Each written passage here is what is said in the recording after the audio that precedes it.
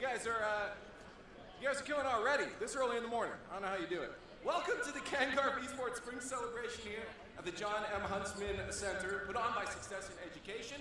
I'm Brody Moore, also known as Leafex in the esports world. I generally do hosting and commentary for Rocket League, so I'm a little bit biased as to which matches I'll be watching today. But I do come from Smash Brothers, so it's really cool to see that scene continuing on. And of course, Mario Kart here today, but this isn't about me. This is about all the students participating here today and everyone out there. Let's give a shout out to everyone who showed up just to cheer everyone on.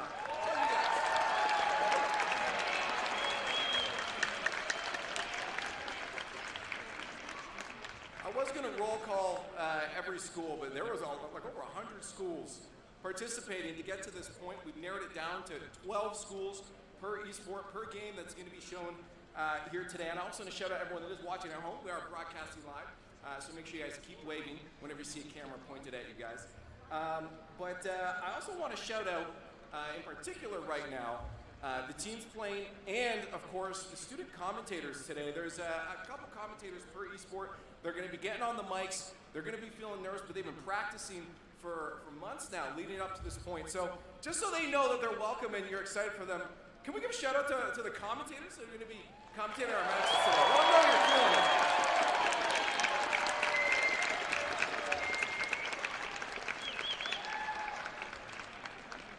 Now, I want to run you through a couple things here before we get started into some more of the matches. We've, of course, been running a couple of our first rounds, but we gotta go through a couple graphics. So stay with me before we get to the matches.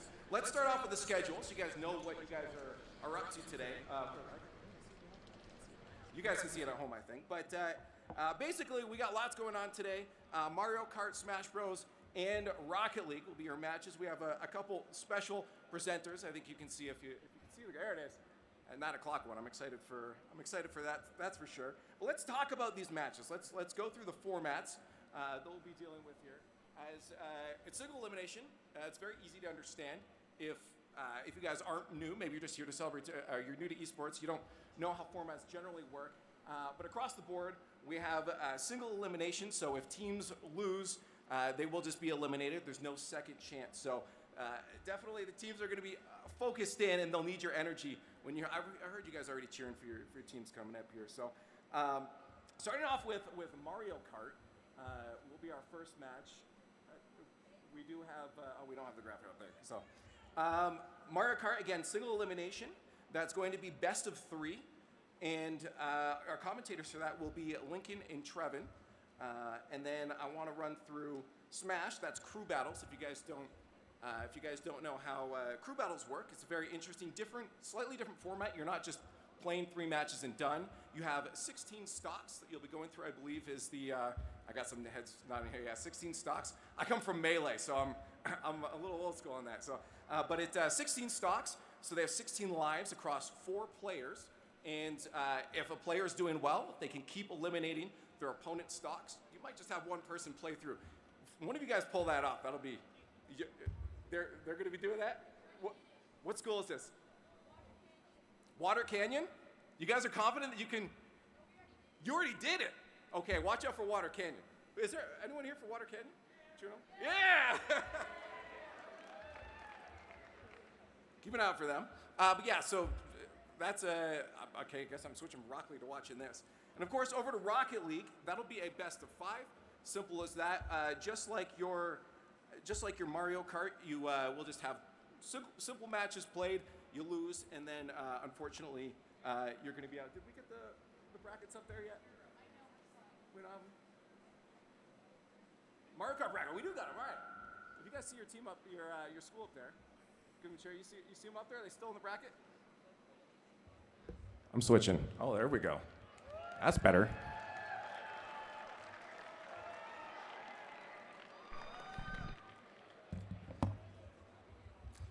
So again, you guys see your schools up there? Cheer?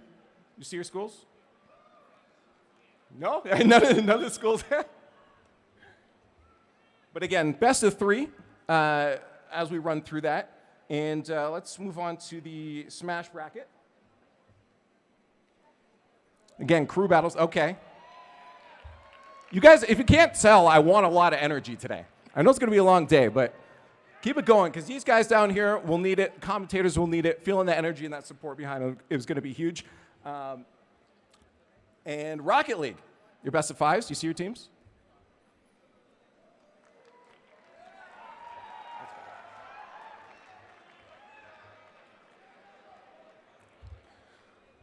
And since we have a few minutes before we get started, I guess I just want to say, give a bit of a shout out to Success in Education and what they're doing here at this event. Because I've been watching esports since 2005, back in Halo days, watching Walshy, Chris Puckett on TV. And it was the only thing out there. I'd come home from school, I get to watch it on TV. And that was the end of it. I never got to participate. I would play Mario Kart in the hallways of my high school by myself. But having something like this in high schools was not there. It definitely has taken some time to get to this. And then getting into esports myself in the past 7 years now or so, 2015, is when we've started seeing the rise of just the support behind it. Of course, in the professional scene at the high level, there's a lot of money in it. We were still lacking a lot of what we were, that beginning level, those first steps getting into esports. So now to see an event like this, and not only just having a place for the players to show up, but for people to show up and support them across over, it was 120 something, there's a lot of schools being supported, and to have that foundation is fantastic. So I just want to let you guys know, do not take this for granted. This is fantastic, and the people putting this on should be thanked every single day, because it's wonderful to see this. It blows my mind, to be honest.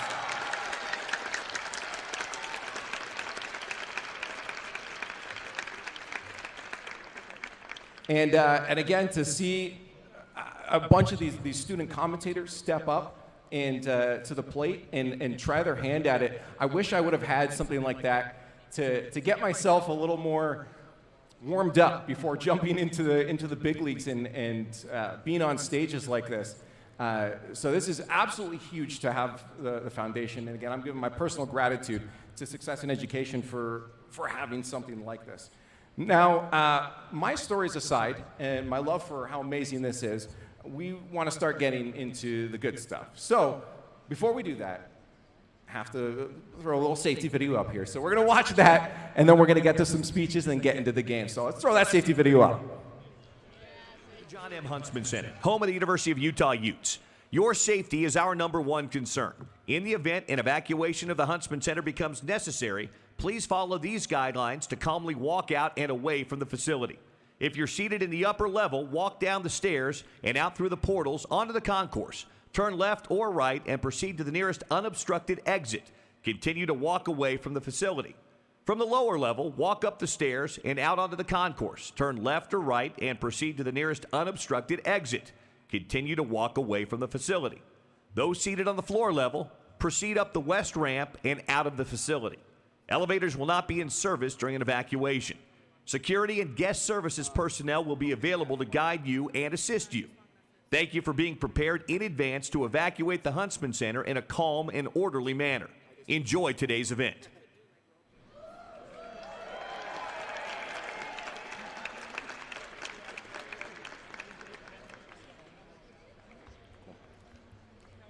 All right, we're going to have some speeches in just a few moments, but you're going to have to deal with me for just a few more moments, unfortunately. I want to get some shouts. Who's here to see what games? So again, you know, I like noise.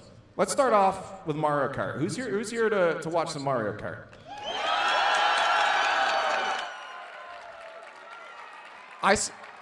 Yeah, keep it going.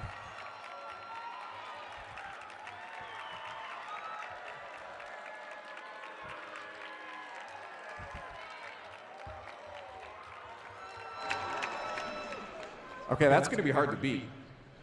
Who's here for some Smash Brothers?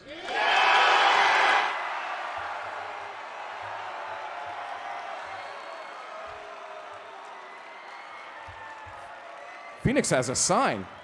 They brought a sign. Where's everyone else's signs? Do we have any more signs? Okay, I like them. I should have done Smash Bros. Last.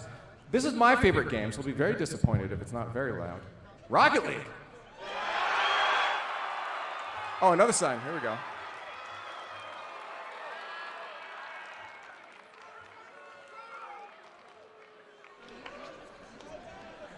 What I also really love is seeing how dedicated this audience is to just gaming in general. I see a few people with this. Who's playing games right now? I saw some Switches out there. Raise your hands.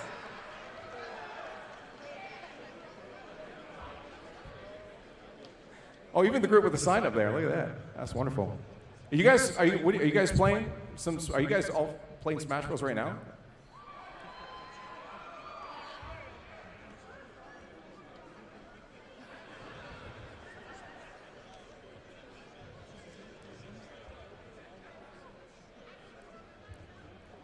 That was wonderful. So I think we're good.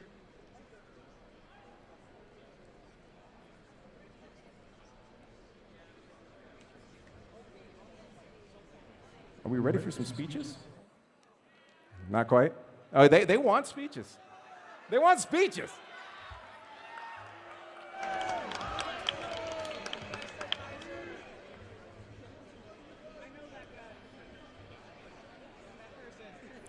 I'm getting critical information right now. Getting the secrets.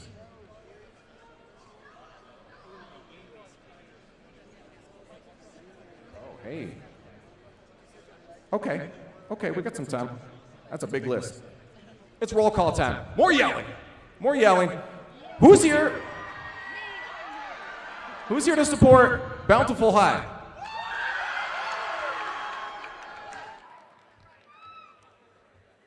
I'm gonna make sure I'll get it right, because I was told. Hurricane High.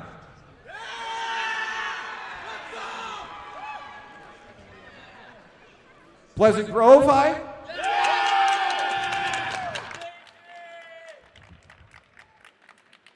How about Pine View High? Where are you at?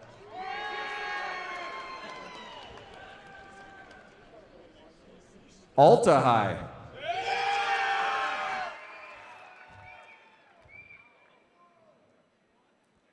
San Juan High.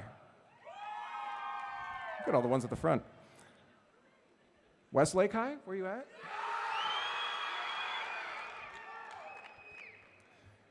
Canyon View.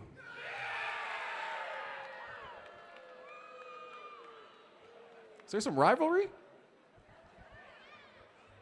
That's good. Hillcrest. Oh, they stood up. They just showed up everybody. Roy. Are you just cheering for every school? I think. Oh, okay. Sky Ridge.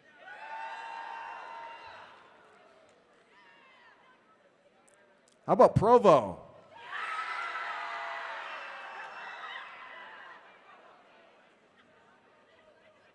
Farmington? Oh, they're the ones with the sign.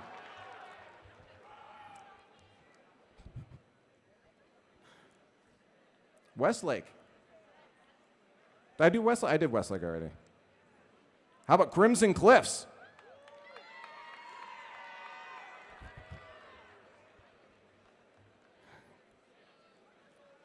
Freedom Middle?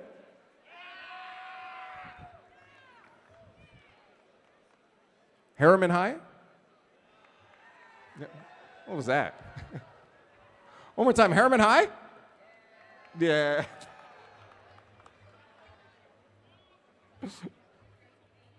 North Sevier?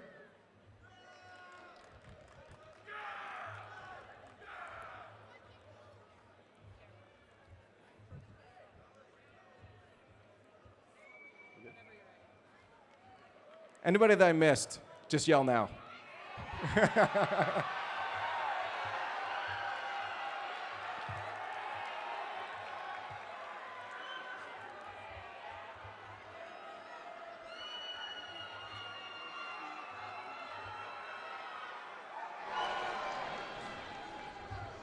All right, you guys have probably had enough of me. Let's get to some speeches. Let's bring on now. It's actually, again, I told you how excited I am, so it is absolutely my honor right now to bring on Erin Trebeth-Murray, the VP of Success in Education.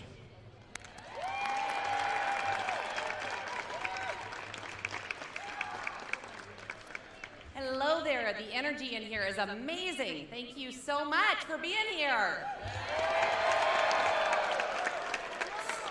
Thank you to the advisors, the coaches, the parents, the adults that helped you get here today, to the amazing staff that will get some shout outs in a little bit.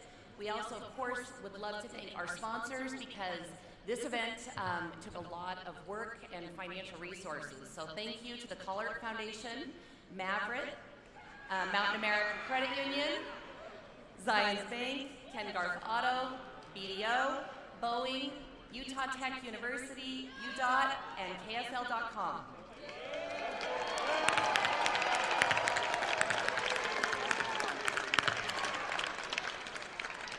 Thank you to the University of Utah, Go Utes, and hosting us today, especially to the College of Engineering, Computer Sciences, Entertainment, Arts and Education departments, and of course, the Executive Education, the David Eccles School of Business, who's providing one of the buildings for us today. I'd like to acknowledge that this would not have happened if it were not for the vision and leadership, you'll hear from later today, from Catherine B. Garff. She likes to go by Cappy, who is our board chair. Give him a wave, Cappy.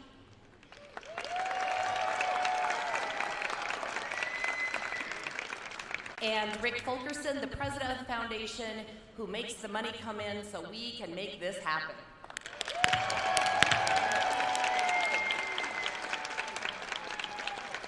It is my privilege to introduce to you today the Lieutenant Governor, Deidre Henderson, who is the Chief Election Officer and serves as Secretary of State. Lieutenant Governor Henderson has dedicated her time in office to removing barriers to success for all Utahns, ensuring that elections are well run and bolstering the state's relationships with the Native American tribes.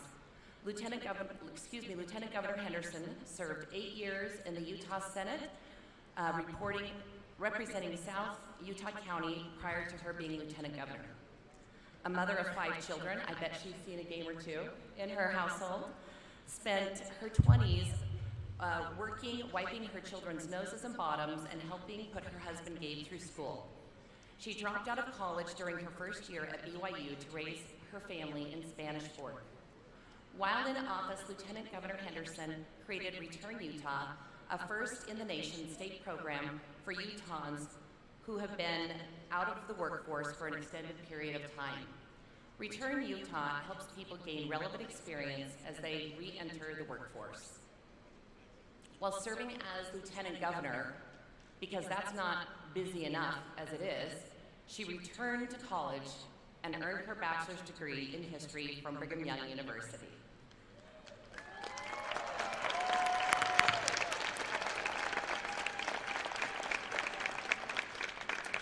Lieutenant Governor Henderson and her loves theater, history, and rural Utah. She hopes to improve how Utah responds to domestic violence.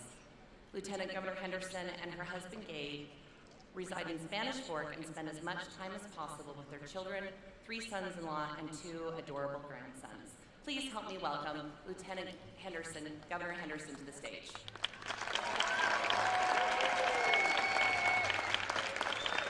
Wow, thank you. It's so great to be here this morning.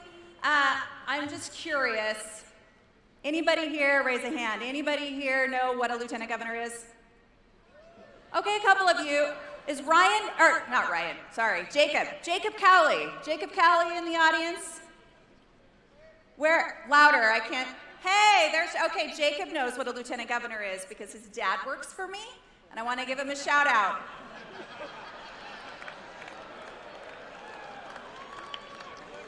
But I spent 8 years serving in the Utah State Senate, making laws, helping to make laws for the state of Utah.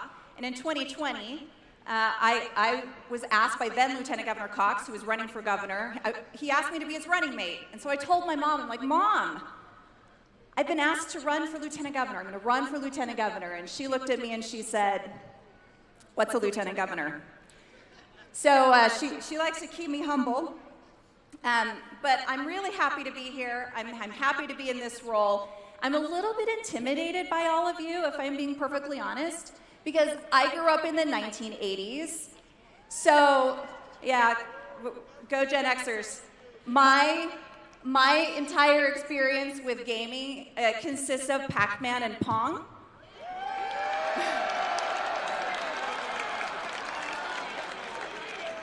But I had 4 brothers, so I didn't even get very much experience at that.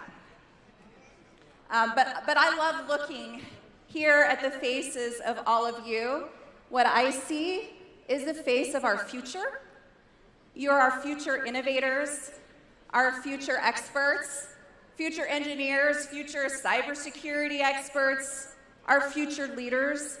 And I know there are a lot of analogies, and you probably have heard it from a lot of people, and you've maybe thought of it yourself, analogies, the lessons that you can learn from gaming, teamwork, right? Overcoming obstacles, leveling up, leveling up. Every time you level up, it gets a little harder. A lot of life lessons you can learn, but I just want to leave you with a couple of my thoughts today. I have a couple of life lessons that I've learned that I want to share with you, and the first one is to be brave enough to fail.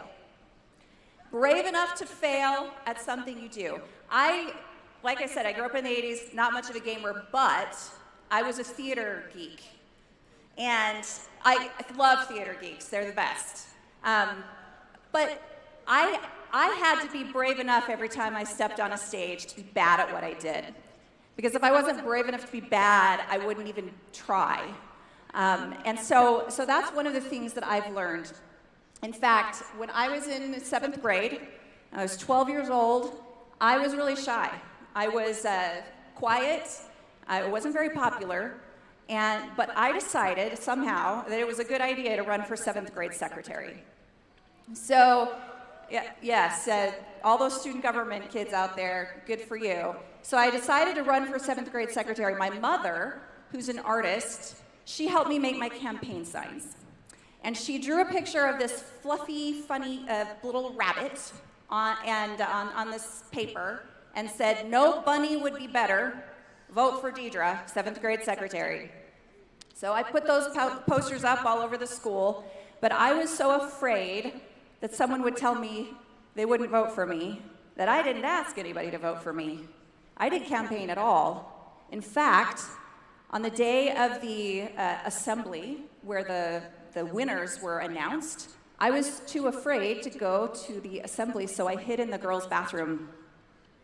And probably no surprise to anybody, I did not win that race. I lost it. And I never thought I would ever run for anything ever again. Now, that may have been the first race I lost. It was not the last race I lost. I have lost other races, but I've also won some. And I didn't have my mom make my campaign signs when I ran for state senate or lieutenant governor. The second lesson I want to share with you is to be curious. Be curious about everything. Be curious about other people's perspectives. I recently heard a speech by former Secretary of State Condoleezza Rice, and she talked about the importance of listening to other people's perspectives. And I'm going to paraphrase her a little bit, but she said, if you find yourself in the company of people who always agree with what you have to say, find new company. It's really important in life to listen to other people's perspectives and to be willing to change your own perspective if the information that you're getting warrants that. The last thing I want to talk to you about is just to be good to each other. How important is it, especially in today's day of polarization and division, to be kind to each other, to get close to people, to become friends with people that maybe you wouldn't normally be friends with. Last year, I had the opportunity to go on a trip to Israel with some other lieutenant governors from around the country. And we had the opportunity to visit with some leaders and former leaders in Israel. And if you don't know, there's some problems in Israel. There's a lot of division there. And a number of years ago, one of Israel's presidents decided that the Palestinians and the Israelis, who were constantly fighting, one way he thought that maybe they could overcome that is to have them play sports together. So he created these soccer leagues for Palestinian and Israeli youth, not to play against each other, but to play on the same team. Because he thought, if these kids are playing sports together when they're young, they're not going to shoot at each other when they become adults. And so that is one thing that really stood out to me, is that idea that we have to get close to people, especially people who might be different than we are, or think differently, or believe differently than we do. Because the foundation of our freedom is this civic culture that is the idea that we need to come together collectively, voluntarily solving our collective problems. And that is how we build. That's how we become builders. That's how we maintain our freedom.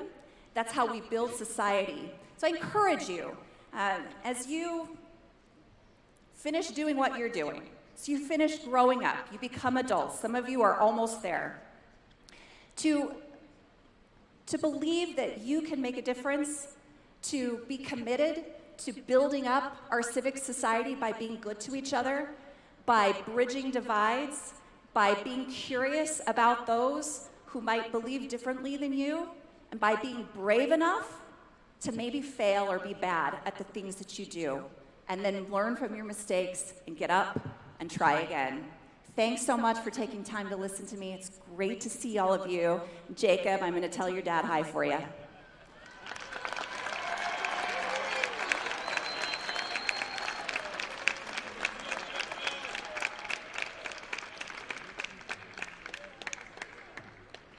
Thank you, Lieutenant Governor Henderson. One of the things I love most about esports is the community, and so I feel like her message is very well received here amongst this group. If you are coming in late, standing in the back, we're going to be doing a big panoramic picture later with Doug Bowser, so please come in and fill in any seats. If you can scoot in to let people sit, that would be awesome. Hello, my name is Audra Yoakum. I am the Director of Technology Education for Success in Education.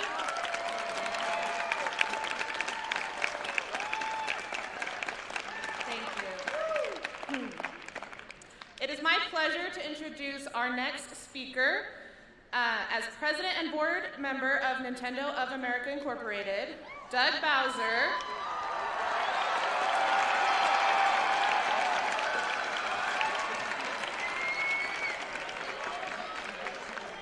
Doug Bowser leads Nintendo's business operations across the Americas, US, Canada, and Latin America. He is also an executive officer of the Nintendo Company Limited in Kyoto, Japan. Doug represents Nintendo of America on the executive board of the Electronic Software Association and serves as the vice chair. Prior to joining Nintendo in 2015, Doug spent 8 years at Electronic Arts, most recently as vice president of global business planning, a role that made him responsible for EA's console, PC, and mobile game strategic planning and forecasting. Prior to EA, he worked at Procter & Gamble for 23 years in various sales leadership roles in Asia, Latin America, and the United States. Doug attended the University of Utah, where he earned a bachelor's degree in communications. It was in college where he developed his passion for video games, playing endless hours of Donkey Kong Arcade. Please welcome Doug Bowser.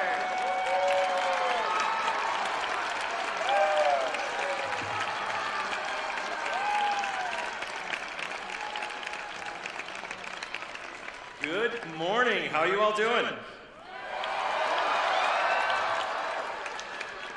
I've got some goosebumps being up here, quite honestly. First thing I want to say is, Happy Mario Day.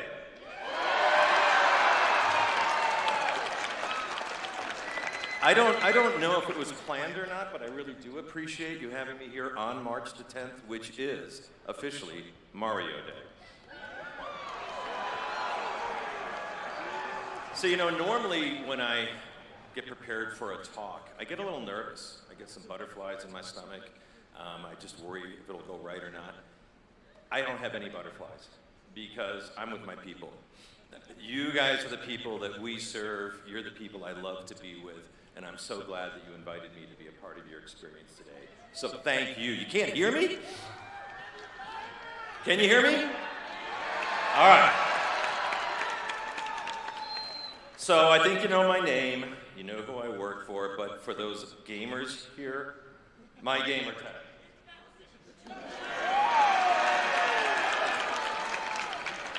And I don't know if I can friend code all of you today, but we certainly can try. But as much as I'm proud of the work that I do here with Nintendo of America and our global business, I'm also very proud to be an alumnus of this institution, the University of Utah. You know, it's here that I had my first introduction to gaming and to Nintendo. As Audra said, it was, let's just say, a few years ago in the Student Union building where I plugged endless quarters into the Donkey Kong arcade cabinet. And it was all about having Doug, and you could only have 3 letters. It was D-U-G on that 5-person leaderboard, and I was endlessly plugging away. So maybe that was my first introduction to competitive gaming. From there, if I fast forward, I can't believe that I actually get a chance now to work at Nintendo. And probably more importantly, I get to call Donkey Kong, Mario, and a whole host of other characters my co-workers. It's something I never dreamed I'd have a chance to do.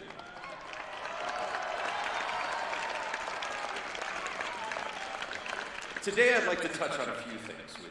I'd like to talk about this event and the significance of this event and the milestone that I think you're passing through as you're here. I'd like to talk a bit about the gaming business and technology in general, and then I'll end with a couple of pieces of advice. And thanks to the Lieutenant Governor, you're going to see some consistency in the messaging that I provide also. So I mentioned I started here at the University of Utah on a Donkey Kong arcade cabinet. My love for gaming over the last 42 years has only grown and increased as I've gone through PC gaming, early in the PC era, handheld gaming, and then console gaming, and today I pretty much play on any device that I can get. I've got 7 different devices plugged into my household system, and I go back and play a lot of old games and just love gaming in general. In my early competitive gaming experience, I talked about Donkey Kong as one example, but it really started with Mario Kart Super Circuit on the Game Boy Advance. Now, a lot of that was played with my kids. I couldn't find anyone else to play with me, but we had a ton of fun. Then it advanced to me playing sports competitive games like EA Sports Madden. And for me, I'm a FIFA guy. I absolutely love EA Sports FIFA. And now, it's Mario Kart 8 Deluxe.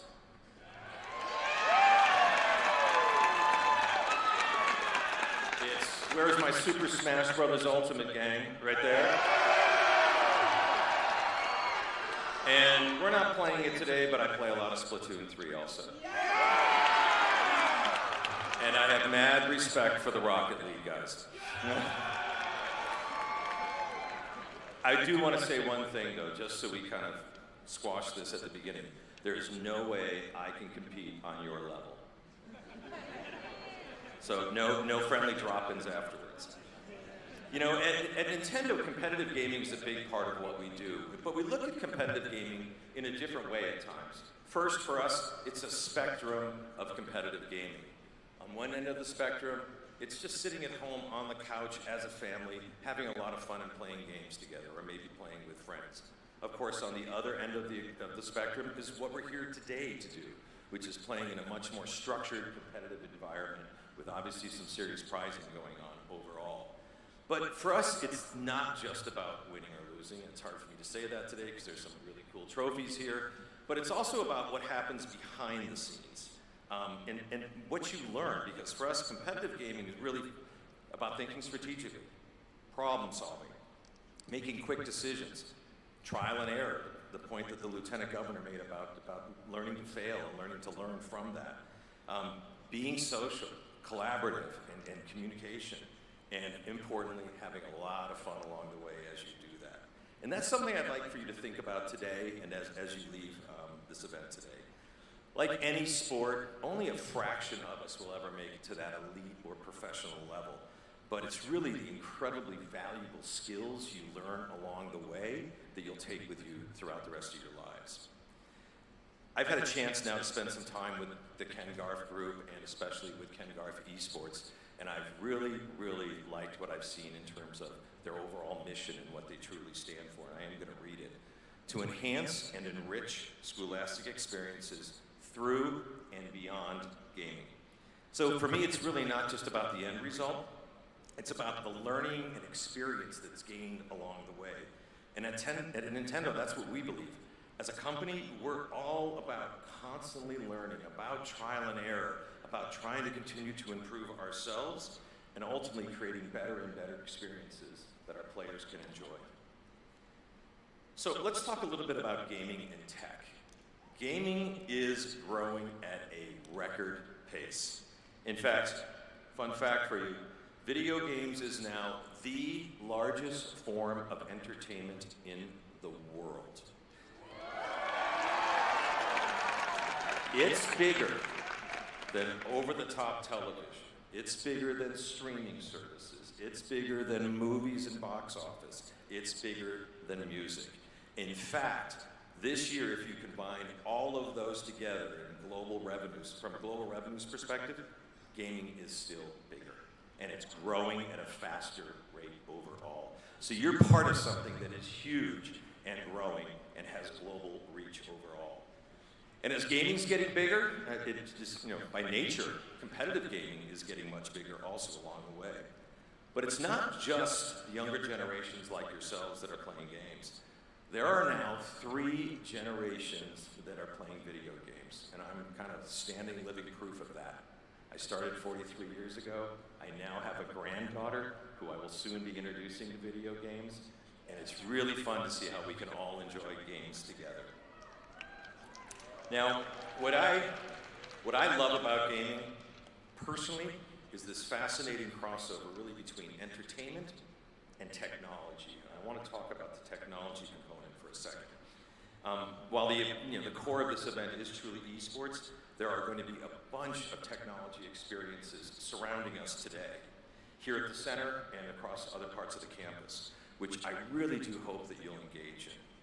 And it gets back to that mission statement that I mentioned a little bit earlier, to enhance and enrich scholastic experiences through and beyond gaming. If you think about it, every aspect of our lives involves some form of technology now. Now, some of it is a direct interface that we see and we feel and we touch, but a lot of it's happening just behind the scenes. In fact, really often we don't think about the technology as we go about our day-to-day activities. We just think about the net benefit that we're getting from it, whether it's our cell phones, our TVs, our computers, our gaming consoles, our refrigerators, our cars. My toothbrush even has technology that tells me when I need to change the head. So it's everywhere right now. And the thing I'd ask you is, are you ever curious about how those things work? How does a gaming console work? How do you design and develop games? What technology is behind all of that? At Nintendo, we're always looking at these various technologies, but with one very important question in mind. And that question is how can it improve a gameplay experience? How can we make things more fun by using various technologies?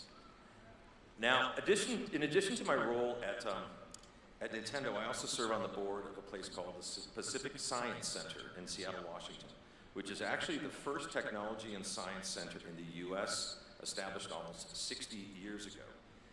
At the center, we embrace and champion all things STEM. But it's really not just about showcasing the latest and greatest technology. It's about teaching people to be ever curious, to explore, to experiment, and really to create and develop their critical thinking. And I know all of you possess those skills because you're here today, because you're part of this amazing program. And seeing you all here today is incredibly encouraging for me, because we in gaming and in broader technology absolutely need you. We need your fresh minds, we need your voices, we need people who are going to be a part of something that is really fun, really new, and really exciting. So keep doing everything that you're doing. I'll end by offering 2 pieces of advice. First, always be willing to learn. Now, some of you may have aspirations in video games, but others may have different aspirations, and it could be in other areas of technology. or maybe beyond technology. But regardless of your final destination, it's important that you have interests, you have goals, and you're always seeking to further yourself and learning. Please stay curious. And by constantly learning, you'll be keeping yourself open to finding something new and something maybe you didn't expect, and finding something that you really do want to do and where you can make a meaningful contribution that's important to you, whether it's in this industry or not. And second, please remember that you always can bring fresh and new thinking to anything you do, whether, examples for me, sorry, I lost my spot here, I'll try that again. Second, remember you can always bring fresh thinking and perspectives to any situation, any team, any organization. For business leaders like me, that is incredibly valuable. I embrace people with different backgrounds, different educations, different experiences, because I believe with broader perspective, you can accomplish so much more as individuals and as an organization. The companies or teams that I've seen do the best are the ones that leverage experience in their organization, but then ensure that they're bringing in new thinking, new ideas, new solutions that come from young folks like yourself and what you bring to the table. So please own that and embrace that. Just you being here is a positive step to your future. You're curious about what will happen today in these finals, and you're curious to learn more about all the different types of exhibits and events that are happening around you. And all of that curiosity, all of that learning is exactly what you need to get started and to keep moving along. I can't wait to see what you accomplish in the next 3, 5, 10, 15 years. And I can't wait to see what you accomplish in the next few hours, because I'll be here watching. So one last thing. When I got here this morning, I wanted to watch some folks getting warmed up. And unfortunately, as I walked up the stairs, I got surrounded by folks, and I took selfies, or people took selfies with me for, gosh, I want to say 45 minutes or so. So now I'm turning the tables. It's your turn. I get to take a selfie with all of you. So everyone up.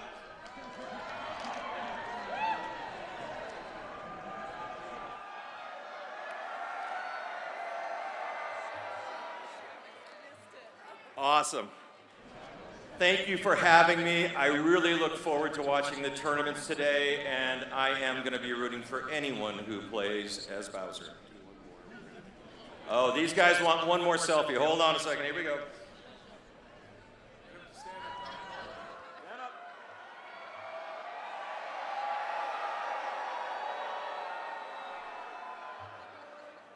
All right. Thank you very much. Have a ton of fun today, and I'll see you out there. Take care.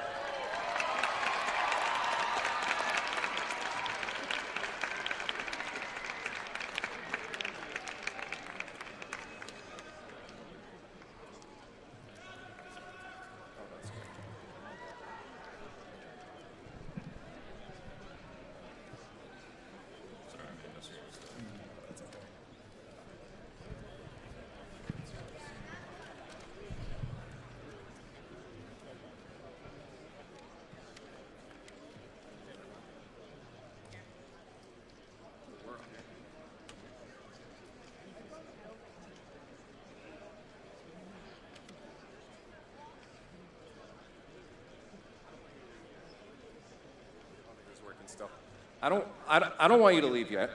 We're going to keep you here for a few. We actually got some questions from some of the students. We're going to present to you here. Let's start off really simple here.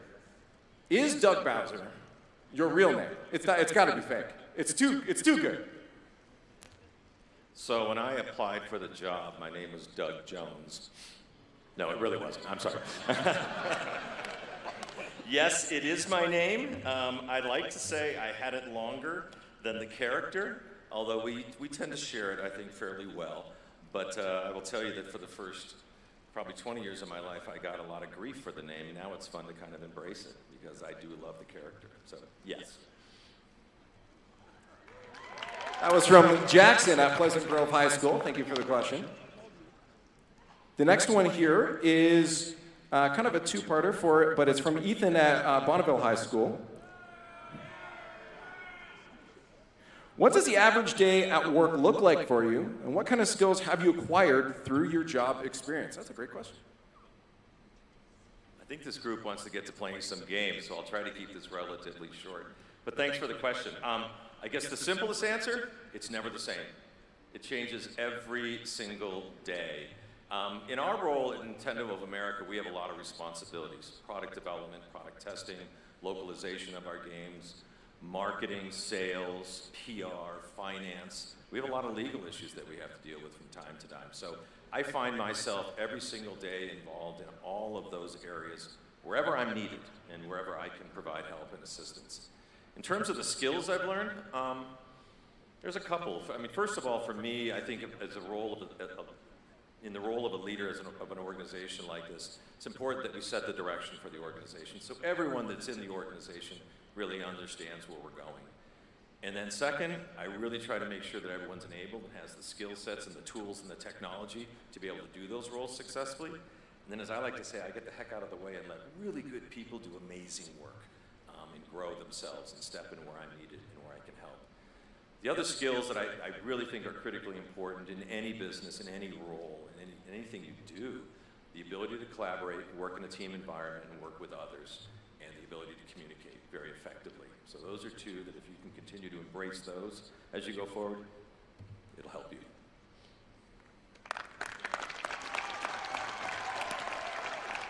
Let's get one more. This is from Victor at Taylorsville High School. What's your favorite, we're going to call it favorites here. What's your favorite game you've helped work on? All right. I'm going to actually extend that. I'm going to talk about the favorite game I worked on and then my favorite games. Let's start with my favorite games. There's no one from Nintendo here, right? All right, cool. My favorite game of all time is a game called Myst. It was a game that came on PC. It was part of my early gaming after arcades. One of the most immersive, incredibly built games that I've ever had a chance to be a part of and play. I still love it today, and have been playing it recently because it's been republished on a couple of different platforms. Wonderful game. Favorite Nintendo game? Super Mario Odyssey, hands down.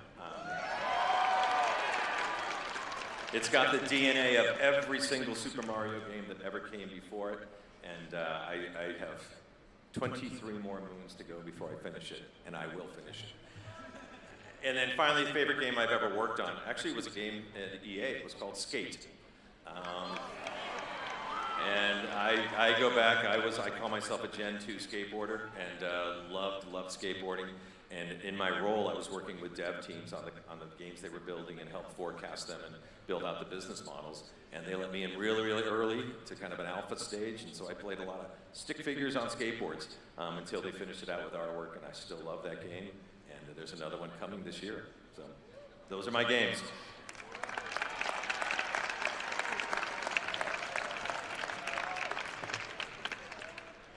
I want to thank Doug Bowser and Lieutenant Governor Henderson for being here. I actually have a small gift for both of them.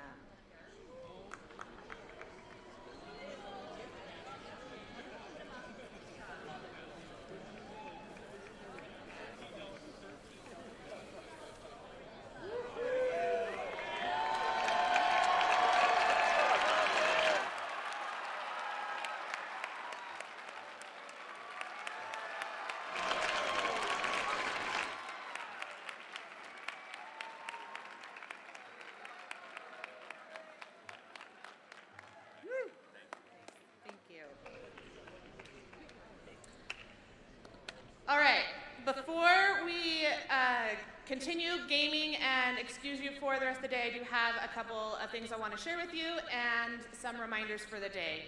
First of all, please join me in thanking the Success in Education team who have put so much time and effort into creating this event.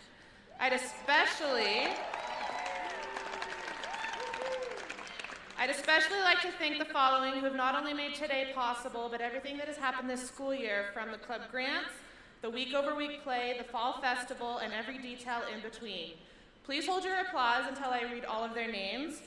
But team, if you're in the arena and you hear your name, please wave so I can point you out to people. We got Maddie Park, our amazing esports manager up there. Amy Browning, Mallory Santa Cruz, Chris McKinley, Cassie Cruz, Anna Holiday, and Josh Fox.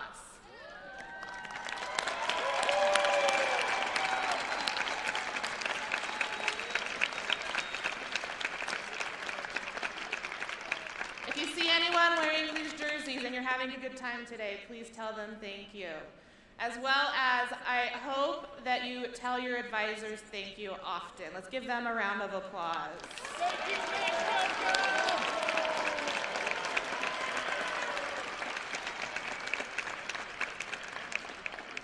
Alrighty, starting today, club applications for the 23-24 school year are open and live on our website. So if you have had an enjoyable time this year and you want to do this again with us next year, make sure your advisor applies by the end of the school year. They will stay open until June 2nd, all right? Students who have a lanyard, please notice the sticker system on your lanyards. I don't know if you've noticed those circles that are on your lanyards. Good. So if you get all 5 stickers on your lanyard, you can then go to the Garff Esports table and enter to win some of our door prizes. Okay? I don't know if you saw those when you walked in. There's some really cool things there that I think you would be interested in. So the way that you earn your stickers is we have 4 different zones around the concourse for our lovely vendor partners who are here. You just need to visit at least 1 in each zone to get a sticker from them. And then you get your 5th sticker by attending a workshop or a competition, or if you're a finalist down here, we'll make sure you get that last sticker, okay? It'll be good. All of our esports matches are going to be streamed on YouTube and Twitch, so if you want to share that with anybody, just look up Garff Esports, both on YouTube and Twitch. Oh, one more thing about the door prizes. You must be present to win during the closing session. We'll announce those at 4 o'clock during our closing session. Now, Sketch, the website where many of you registered to attend today, has a schedule on it, as well as it will tell you where things are happening. So if you're interested in doing soldering, you make sure you know what room that is in. If you're interested in doing friendlies, make sure you know what building and room that's in. Sketch. If you Google Sketch, Garff Esports, it'll pop up and you'll be able to see it. Even if you didn't sign up, it'll tell you where everything is. Please go to sessions, even if you didn't sign up, and if there's room, definitely go in and see what's going on. We have some amazing things going on. I want to make you aware there's an electric vehicle session from Garff Automotive where they have brought in an EV car for you to see and talk about. That is a really cool one you should check out. There's just so much going on, so definitely look at Sketch and make sure you know where everything is. There's also maps on Sketch, as well as posted around the concourse for you to be able to find where things are. If you are going or interested in going on a tour of the Kart STEM Tower, that meets at door 4, as well as the Lasan Entrepreneurial Studios. That is door 4 on the concourse at those times. And door 2 is where you will meet to take shuttles to tour the U football stadium and locker room. All right, almost. We're almost there. We're almost there. Okay. Concessions are available in Portal 20 in the arena. They are credit card only. If you have cash in the Color and Lasan buildings, you may find cash options. Lost and Found and First Aid will be at Portal 18. And if you have any questions throughout the day, please ask anyone wearing a volunteer shirt or a Garff Esports jersey.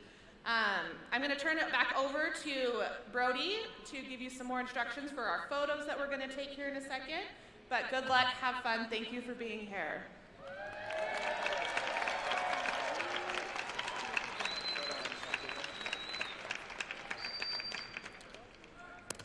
Shouldn't be too hard. We're going to take a photo together.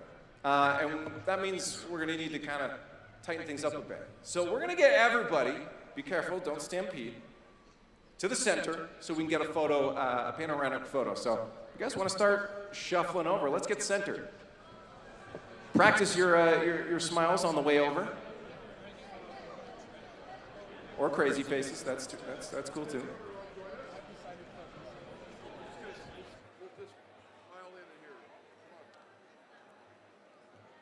If we can get closer to the front too, we want to get all your lovely faces in the shot.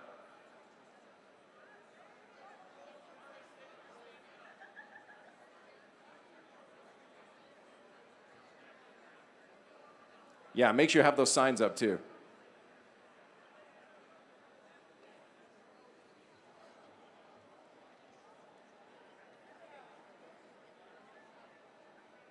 Folks on the outskirts, yeah, definitely scoot in a bit more.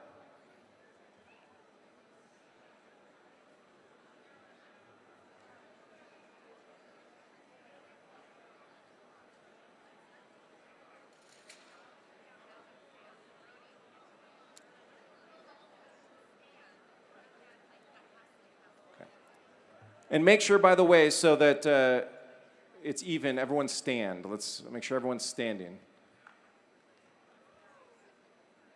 Get that blood flowing.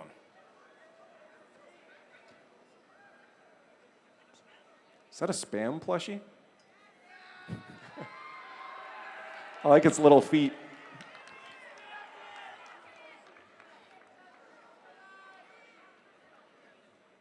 How's the shot looking? Can we get them all?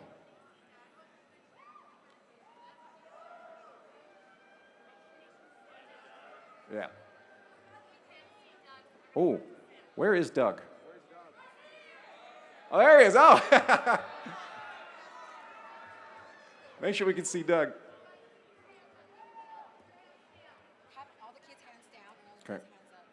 All right, yeah, we're gonna get Doug. Your hands in the air. We're gonna make. It's like Where's Waldo here.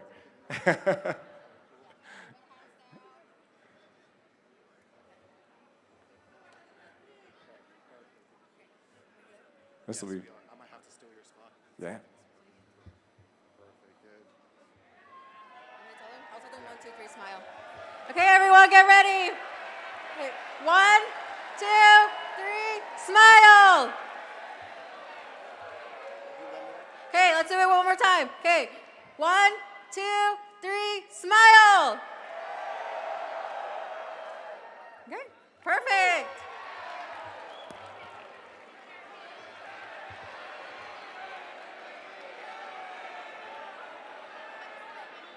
Sorry. I'm not sure.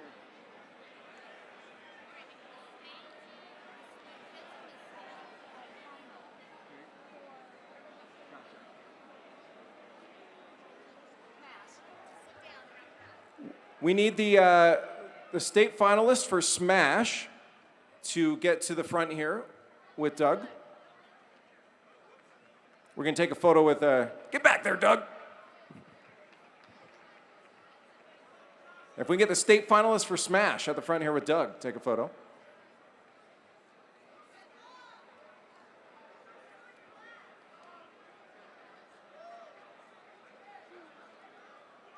And then after this, I'm just saying, let the games begin.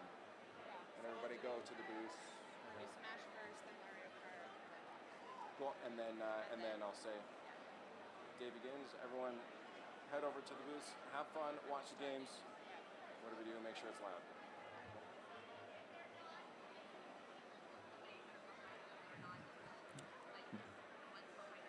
Tell them if they're not a finalist. If you're not one of the finalists, and we have a list, we'll know who you are. If you guys want to just clear out behind the photo a bit.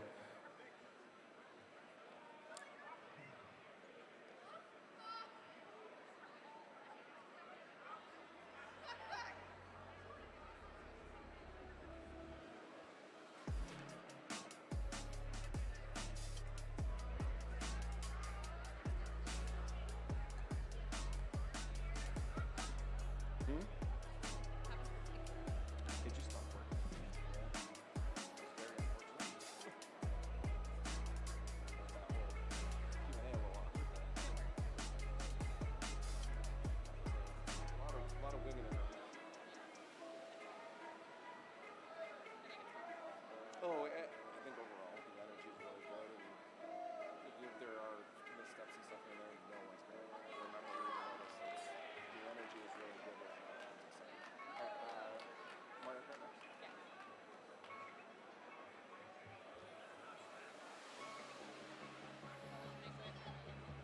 All right. And Doug's on his way over.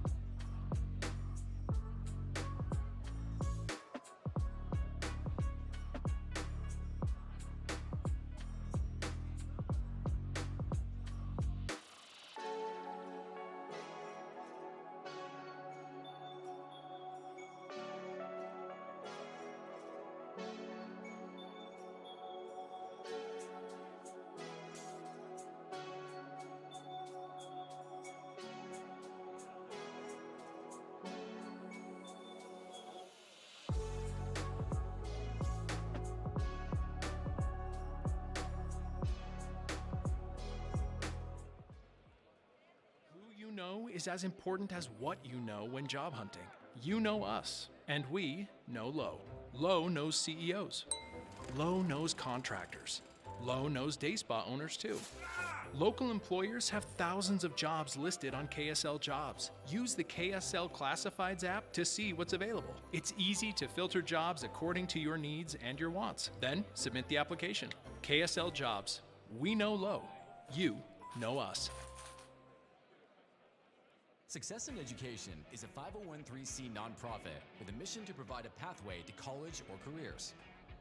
We do this through literacy, technology and mentoring programs, and exposure to scholarships, internships, and careers.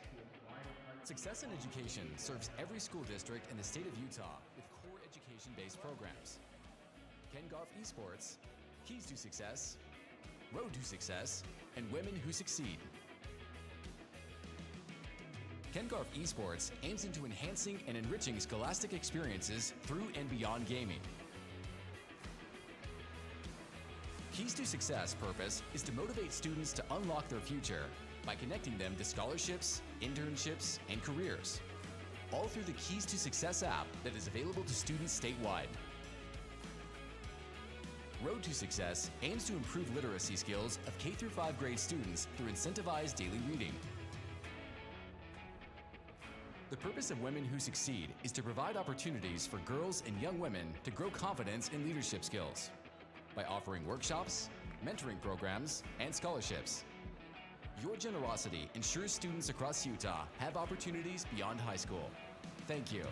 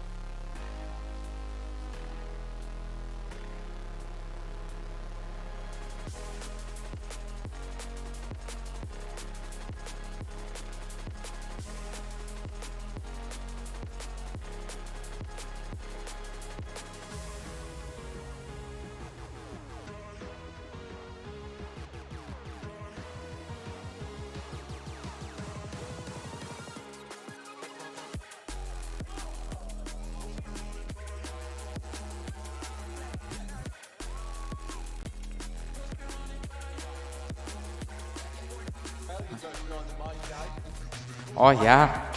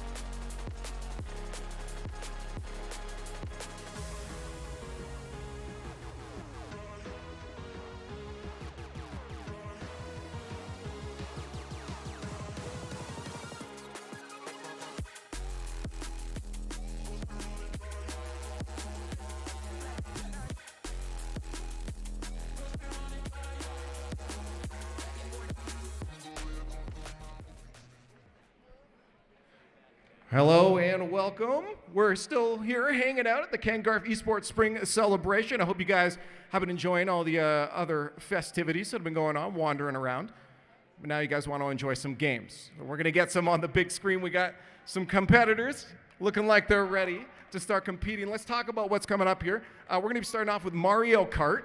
Let's glance at the bracket just so you guys know what's going on here. A reminder, this is best of 3, sets of 3. And we are still in that first round of the bracket. We will be focusing in on one specific matchup here. And you guys have seen it plastered on the screens. That's going to be Westlake High versus Roy High. So I hope you guys are out there cheering, making noise. Westlake, Roy, where are you at? You can see the rosters up there on Roy High. Representing them, Soy, Painter, Idiot Number 1, great name, and Zonks. On the other side, Westlake High, Drift Queen, Lando, I'm Jesus, and I believe the I is actually subbing in for another player. So I hope they're all warmed up and ready to go.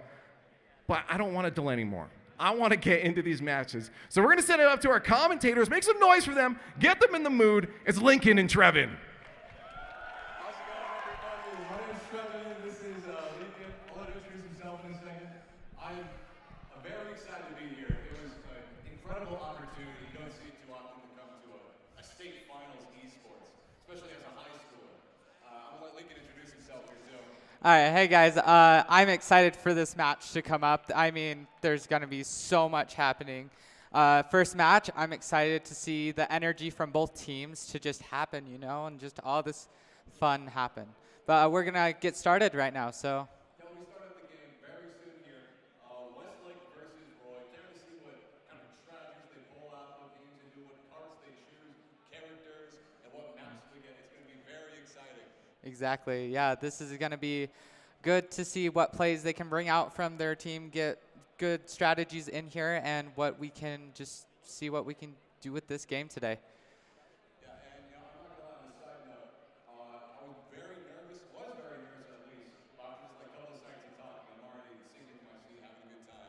You won't believe, on the walk up here, coming to sit in chairs, my heart was pounding. It was like walking into a war zone, because nobody in this room with me, except for Lincoln.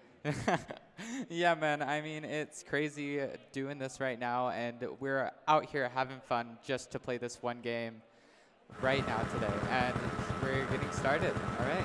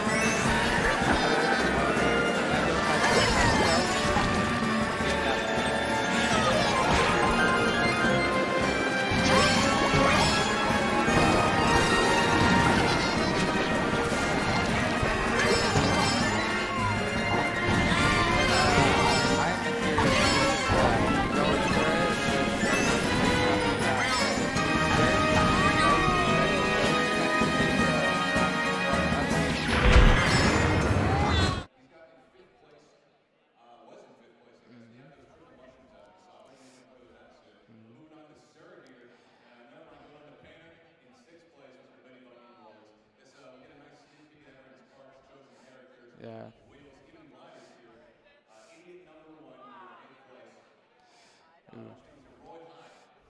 Oh, throwing out of a bomb here. Ooh, taking second place.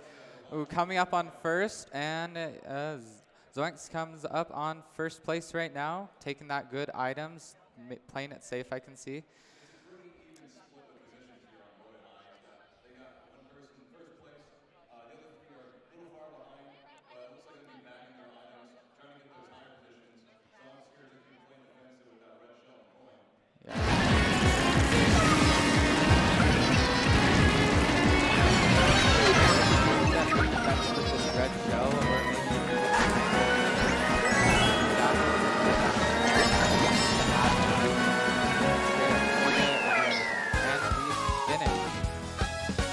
Nintendo in second. All right.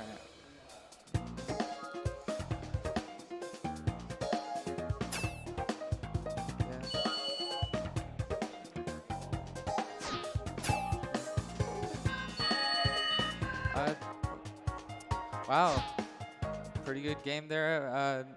Pretty close though with that matchup of points, which all the teams did really well with defending themselves and blocking some shots right there for all that.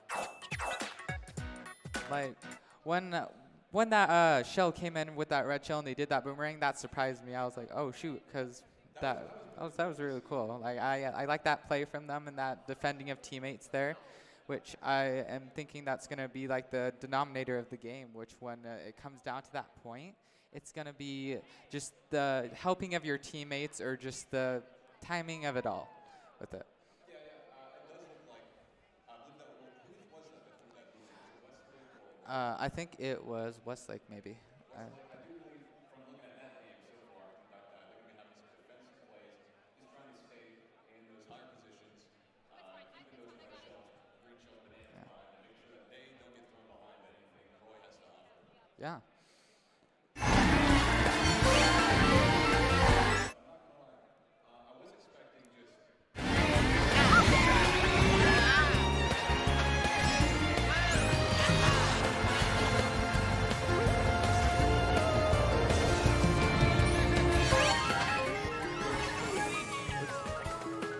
Yeah, that changes the meta entirely. It doesn't bring the lightning bolt doesn't bring you down from gliding anymore, which that can really change the game, how the play is going to work out, which is crazy at this moment.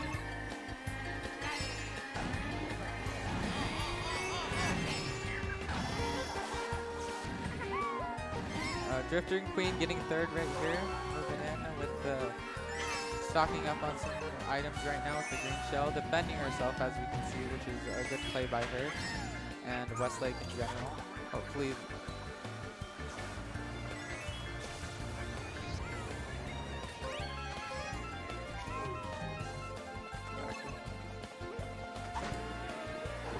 Right. First place is Idiot One, and that's pretty good. He has Banana behind him, which is a pretty good item to have so far. Maybe you can do something with that. Hopefully you can think of something, and hopefully you can keep first place here in Roy High School. So.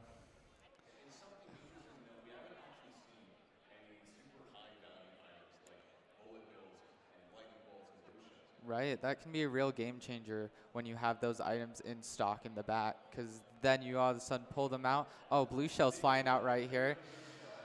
We can see what they're doing here. Maybe they can pull out a good play here and keep first place, or they can just do that. Second place is Painter right now, and he's pulling ahead. If you saw that, first place, Roy actually used that super horn to get rid of that blue shell, leaving Westlake High not a single chance to take that first place. Ah, yeah. Which they.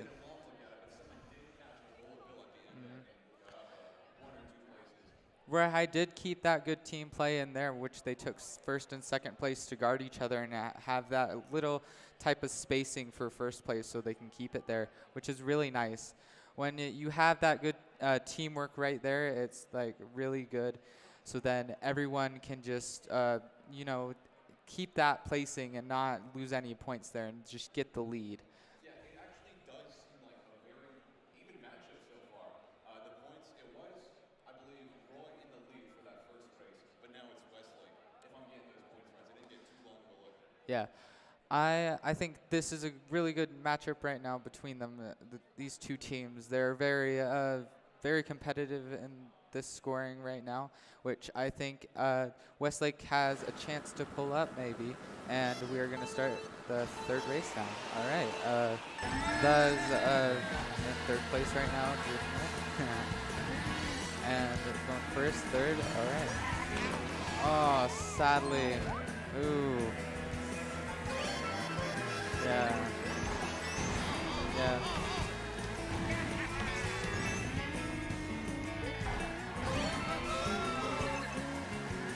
Oh, has a red shell here. Maybe he can pull ahead with the red shell. Maybe do a good type thing with it. And he pulls into fifth place.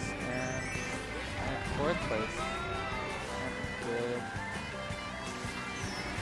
it's always good to keep those tight turns and always practice on them like in time beforehand, and just make sure that you have those down so then you don't fall through that. Yeah.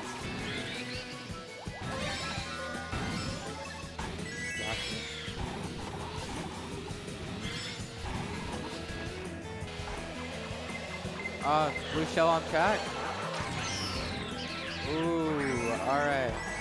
Second place, which that is the good teamwork we want to see here when you do that. When you have second place and first place right there, then you can just move up and keep that place in, so you can keep those points. When you have this type of teamwork here, you get very impressed of what these guys can do on the track.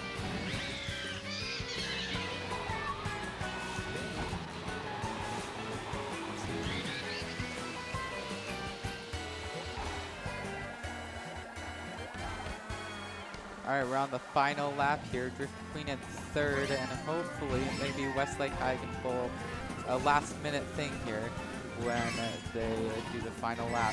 Second now. She may be able to get first here. If she can, then that would be very impressive from this. So then they might be able to do this.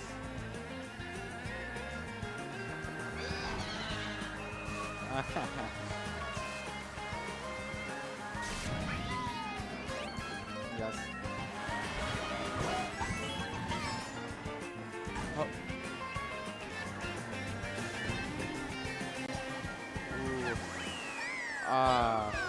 Painter in first. All right, Roy High School takes this third round of doing this. You know, I was very happy to see teamwork from Roy High here. I like their teamwork style. It's very good to see it from them. And I was hoping Drift Creek could maybe pull ahead there, not gonna lie, because she was super close with that, with all that.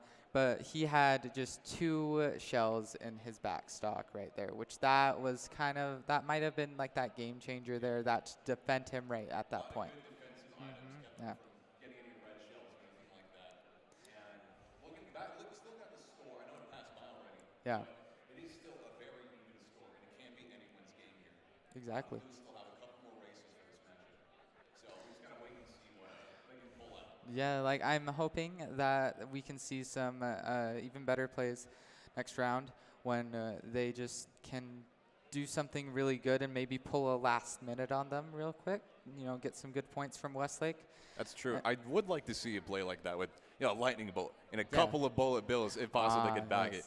Throw that lightning bolt down and then just rocket yourselves ahead in the first place on the third lap. That'd be very interesting to see, or even a blue shell, if possible. Like we've been seeing so many blue shells lately, and that's been they're definitely game-changing items, which are the hard part. Is when you get them, you got to decide when do you really want to use them. What's that timing? Like, do you want to use them at the last possible second, or do you want to use them at like a different time in the game just to go up one place? Yeah, that's where the coordination comes in real handy too. You start talking with your teammates. One of them could tell you that, hey, I'm really close to first or second place. Can you throw that blue shell? And the blue shell gets launched ahead, destroying first place, and then bringing your team those more points into higher places. Exactly. Like when you just get that blue shell, it's that breaker not make moment where it's just you need to decide. But other than that, we haven't been seeing much of the other meta items. Like, I mean, lightning we haven't been seeing much of, and bullet we haven't been seeing much of. Have we even seen a single lightning, I don't actually? think we have seen I don't think we've lightning. seen a single lightning. I don't know if that's just luck. Although items are based on like how far you are from the first person. Exactly. And these are some pretty good players. We got to see a lot of talent here tonight.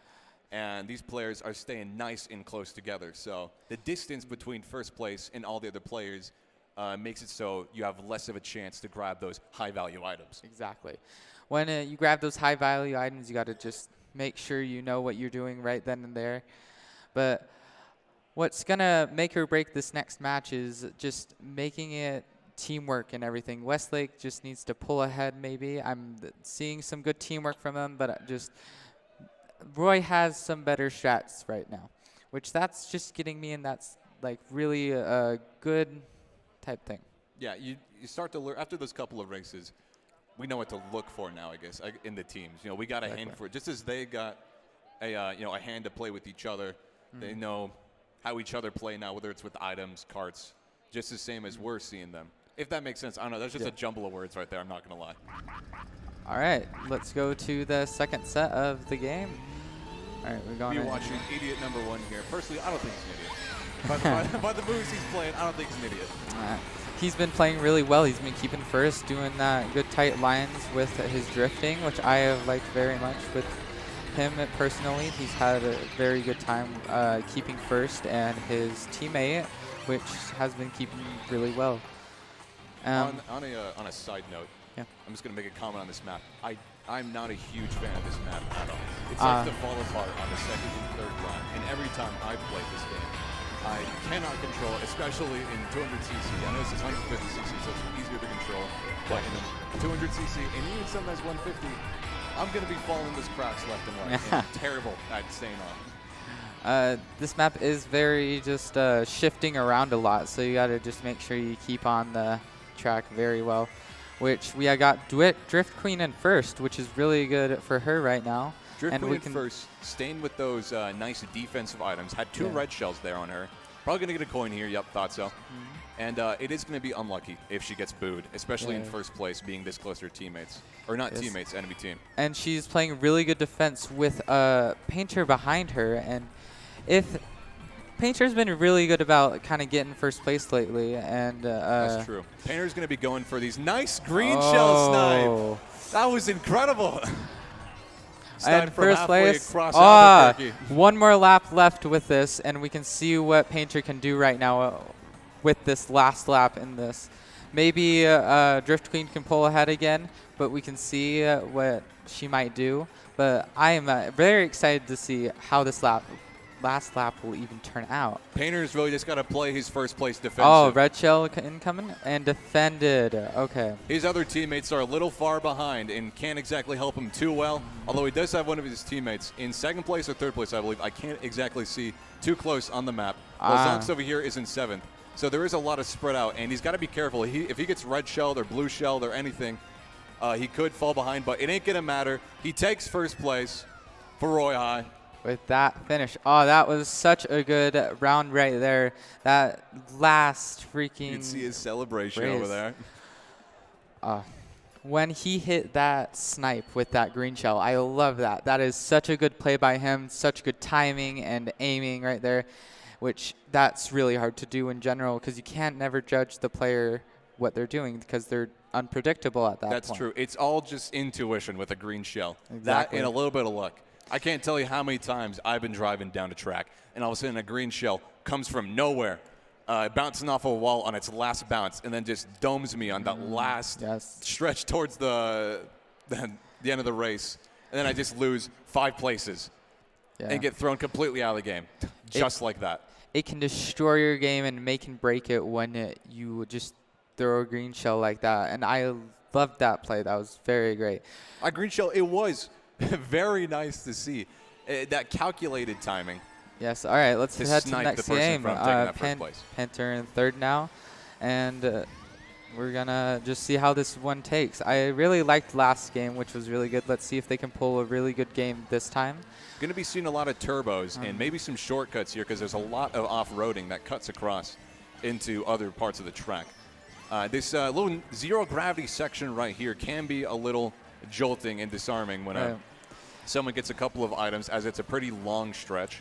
It is.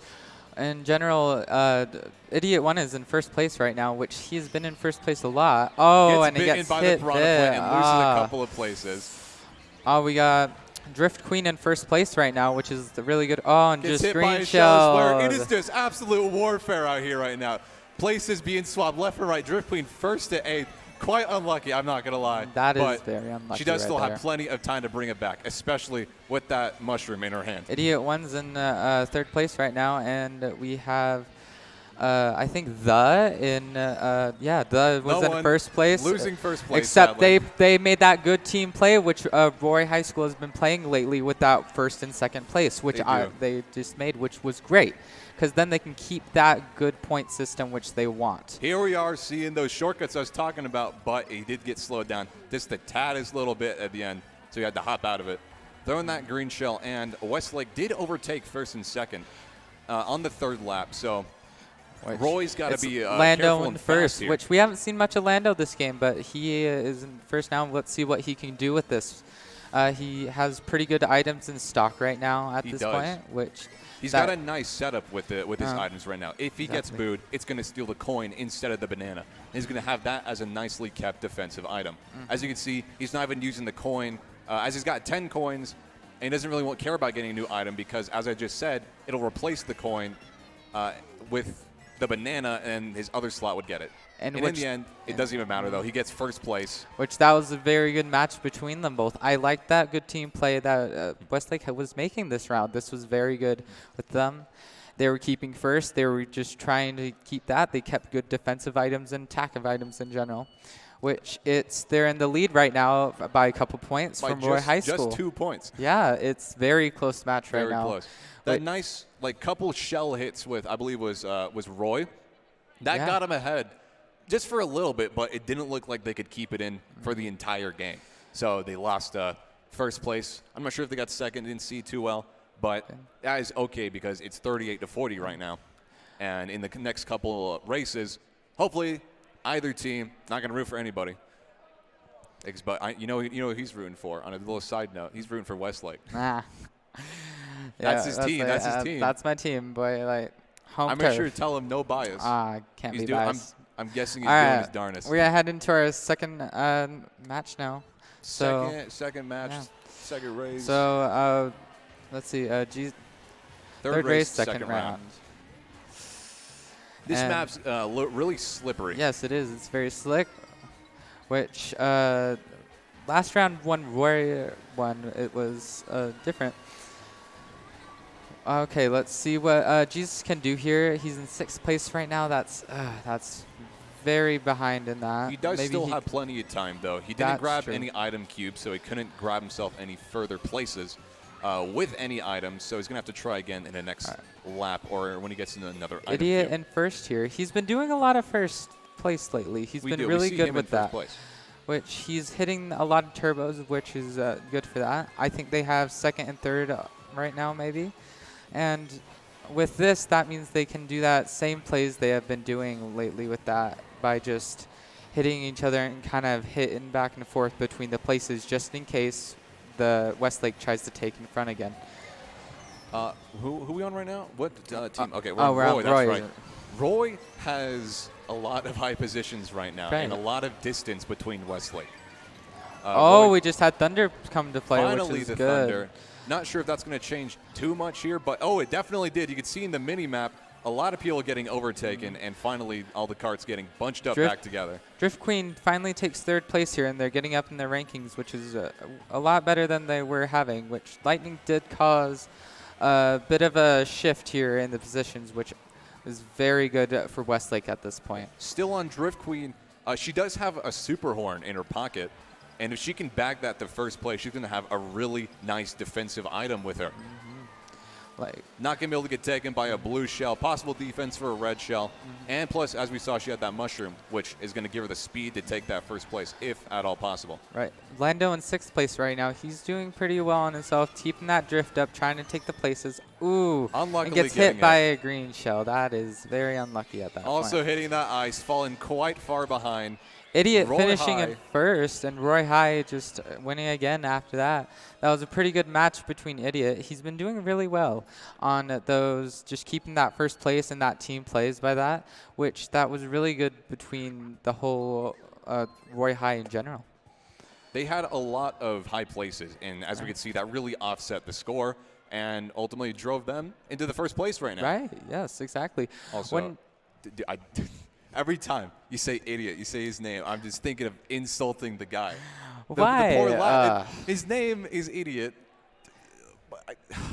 I'm a nice person, all right? I can't be doing that to him. Okay. It just sounds so disrespectful. Well, Roy High now, and let's move on to Roy High just winning this last match, which was really great of them.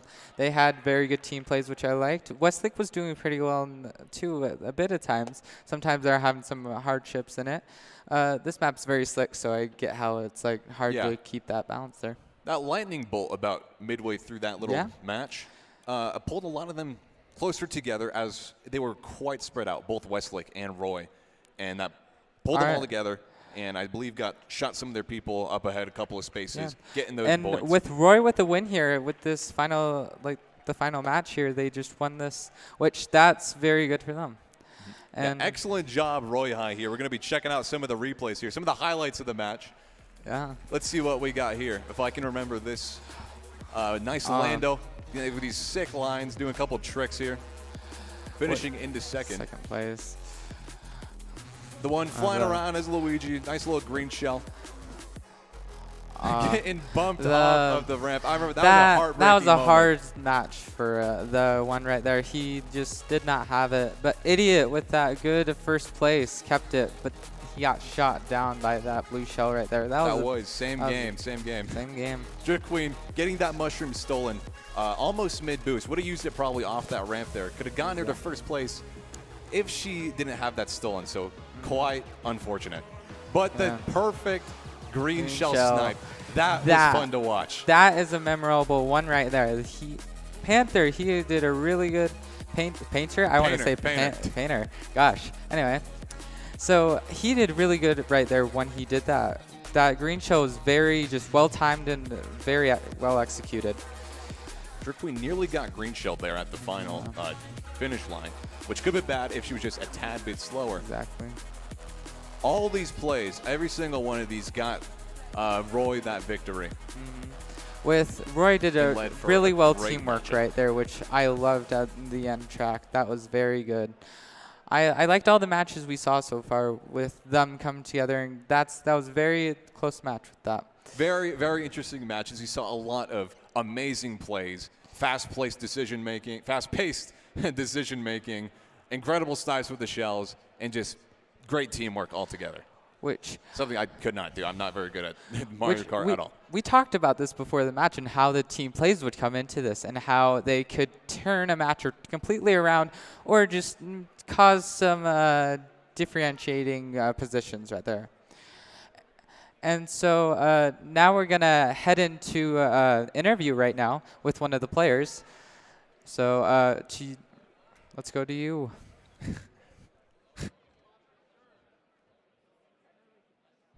Maybe. Oh, there we go. Give it up for Roy High. You haven't won yet, but you've moved forward, and that's one step closer to success, right? How's it playing? Because when we play, we're usually at home or online. How's it playing with people? A little extra nerves on the line? A little. Kind of, but I feel like it's more fun that way. Yeah. It definitely helps when people are cheering. You seem confident, though.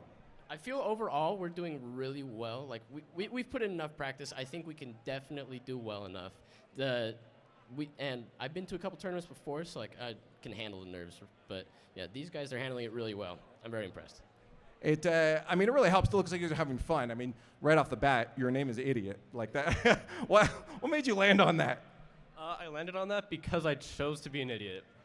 Fair enough. You got to laugh at yourself sometimes. Now, I'm questioning Zonks. With there was a new update I heard. How did that change a lot, and how did you guys handle that?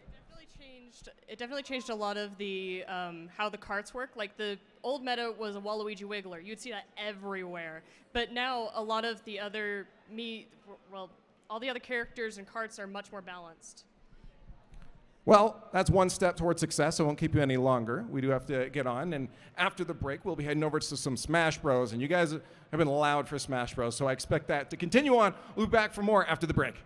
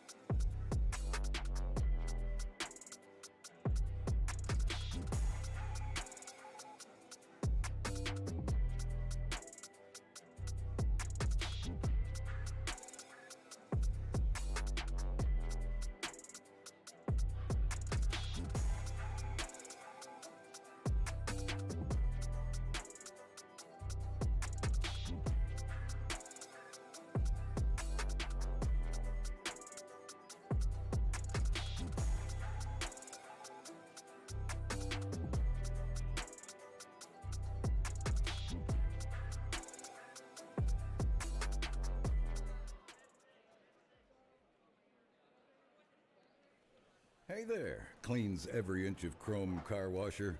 We like your style. Are you turning the line into a parking lot while cleaning that same spot for a third time? You know it. But your impressive attention to detail means you've got the freshest ride on the road. Literally and figuratively. And when it's time for the next new truck to scrub, try Ken Garff for listening skills as thorough as your scrubbing technique. Hey, we hear you.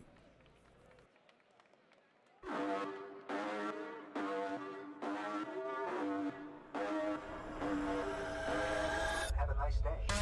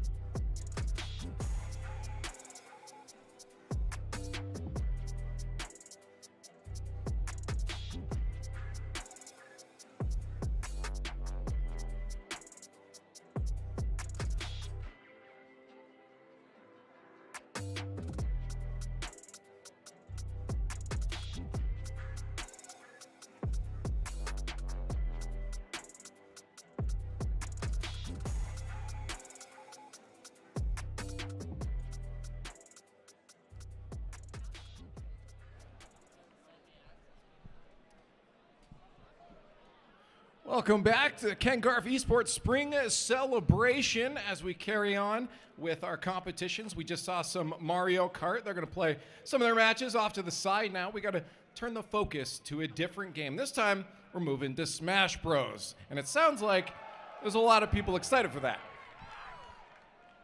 Of course, a reminder, let's take a look at the bracket while I talk about this. A reminder that this is still, again, single elimination, but it's crew battles. So they will have 16 stocks they have to get through of their opponents.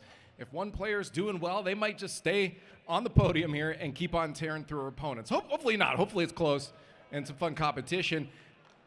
We're heading into our third or fourth place match, I believe, here, and it's going to be Farmington versus Timpanogos. That's the Phoenix. You guys had the big sign, right? Was that the sign? Who had the Phoenix sign? Is it not there anymore? Oh, I'm very sad. I'm very disappointed. Oh, it's down here. There it is. Okay, they're eating. Okay, I won't bother you anymore. But yeah, no, I think we don't delay any further, and we head on to our next student commentators. So please put it together for Ethan and then Alexander. Yeah, baby. Guys, welcome to the Smash section of the Garff Esports Spring Celebration competition. The energy here has just been so cool tonight. I'm really excited to see some of these matches. Yeah, and did you see that Ban Steve sign? Yeah, there's been some interesting things going on with the Smash meta, but Steve will be in this competition today along with all the other characters, so I'm really excited to see who everyone's going to play. 100%. Super excited, grateful to be here. Yeah. It's going to be fun. First match, Farmington versus... Who was it? Do you remember? I already forgot. Anyways. Timpanogos, that's right. All right. So looks like they're getting the players set up right now. We're going to be starting our first match soon. How have you been doing today? It's been pretty fun so far. It's been just a lot of people here. It was a long drive up here, and what about you? Yeah, it was fun. I played some Smash Bros. On the bus. I was really excited to see Doug Bowser, huge Nintendo fan. Yeah. The Mario Kart just happened before. That was some really cool to watch. Yeah, especially that green sniper shells. Dude, some of the shell and item gameplay was pretty crazy. Yeah. I'm really excited to see characters, really versatile characters. I like to see a lot of aerial play.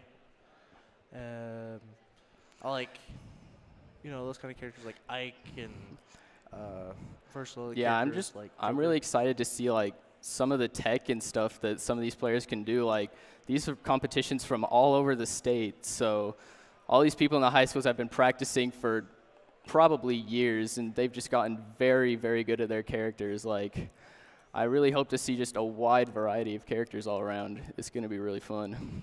Yeah, there is definitely a lot of strategy that you can pull with all the multitude of characters that are in Smash. It'd be really cool. All right, so it looks like we're going to start to get to game one. Here we go. We got Prince HD versus Chica. All right, Prince HD on Steve. You can see that Chica is able to save. You can see that they are engaging in close conflict. All right. Prince HD trying to get some materials, just trying to get away from Chica so he can mine, but Chica's getting on him. Ooh, the footstool, no follow-up though. We can see that Sonic is trying to make sure that Steve can't get the PhD, can't get those. Yeah, so, getting some of the boost combos. All right, both players just kind of playing their neutral right now. This is a really interesting matchup because both of these players are pretty high tier characters. They both have a really good move set that they're able to utilize. We've been seeing a lot of upsets with Steve in tournaments lately, so Steve definitely has a lot more fan base, I would say, than Sonic, but Sonic is a pretty cool character too. Ooh, the up tilt back air? Wow. It's just the minecart doing 35% off the bat. Holy crap. What kind of experience have you had with Steve? Do you enjoy the character? What do you like and dislike about him? I haven't played a lot of Steve. I don't think I've actually touched him at all, but I do know that he has changed a bit of the meta on how Ooh, to approach him, and that is a stock gone from PhD. All right, both players at 3 stocks right now. Fairly even game so far. Chica's been providing some good competition for Prince HD. We can see that PhD seriously wants those materials, and he's desperately trying to get a hold of those. Yeah, he's just trying to just build those walls. That's what Steve does. He builds things. He's been very good at like doing those block setups with the minecart where he builds the block and then minecart's underneath it so Chica can't approach it all. It's very good utilization of, oh, and just the forward air again. Advantage goes to Chica now. We're at 3 stocks to 2. Yeah, he's really good with those minecart hits and getting Chica away. It's all part of the strategy that is Steve. His winning condition is getting as much materials as possible in order to become as strong as possible. Yeah, absolutely. And he's just been like pushing Chico away from him so he can get those materials. Like, he's just been building a bunch of stuff. Getting the hitbox extension off the crafting table, that was kind of cool. Chica is at a high damage percentage, so he might be playing a little bit more defensively. Steve still seems to be trying to.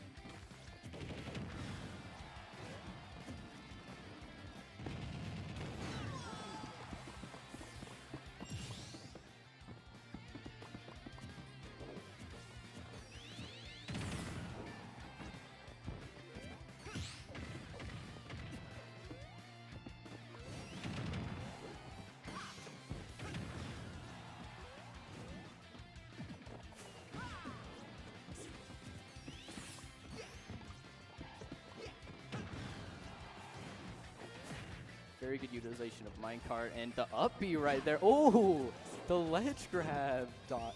That was so good. It was a good shield for Chica and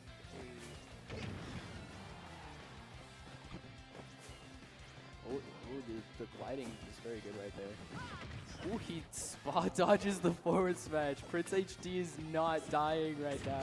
There it is. All right. Right, Chica at 54%, but I've seen Sonics come back from worse. I believe in him. Prince HD just trying to rack up as much damage as possible. Does have the diamond tools, which is not the best situation for Chica. PhD was able to handle that with a shield. Oh, is that the kill? Up B from PhD. Right, first game to stock. First game to Prince HD with 1 stock left.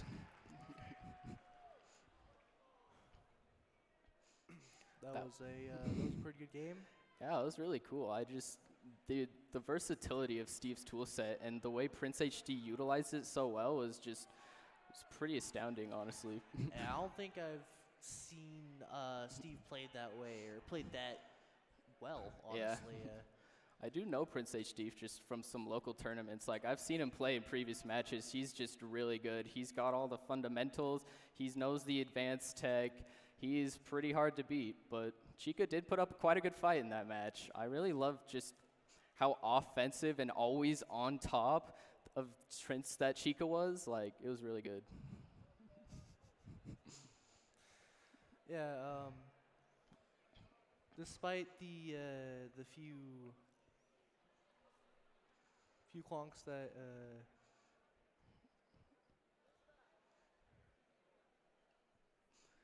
So apologies. Anyways, so yeah, it's just, it was kind of interesting to see his Sonic play. Like, I know a lot of people play Sonic, but I don't have too much experience with Sonic, so that was pretty cool. Some of the combos are like pretty crazy that Sonic can do.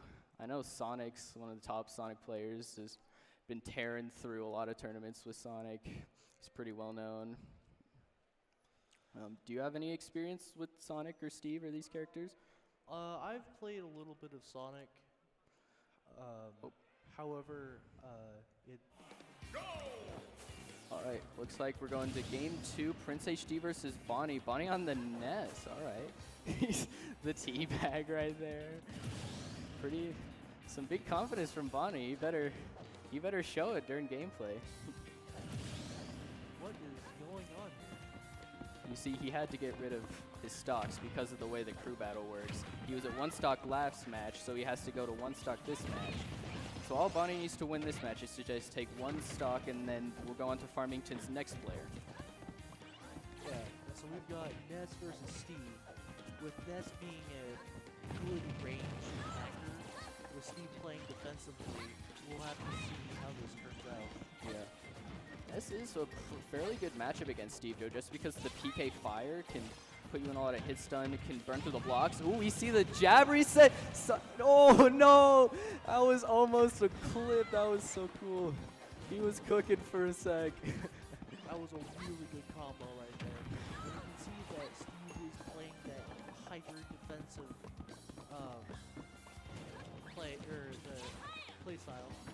And we can see that Ness is desperately trying to take that stock away as well. Yeah.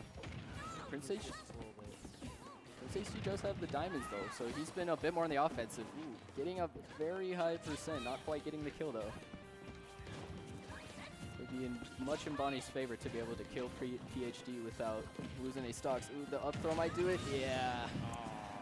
1 stock to PhD. He does have the advantage. You can see Bonnie holding up a banned Steve sign. That was pretty funny. Unfortunately, he's not banned at this tournament, but that's all right. Steve is diving into the level, and he is playing super defensively right here. Start to play the ledge with a down smash. You can see that Ness is going for it. Yeah, he just needs a kill move. Like, Steve can just be so hard to hit sometimes. Like with my back throw, nice. All right.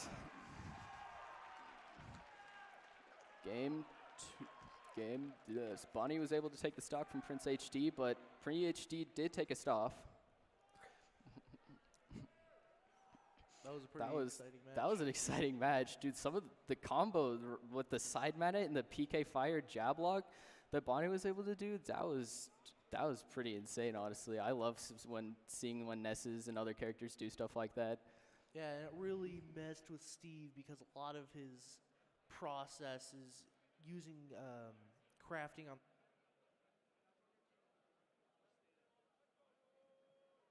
There's not a lot you can do in that situation.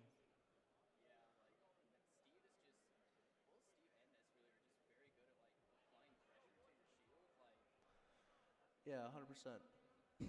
Especially.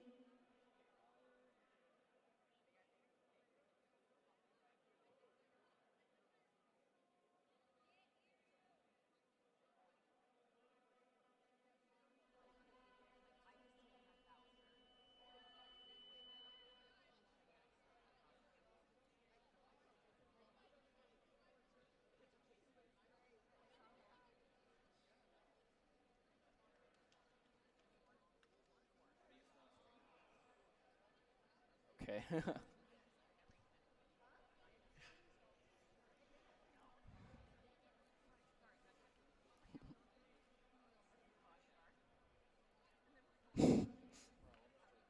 What was it back?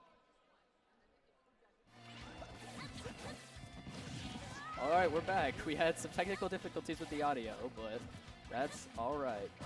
So we got game number 3 of GS3 with Bonnie on the nest. Lost a stock, but that shouldn't hopefully be a big issue. Both players, it's a very even match right now. Ness is in disadvantage off stage right now. Joker's looking, ooh, misses the counter off stage. Oh.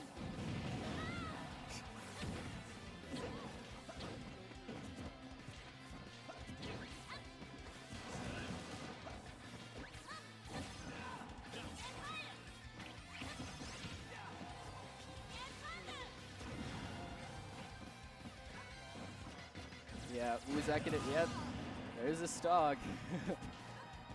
Right. Yeah, Ness is gonna have to be wary of those counters off stage though, because the PK Thunder does do damage, and if you get hit by the counter, it will reflect it back at you. Kulua gonna take it with a back air though. Getting just the raw PK flash right there, that was an interesting option.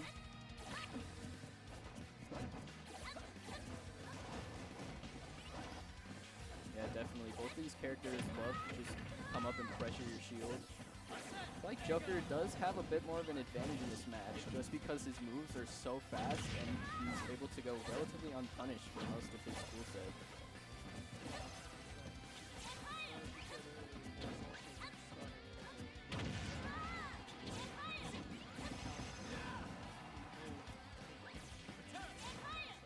Yeah. Yeah, Ness is really good at being able to just like force approaches, and then obviously you can't really do much to shield him, because if you do, you just get grabbed and then you're dead. Like this right here. Oh, he does DI it though. Trying to catch the PK Thunder off stage. Will grab the ledge before he hits it though. Bonnie making very good. Ooh, the up smash takes it.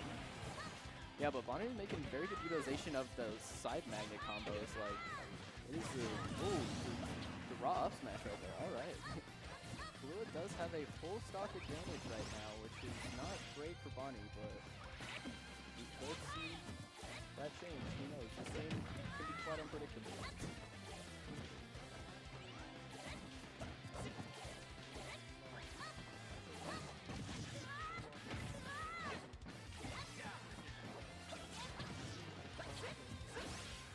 Yeah, Bonnie has been very good at just keeping Kulua from killing him. If that makes sense. He's very good at not dying, which is a good skill to have.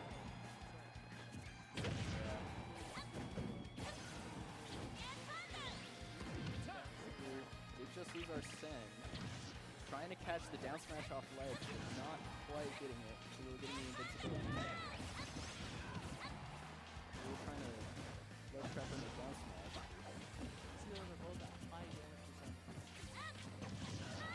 Back air or F smash attack from Kulua takes the game. But he can just take another stock. Ooh, misses the. That was he almost hit it. He was cooking, but it didn't quite get it right. Really trying to get these edge guards with the PK Thunder. But Kulua has been very good at avoiding the PK Thunder though. That's Ooh, is that it? It's, oh, he got Arsene, no way! And he still dies!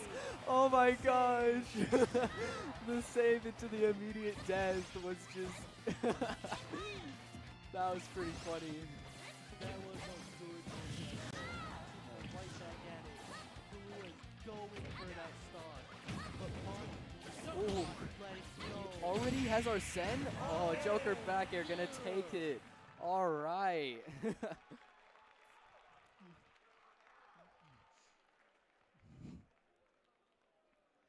Man. That was some really good gameplay from both players. 100%.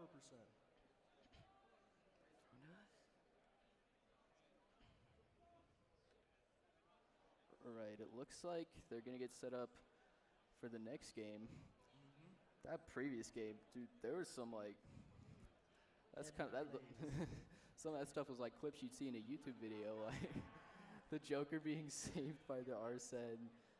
That was like this is top 10 luckiest moments.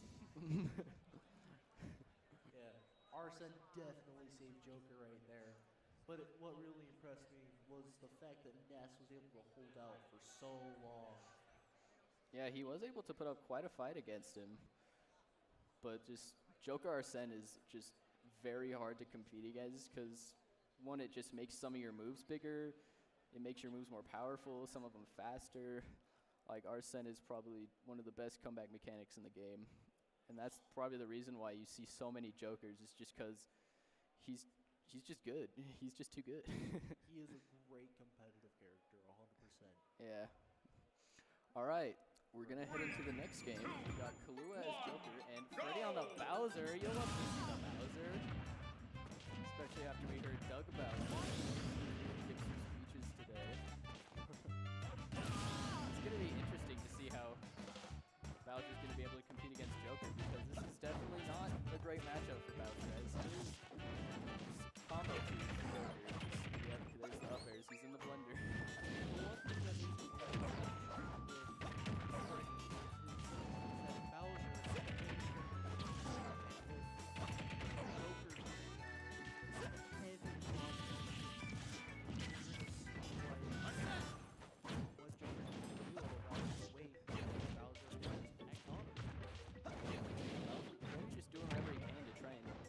Rack up that damage against Kahlua, take a stock. He does have Arsene right now, which is not the best. He's trying to get the roll read, but misses it. That's not a good one. Ooh, the two-frame misses the it's the falling forward air for the kill. All right. Yeah. Farmington definitely does have the advantage there. They're up by 2 stocks currently. Ready?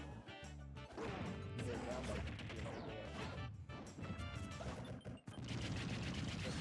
Really just trying to really pressure his shield with the up airs, but as you said before, Bowser being really heavy, he can be quite a hard character to kill sometimes. You have to get him just insanely high percents before he dies. It's very easy to edge guard though. Beautiful recovery. Just gonna throw him right back off stage though. Gets the counter. Kahlua is not letting him back. Oh, there's the kill. Yeah, like I said, does take the forward tilt though. Just drop downs and forward tilts. Sometimes it just works. It just works. That was a quick game. Kahlua was able to take 2 stocks off of him before he was finally able to win. To win. It was. I don't see much. You don't see much Bowser's in like a really competitive environment though. Like, typically he's not regarded as a very good character, so I'm really excited to see what he does in the next matches. Yeah, you generally don't see a lot of Bowser's, yeah. It's mostly Jokers, like you said. And, Yeah. There's a lot of Pikachus, too. That's true. Kahlua in that match was very, very good at just keeping Freddy off stage, because he knows that Bowser is very weak off stage. Like, his recovery is just kind of all right. He's very easy to exploit. You saw him doing the counters off stage, getting those back airs. It was putting him in a very vulnerable state, and that's why he was able to kill him easily. Yeah, 100%. Joker is... Yeah. We're heading to our next match. Enough said. Joker is. He simply is. All right, Freddy taking some stocks from the previous game. All right, we got a Kazuya. This character has also been quite an upset to the meta. He's very well known for just being able to get crazy combos, and he definitely has the stage favorite. Kazuya on FD is not a fun experience, I'll tell you. He's able to get some crazy combos, like we're probably about to see here. Where's this the F-Tab? Freddy's being very good at just like being really offensive, because he knows that you can't get Kazuya at range 3, or he'll just be all over. Catch the neutral get up on ledge though. Right. Here does have the rage drive online, and Bowser is at kill percent, so you gotta watch out for that. Oh, he does do enough damage to take it away though. Is it the kill? Yep, there it is. Alright. Freddy's gotta hold on.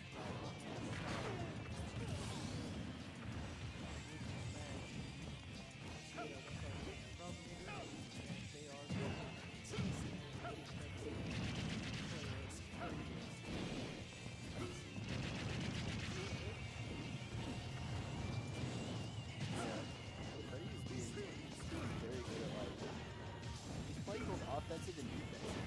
They're very good at mixing things up, using the flame breath accordingly. I feel like what Freddie really needs is those forward or edge guards. Like right there, I was saying, Bowser has some pretty good edge guard tools. His forward air and sometimes his back air. Freddie trying to get the down air, but not quite hitting it. He gets the side B up smash. Doesn't quite kill just because Bowser's so heavy. It's not looking great for Freddie though. He is at kill percent for pretty much any of Kazuya's moves. Kazuya is quite a heavy hitter.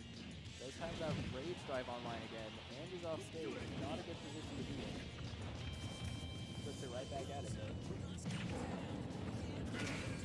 Oop, that's gonna be the kill with the rage drive. Alright, I believe Timpanogos is on their last player now. Farmington has been doing just a really good job getting a ton of stocks ahead. Farmington still has a whole other player to go through, so. Yeah, we'll have to see what Farmington is able to pull out with their final player. Yeah. I know my team for Bonneville High School was actually able to compete against the Farmington team during the tournament that was to qualify to come to here. So I know Farmington's very good because I've seen them play in quite a few matches. All right, looks like we're going into the next game. We got Foxy on the Terry. Good to see you, Terry. Fighting game characters are always so interesting to watch sometimes just because of the inputs they have, also some of the crazy tech they can do. Like, we see some pretty early combo starters in Foxy. Alright. Oh no! He fast fell! That's unfortunate. Oh, that's always, dude, Foxy, is this gonna be a 0 to death? He's just kind of going crazy right now. He's in the kitchen, he's cooking something. Oh, he does not quite get that power dunk. Classic Terry combo, putting him right, giving him the rage drive again, putting him right back at the kill percent. Foxy's just on the offensive and he's just not getting hit by Kazuya. He is not letting him. Okay. Timpanogos may have something worthwhile here. I thought the victory was looking to go to Farmington, but Foxy's causing quite the upset with this Terry. I was not expecting this. The spike! Holy crap! That was such a quick match, dude. He took 3 stocks in like less than 2 minutes. Holy crap! Holy crap. Dude, that was really good. All right, I was banking on Farmington to win, not gonna lie, but now I'm excited to see Timpanogos.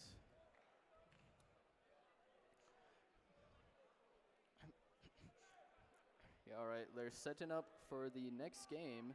I believe Farmington is on their final player now, as well as Timpanogos. So I think both players are on 4 stocks, so it's even tied up right now. Yes, both teams on their final player with full stocks. This is gonna be cool. This is quite a close match. I wasn't expecting it to be this close at the start. Yeah. It is very interesting to see fighting characters come out due to the fact that they can just pull off those combos and they hit so hard when properly done right. It's so fun to watch. Exactly, like some of the combos the fighting game characters can do. You're at 0 and all of a sudden you're at 100 and you don't know what happened. All right, we got Team Crazy, I believe. Yes, Team Crazy is this tag on the Palutena. This is quite the interesting matchup. Palutena is a very good character, so you might be able to just counter Foxy's Terry. Foxy, I've honestly never seen a Terry this good. Holy crap, he just sits there, charges F smash, and hits it. Who does that? Not even a minute in. Stock off. That is insane playing Foxy right there. Anyone has to ever hold the world record for the fastest, most stocks taken in the least amount of time, I think Foxy would be quite the competitor in that challenge. Oh, that counter's got quite a lot of time. I see that Crazy is starting to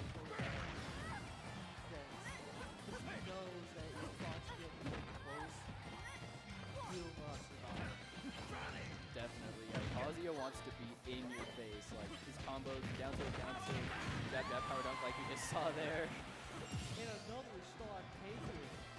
Oh my lord. It's not looking very good for Team Crazy. Foxy does have some of those go combos now. His moves are going to be more powerful, and he gets some extra inputs that have some crazy kill power. Dude, Foxy's he's just so good at being on top of. We're seeing a Buster Wolf right there, putting him in disadvantage. Team Crazy's just kind of struggling to take a stock. Like, he's done a good amount of damage, but Palutena sometimes doesn't have the greatest control. And just the power dunk again. Terry just has some insane kill power. This guy knows the combos. Holy crap.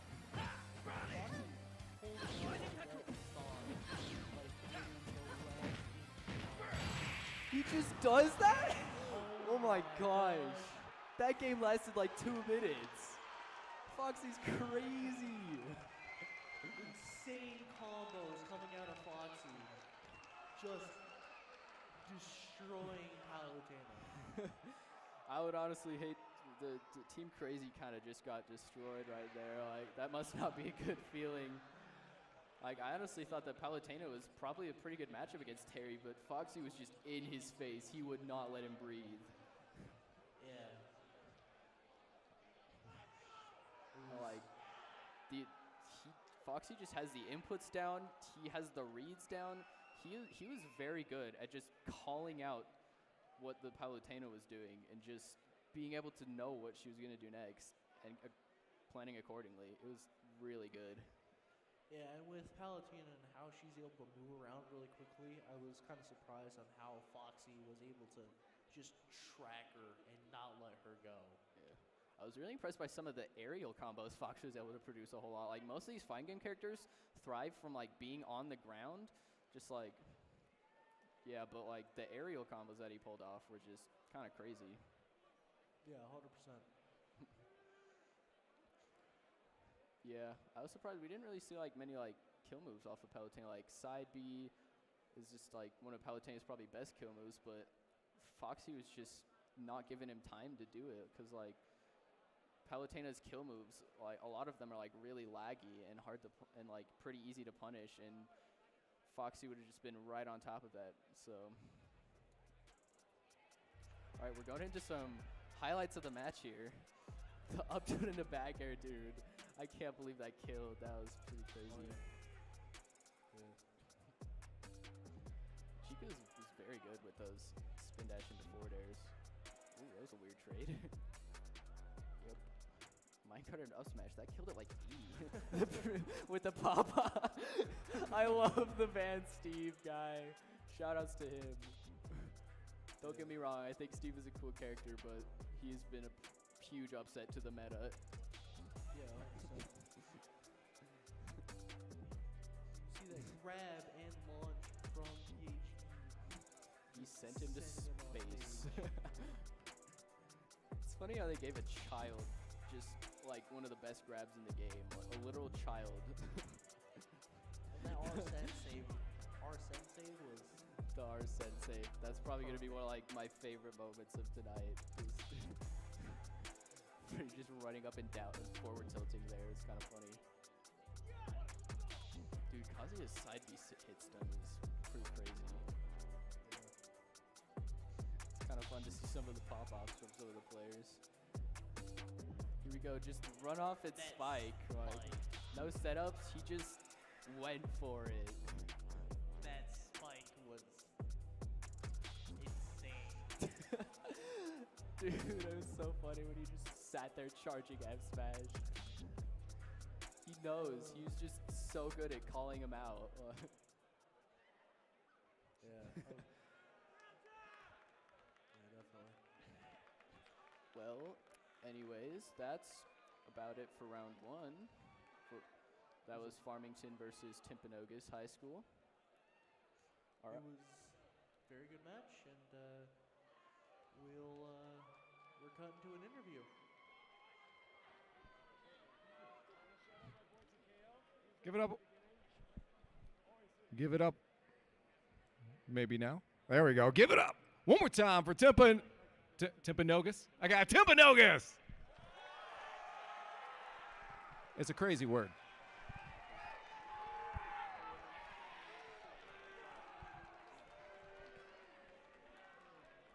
So, how's the adrenaline? That Terry was pretty fire.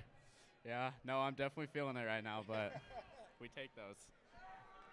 You didn't look like you were sweating at all, though. Like, you just cruised through. Oh, no, I was. I just don't show it. Hey, that's a sign of a competitor. You're doing good up here.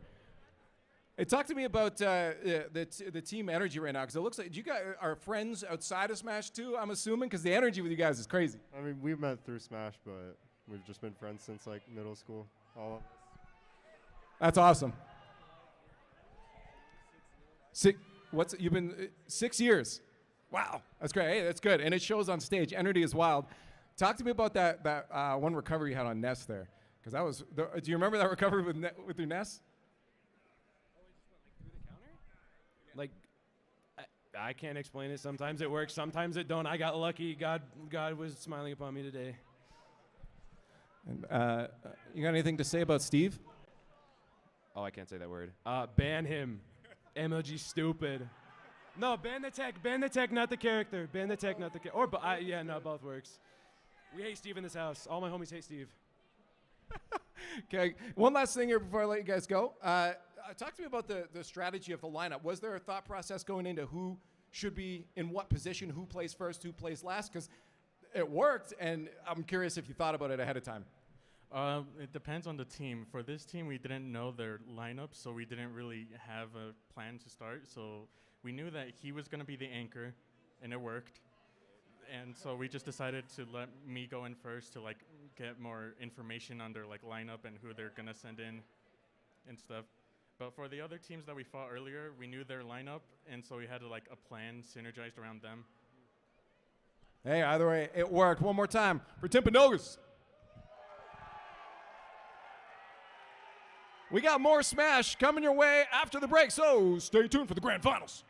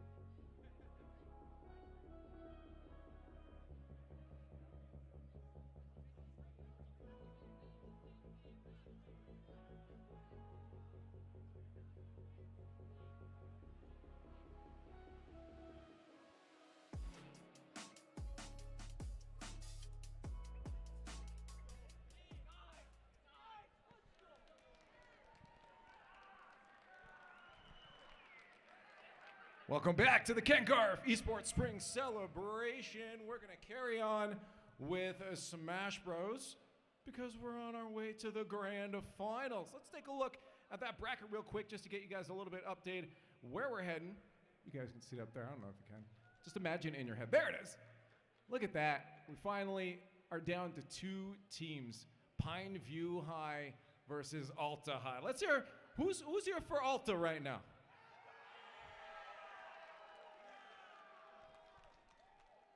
Okay, Pineview, you know your competition. How much louder are you going to get? Pineview!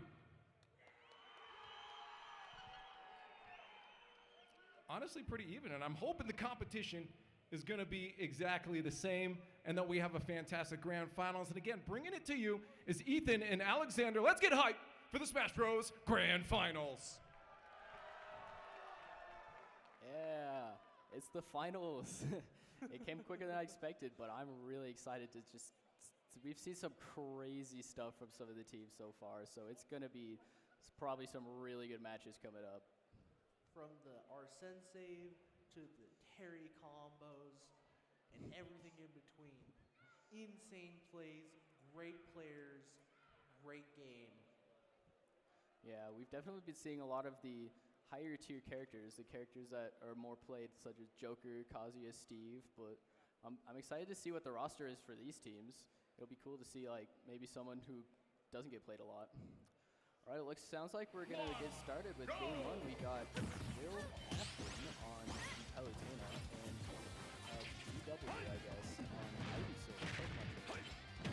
Interesting choice to start with Ivysaur. I know most people like to start with Squirtle, but Ivysaur is also very good. But I know not a lot of people are a huge fan of Charizard, but Squirtle and Ivysaur are pretty good.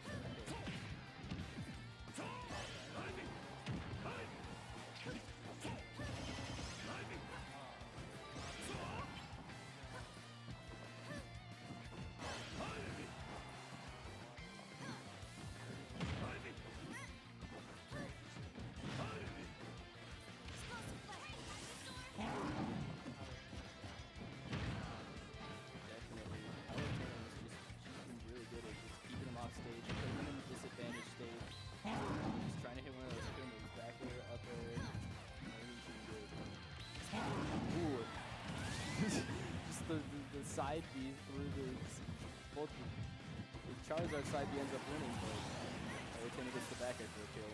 Alright, now we can start.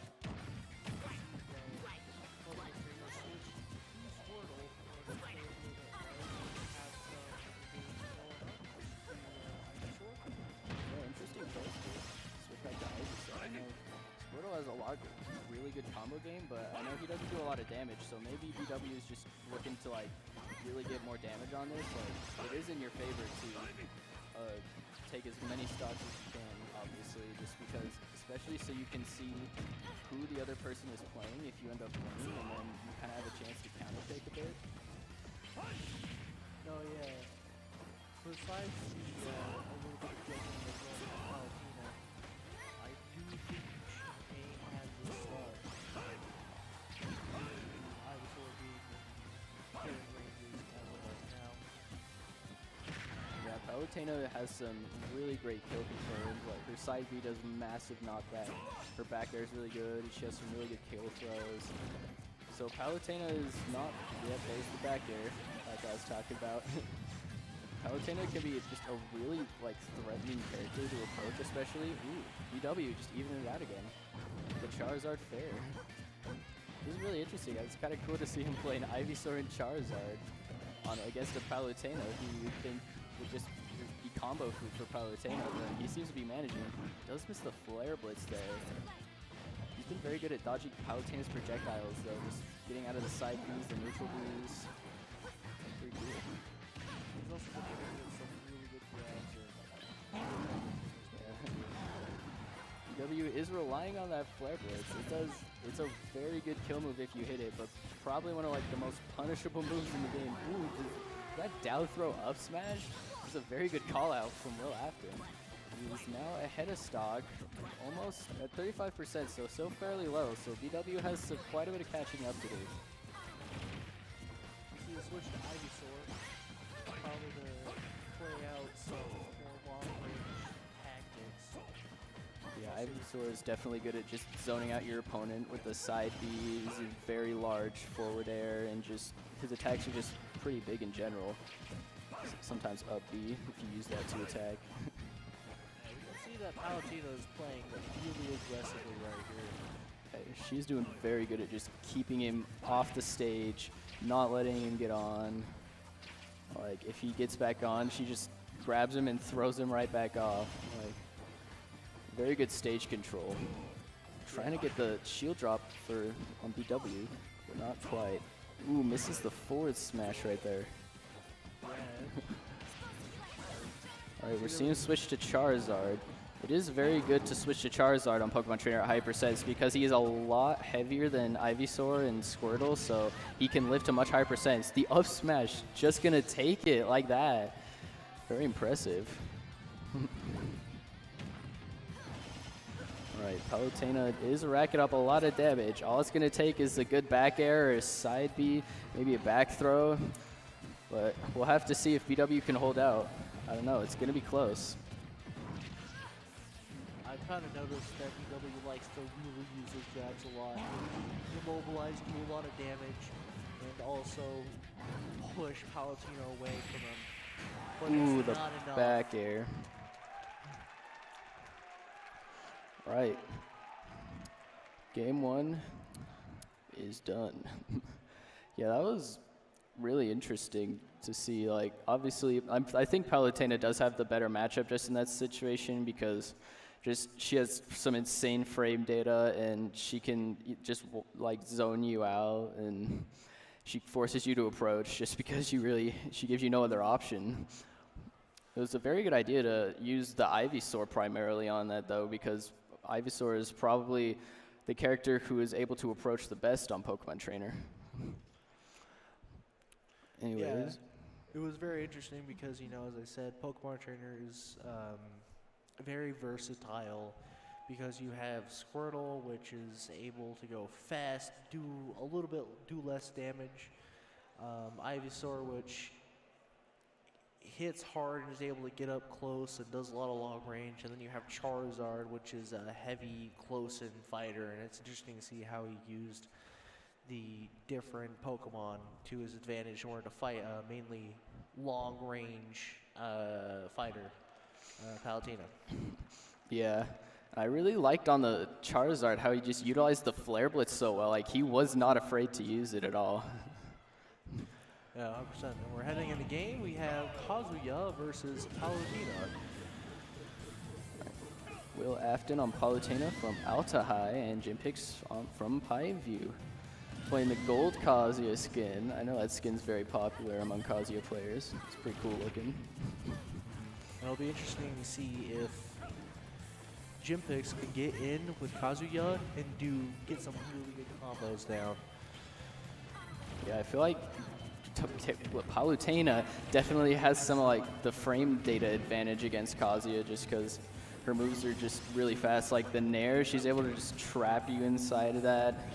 I'm really curious to see how she's going to be able to counter the Kazuya on FD because it's Kazuya on FD is pretty infamous for just being an awful matchup because Kazuya thrives with no platforms.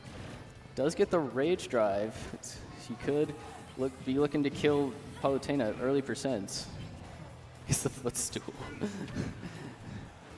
Seems like he's struggling. He's definitely being pushed back because Will Afton 100% knows that if Kazuya gets in range, he will 100% be screwed, and that is game. Just scoops him up right off the top with the up B. It always kind of baffles me how much knockback his up B does. Like, it kills pretty ridiculously early sometimes. All right, so I believe the Kazuya didn't lose a stock that game, so he puts it. Yeah, it is even now. Wait, no, it's not even. Sorry. Oh yeah, in the previous match, did you see that before? You know, they bumped a little fist. You know. Yeah. Good sportsmanship. It's always good to be friendly with your competitor before you absolutely destroy them. Yeah, it was really interesting to see just how Kazuya was able to just like push his way past all of Palutena's moves, like just running up to him and just like throwing out moves just because Kazuya can do that sometimes and just not get punished. It's really good. Yeah, Kazuya is very good for pushing through range and defense, and Yeah. that's what makes him such an interesting character. And also, like 90% of Kazuya's moves have like super armor. I think some of them even have invincibility. Like, there's a reason why so many people just play this character because his moveset is just so good. yeah, I think that a lot of people regard him as a strange decision for the final Smash Pass character, but I honestly think he works well into the economy of Smash and how that game is played. And it seems like we're heading into our next match. Addition to this game. All right, next match we got Jim Picks from Alta and Michael from Pineview. Michael on the Incineroar. I always love watching Incineroars. I think it's pretty cool because Incineroar is generally considered to be like more of a lower tier character, like. But I've seen some pretty good Incineroars, and like some of his moves just really, he's able to kill you insanely early. But so is Kazuya, almost getting the kill right there.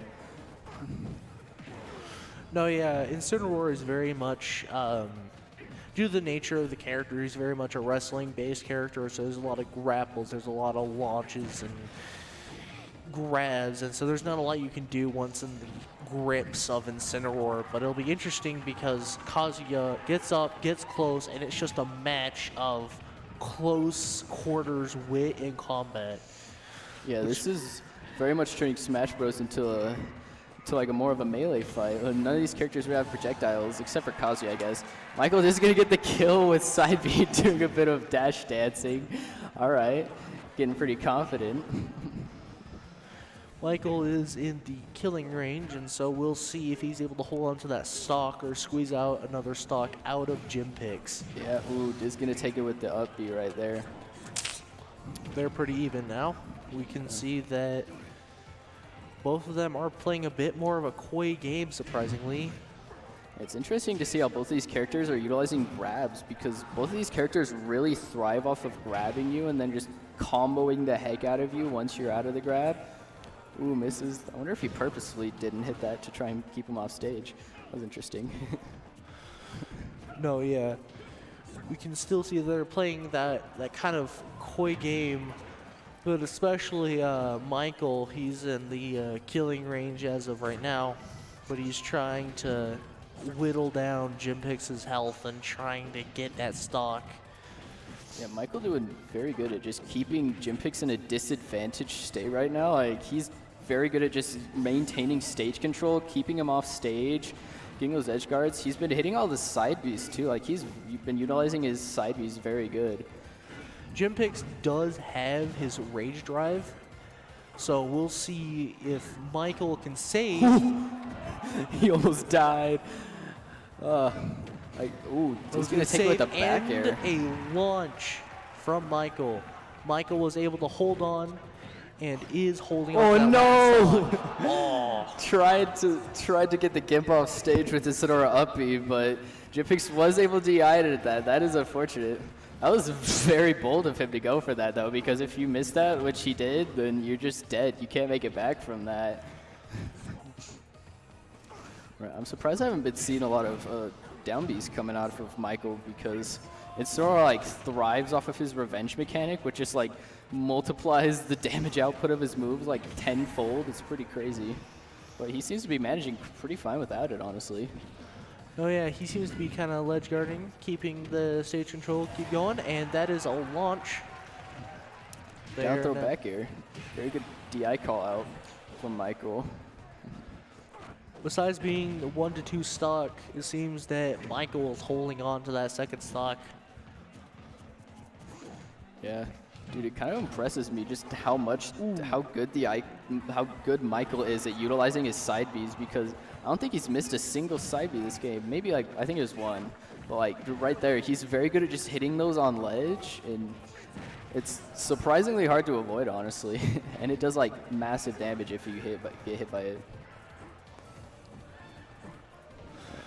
Both players just trying to get a combo started, trying to get a kill confirm. Jimpix is being pretty good at pushing Michael off stage, just trying to keep him in a disadvantaged state. Can't quite land a kill move on him yet, though. Michael has just been very good at evading like all the kill things that Jimpix has been trying to throw out. Even missing the up, he had a shield there. Yeah, Kazuya definitely has control of the stage, and that is a 1-to-1 stock as of right now. Yeah, that's why Michael has been doing like so good against Jimpix, because we almost. Jimpix does have the DI, and he has Rage Drive. Ooh, does get the down tilt 2-frame. Okay. He's been so good at keeping him off stage. Misses the, gets the neutral B. Yeah, baby. Let's go. that was pretty insane. That was a pretty good game right there. Two close range fighters, so much stage control. Great match right there.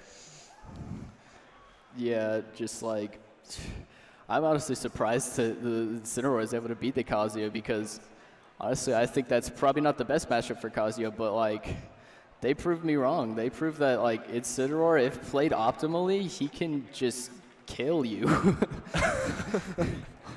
Incineroar, when played correctly, can absolutely take people to God. Yeah. Like with his side Bs, it does like 25% just from like a regular side B. And if you get revenge, it is like, I've seen his side B do like upwards of 80% sometimes. It's pretty crazy. No, yeah, but I like how Incineroar was able to. Incineroar is a good character for stage control, surprisingly. Oh yeah, it was really good to watch him just like utilize that stage control, just keep Kazuya off stage, because on stage is where Kazuya thrives. So, all right, we're going into the next game. We got Pizza, a DDD, two pretty heavy characters. This is going to be an exciting matchup. I'm excited. I'm kind of confused at how a DDD made it to Grand Finals, but that's pretty sweet. Yeah, we're going to see if Michael's going to be able to continue that stage control that he had before. We can also see that DDD placed a trap for ledge. However, it did vanish. They are kind of playing that coy game still, looking for grabs and hits. Yeah, so far Michael hasn't taken any damage. He is just really great at utilizing that stage control. Like, he's just been calling out what Pizza's going to do and just saying, nope, you're back off stage. Goodbye. No, yeah, I do feel like Michael is having a bit harder of a time keeping stage control due to the fact that DDD is such a heavy character that it's hard to launch. Yes, DDD is actually the second heaviest character of the game, along with Bowser. Does get the forward air though. We can see that the forward smash, calling out the neutral get up. That was very good on Pizza's part. I like the gamer tag Pizza. It's a pretty good gamer tag.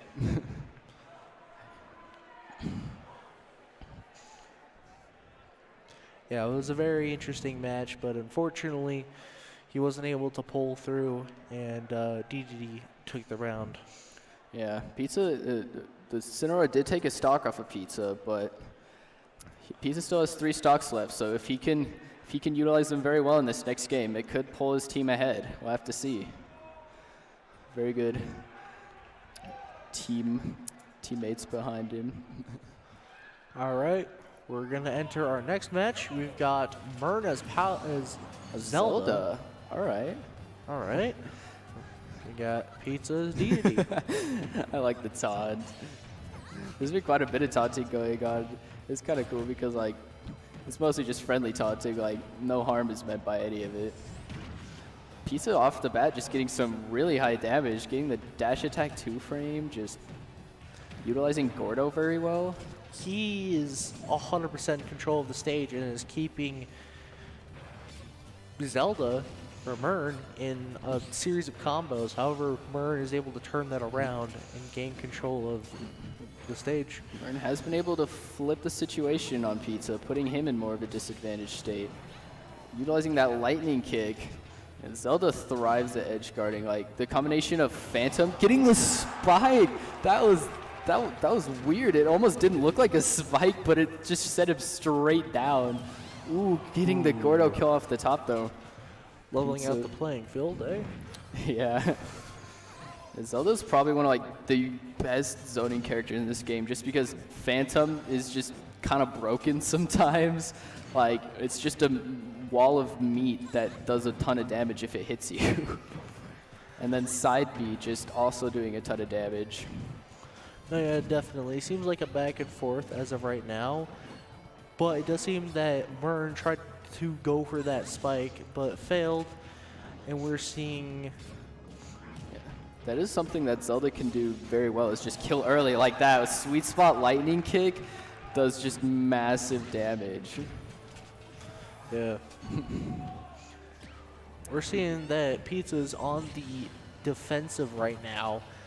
Zelda Mern is pulling out every offensive trick in the book, trying to take that last stock. He's getting the lightning kick. It's not looking very good for Pizza. I don't know if, oh, he does get the spike. Ooh. Not quite enough. It was the sour spot, I think. Ooh. Pizza applying very good shield pressure with the Gordo, though. Like, it's very good to just throw out the Gordo, like, right in front of you and just, like, kind of let it sit there. How is this bed still alive? It is D2D, I guess. This has been a back and forth. Back throw is going to take it. All right. Let's go. Yeah, that was really cool to see. Like, you don't see a lot of Zeldas. I was surprised to see Zelda. Like, Zelda can be a pretty threatening character, especially at the ledge. And in this game, like, edge guarding is kind of shifted towards, like, the edge guarding is like the meta in this game, like, now, because if you have a character that's good at edge guards, you probably are doing very good, because some of the edge guarding tools that especially Zelda's able to utilize can just kill like ridiculously early. Like we saw, like Phantom hits below stage, side B, you can control side B to go almost anywhere on the stage or off stage. So she's very good at that. Heading into the next game, we got L. We've got who's another on the Steve. Oh my gosh. He did taunt. He did the food eating taunt. I believe that's down taunt. Taking him right up the elevator, racking up a decent amount of damage. Yeah, we can see the same strategy with a lot of minecart snaps, as I like to call them. Yeah. Dude, minecart is like arguably just one of the best moves in this game, just because it comes out so fast. You get invincibility at the start, it command grabs, and it does like insane damage and knockback too. Like, there's a reason that you see Steve's just like doing minecart all the time, because it's just such a good option and hard to punish. He gets the stage spike with the Zelda uppy. All right. Mern getting a bit of an early lead here. He's still down a stock from last match, but we could see a bit of an upset maybe. No, yeah, we're seeing, you know, that same koi game. There was a TNT from Steve, however it missed. Steve's a very interesting character. Not only is because he's super controversial, but he's interesting to see played because he has different mechanics from every other character in the game, and that makes him so weird to deal with. Yeah, definitely. It can be just a weird feeling to fight a Steve, just because he's very unpunishable. He does massive damage. He has like some insane tech. Like, I swear he gets new tech every day. It's pretty crazy. Trying to get some TNT setups from L, but yeah, we see a ledge save from Steve and a combo. He does have gold tools right now. Those who don't know, gold tools actually make your moves a tiny bit faster, so ooh, that's unfortunate. Does miss the ledge there. Yeah, Mern tried saving, but it wasn't enough, and he ended up falling to his doom. Yeah. Yeah, I know there's a lot of people have like a love-hate relationship with Steve. Like, I feel like you either like him or you don't like him, because He's a pretty cool character as a concept, but I know a lot of people don't like just how broken some of his tech is, especially with like the recent stuff. Like if you've seen some of the Phantom MLG tech that's been going on, the reason why a lot of people want to ban Steve now, it's pretty interesting. Does get the elevator, Zelda up B. We can see that Mern is keeping heavy control of the stage despite L getting diamond tools. Is Dina DI the anvil? Very good DI from Mern's part. We can see that Mern is holding on to that last stock, but unfortunately, a final blow takes him away. The diamond tools forward smash. All right.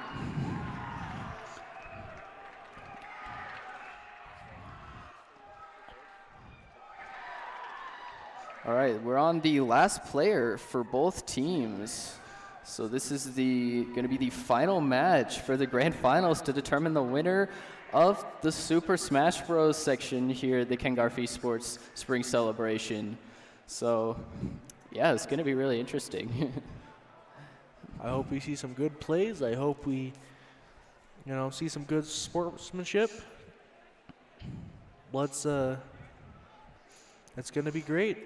Yeah, it's been really cool to just see some of the plays and like just even some of the little things they do that makes such a huge difference, like choosing to buffer a move or calling out an air dodge. Like it's just little things like that that win or lose you the game. So I really hope to see some like really exciting plays from these guys. No, yeah. All right, looks like we're just about ready to head into the last game. They're just finalizing things. I'm curious to see who their last player is going to be. We already know that one of them is the Steve. So we'll have to see who the last player on the other side is. Fist bump from the two players. And we're heading into the final match of the Garff Spring Celebration. All right, we've been seeing a lot of Palutenas today. Palutena seems to be a favorite among the teams here. All right, Alta High definitely does have the advantage, having 2 whole extra stocks. You never know though, Steve has some just crazy 0-to-death combos that could always bring it back. It could go either way still. Does get some of those ladder combos. Oh yeah, we're seeing some fast combos from April popping out. Like I was saying before, Palutena just has some insane frame data. Like her nair is probably one of the best nairs in the game just because you can get trapped in it and then suddenly you're at 50%. No, yeah. April is keeping a hold of that stage, preventing Steve from doing anything because if he's in the air, he, can't mine. Yeah, the match is definitely looking in favor of April right now. The L is just trying desperately to get materials. Ooh, back throw is going to take it. All right. Is able to get stone materials. It's just trying to wall out April to just maybe get some gold or diamond. That's the thing about Steve is like he's a good character, but he gets exponentially better with the more tools. Oh, holy crap! The block edge guard.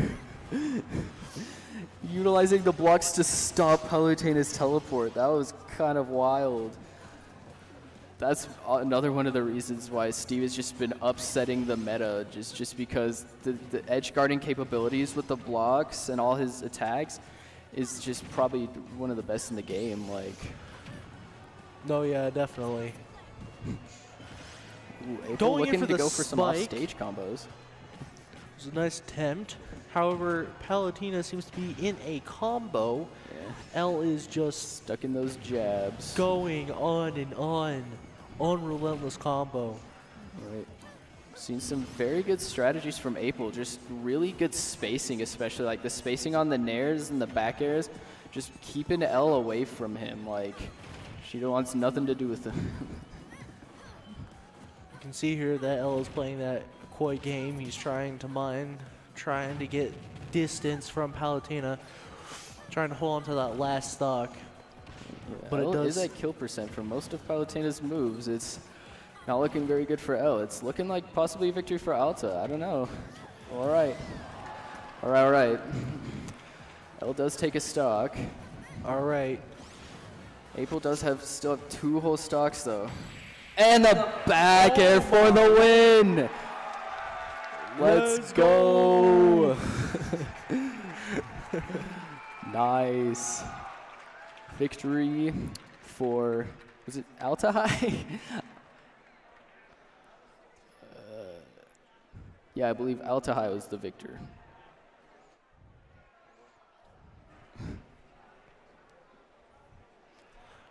Alta High. Yeah, Alta High. I was right. See, I knew it.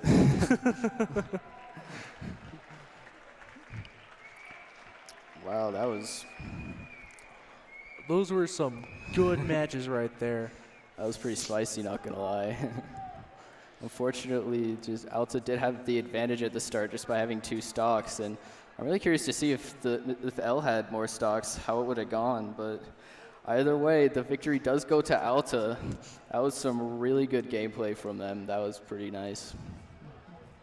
No, yeah, we saw spikes, saves, amazing combos, all kinds of things. Yeah, dude, the amount of stage control that some of them were able to utilize, like stage control just really helped out in some of their matches.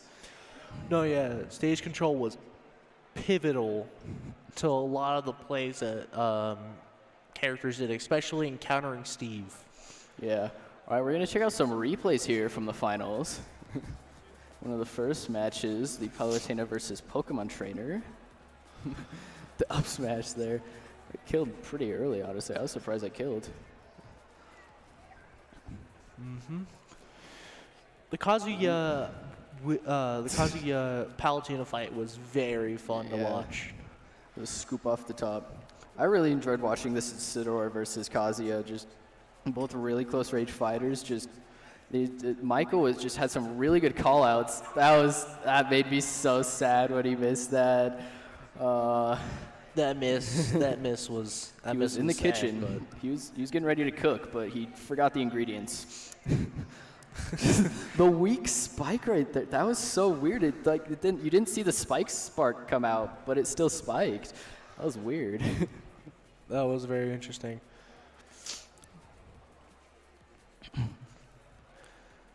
Just getting the spike, then the stage spike there again. Just very good edge guarding from Mern. Like, Zelda's crazy good at edge guarding.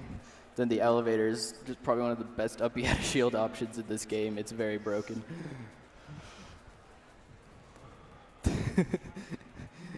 He just left.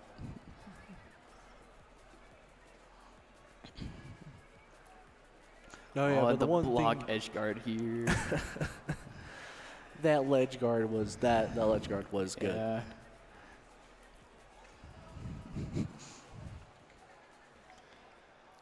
Alrighty.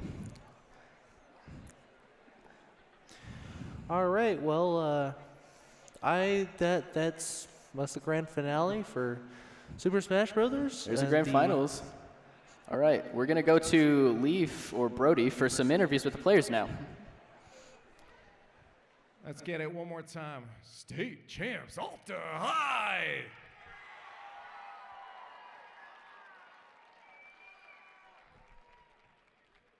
Now you got to kind of cruise at the end there and just chill and watch these guys do all the hard work, right? Now, what's it like being that anchor, being at the end and then coming in with 4 stocks? Is that easier on your mind, or you feel like there's more pressure now because you have to finish off this last player?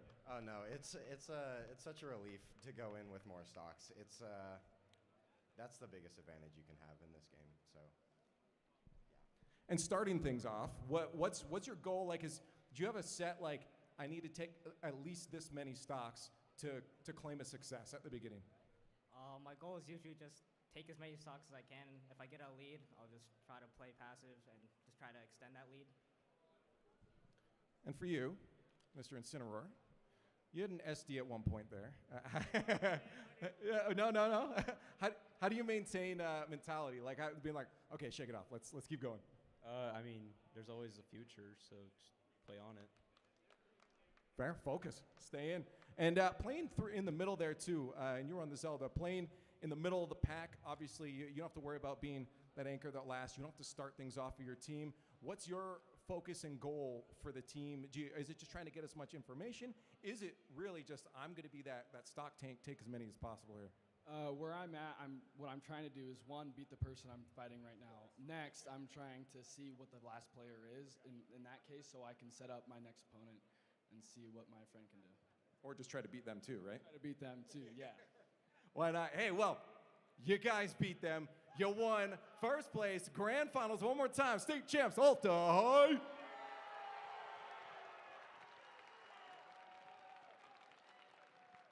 You guys doing a victory pose? Yeah, did you have one planned? Okay. Well, figure out one here while we throw it a break, because we have some more esports coming your way. I believe Mario Kart Grand Finals are going to be up next, so stay tuned and get hyped. Let's see the pose.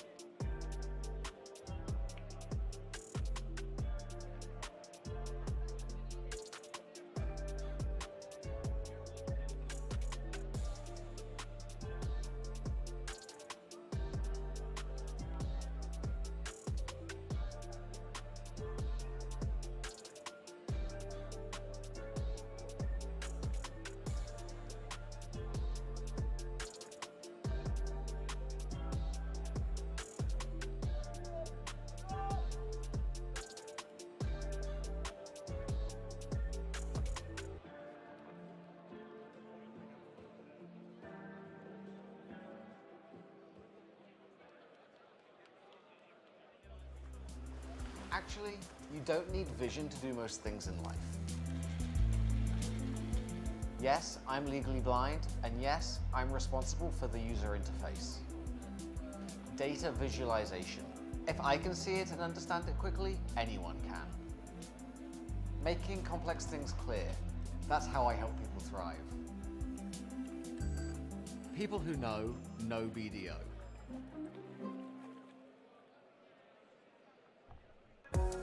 When life feels unsteady, it helps to take a deep breath and find your balance. This is true for finances too. If you're overwhelmed by high interest debt, transfer the balance to a low-rate Mountain America credit card. It's a great way to lower your monthly payment, and for a limited time, you'll receive a 3% cash bonus on the transferred amount. Begin your journey to financial enlightenment and receive a 3% bonus by transferring your balance to Mountain America today.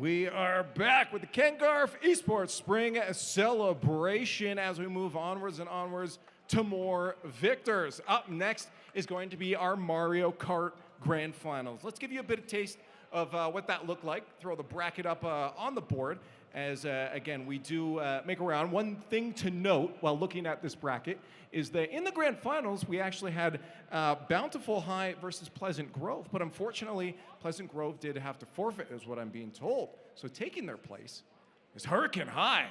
They're going to be stepping in. Do we have Hurricane High? Ready? Look at the three guys at the front. I like this. You better make some more noise than that when they're playing. Yeah, I think this is a wonderful position for them to be in. Maybe we'll see if they can step up, upset their opponents on the other side, Bountiful High, or if they'll hold their position. But it all comes down to this one final match, the Grand Finals for Mario Kart. We're going to head up to our commentators, Lincoln and Trevin, here to commentate the game. Thanks a bunch, Leaf. Hey, everybody. Trevin back at it again. Here's Lincoln. Hey. We're going to be commentating Mario Kart today for the Grand Finals. That's going to be incredibly fun, I'm sure. Oh, it's going to be great. I can't wait to see how everyone handles this Grand Final type of pressure on them. I hope that they can take it well and move on between it all. Absolutely. And you know what else? I took some notes before this. I went and go talk to the teams for once. But sadly, it was going to be Pleasant Grove and Bountiful, but Pleasant did have to forfeit. So we got Bountiful and Hurricane going up in the Grand Finals this time. Mm-hmm. Yeah. What did they say when you interviewed them? What are we going to be expecting? Well, since we only got Bountiful for information, we're going to be expecting some tight lines, some player swaps based on items, whether it's for defense or offense. I do believe that they said that they had some pretty good bomb snipes, maybe even shell snipes. You might see one of those pretty crazy green shell snipes again. That was fun last time we saw that last match. That was really fun to see. I'm hoping that we can see good matches and everything in here will turn out pretty good for maybe Bountiful. Maybe it will be a Hurricane. Good. We just got to see how it turns out. As you heard, the crowd was going pretty wild for the shell snipes. So a lot of pressure on Bountiful. They got to get one of those if they want to please the crowd this time, right? Yeah, I mean, hopefully they can just get those I almost said snail. Shell snipes in when they do that. It will be really fun to see. It will be really cool also. I hope you can do that. Please do that.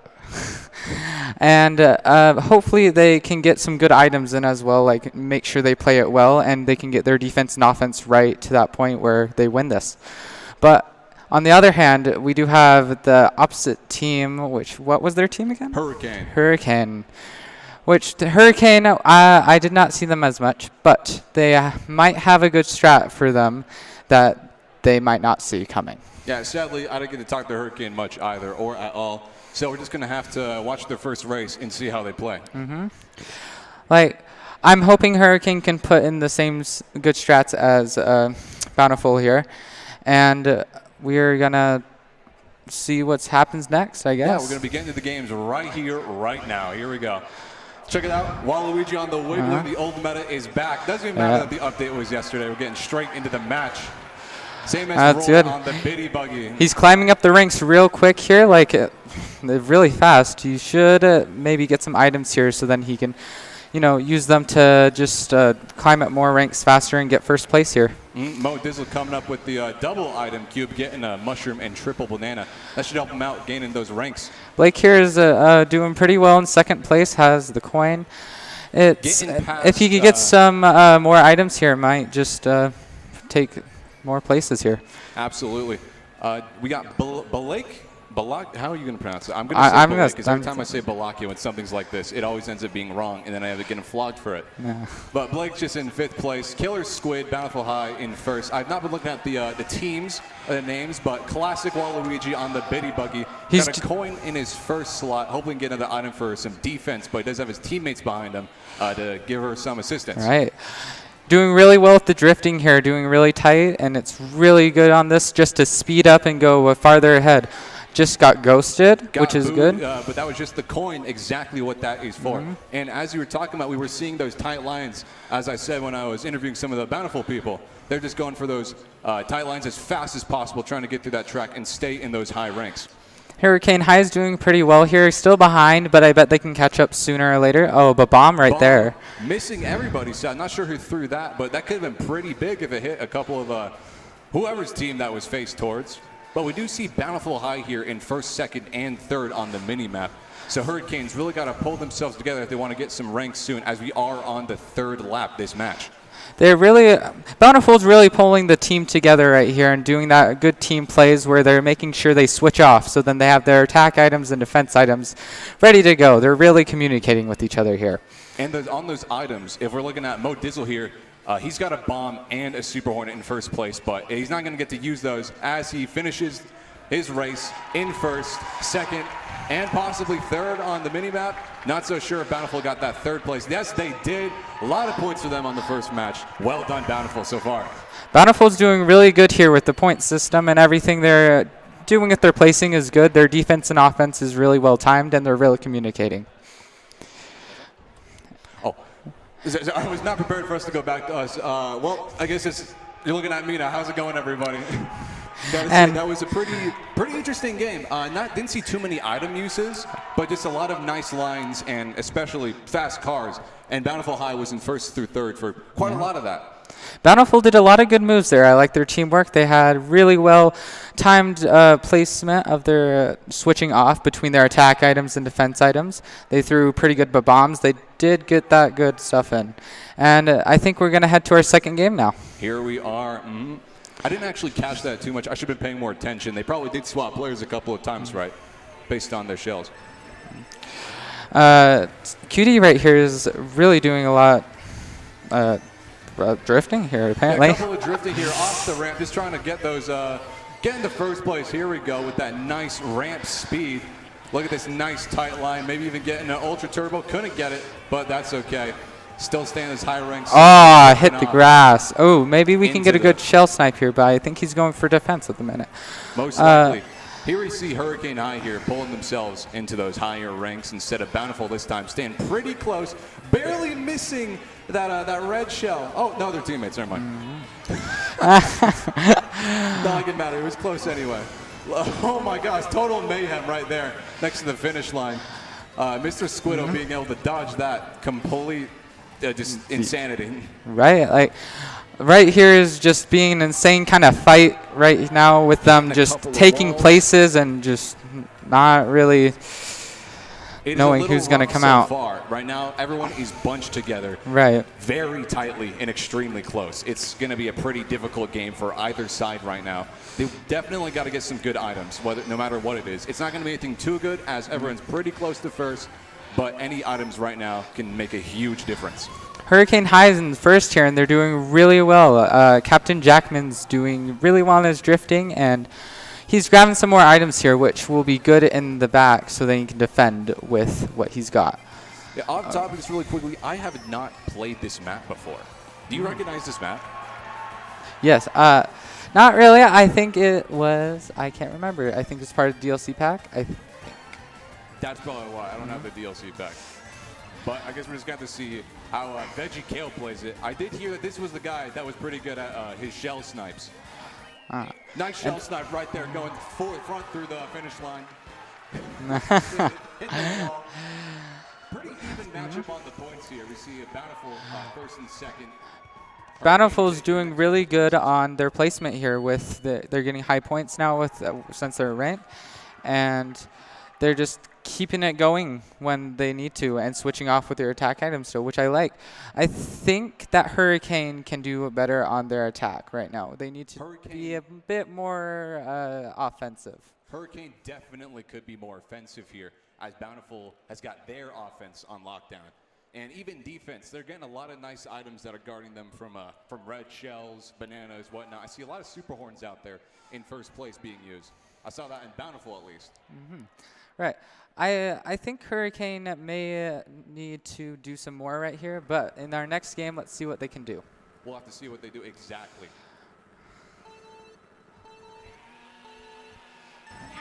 All right, let's see what Skookum's up to since the camera's on him. Staying in fifth place with a mushroom. Might be able to gain some pretty high places with that item if he doesn't fall off. Very close there, to be honest. If he barely staying on, a couple wheels hanging off. maybe he can pull ahead here in this little shortcut. And I'm gonna say I do not recognize this map. It's another This DLC. is brand new for me if it is for anyone else out there, because these shortcuts are pretty crazy. Love to see the tricks on Waluigi. There we go. Bitty Buggy staying tight with those turbos. See what we can pull off here. Sadly getting sniped by a shell, but still in the game as he's in first place. She's in back to first place. You can't keep her out of it. Bountiful's doing really good with their aggressive and defensive still, but I'm hoping Hurricane can pull here and just do something else before they can score first place, which they do have a couple people behind him right now, and hopefully Blake can just get a good snipe in with a green shell or Hits the banana, do something. it falls off that ramp, couldn't get the good glider speed. That's going to put him back a couple of ranks.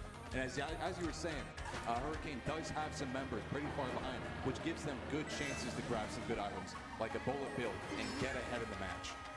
Which all comes down to the end of the match. Maybe we can see a blue shell here or something that they can use.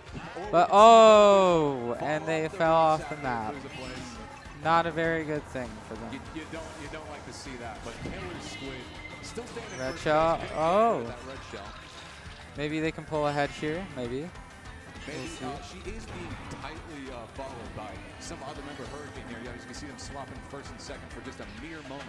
She is checking her rear view, which is good to keep an eye on him right now, except they are ganging up on him right here if you see on the mini-map. So yeah, it's two in front and back, and they just got hit. Oof. Hurricane it's looking a little dicey for Hurricane. They're all grouped up in the middle. The point system here might be a little favored towards Bountiful if they get finished with this exact lineup. And it might be happening. There we go. And First Bountiful and second just belonging won. to Bountiful. With that. Look at that.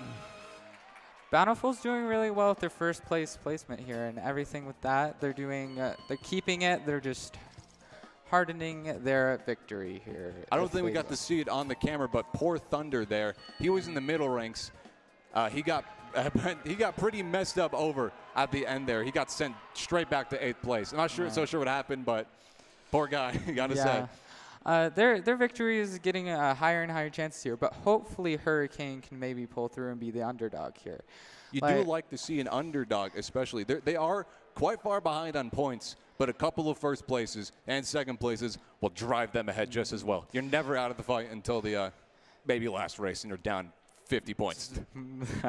Yeah, maybe. I'm hoping that I can see some good teamwork here to pull together to just shoot someone up to first place and second place, just to get them, getting together and switching places and attacking and defending here. Sorry, someone's in my eyes so dry. Yeah. Anyway, we haven't even seen like any of the good items, like a bullet bill or a lightning strike yet, which, as you were saying, could totally change the tides. Right. Especially of this next race. Exactly.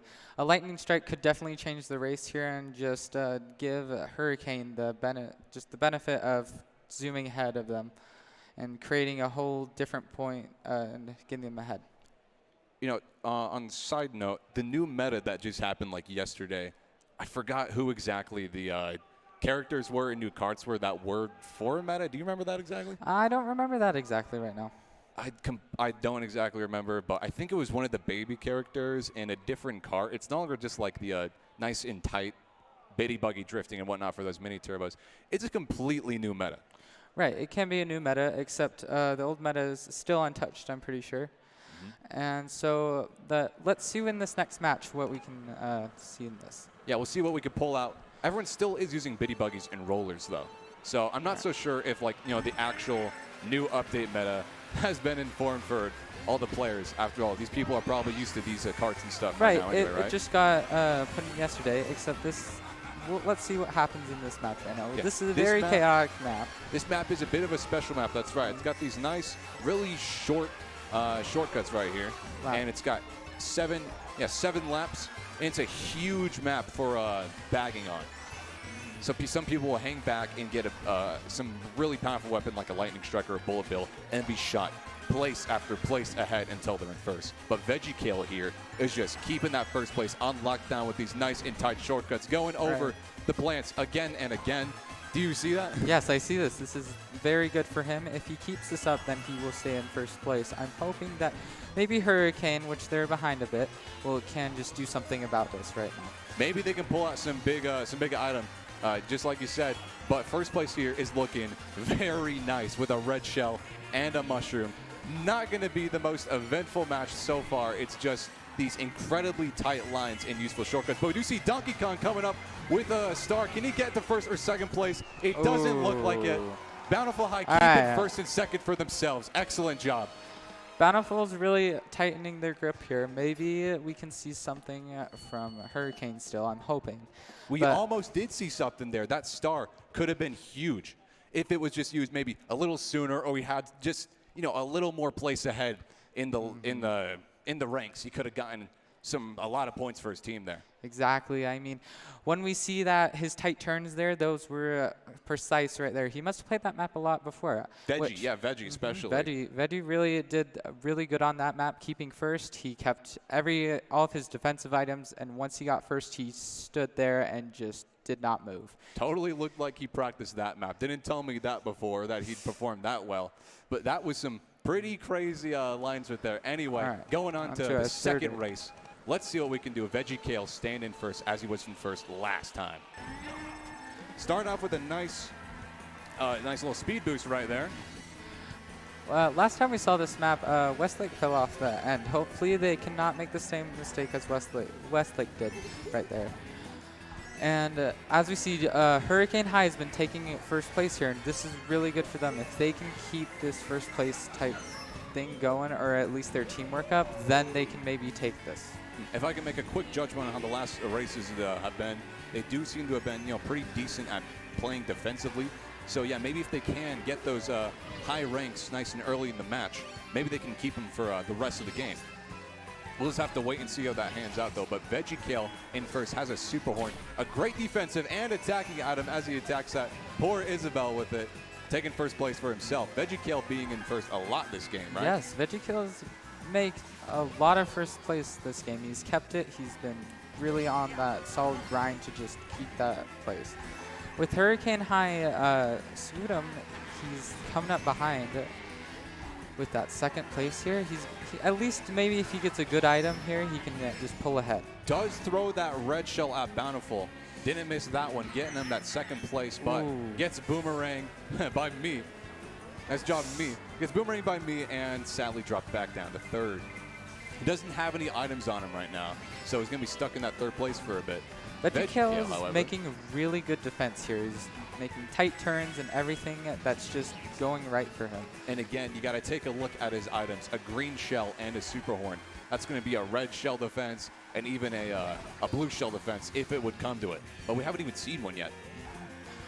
With his, this is very good defense and attack type thing. If they can just keep this up, then they can definitely just take the win here. Bountiful High getting booed there. I'm not so sure what item was stolen, but probably pretty good. Getting that red shell, barely dodging it. Incredibly close call. Could have been bad as the other players are close behind. Look at all those bananas. Oh my goodness. Isabel taking second place here. Maybe Isabel might catch up if she can get some good items here. Yeah, it looks like Hurricane might have that second place. But I think Veggie Kale is just in first, miles ahead. He's got first place on lockdown, that's for sure. He has his first place locked down really hard. This is making a great game for them.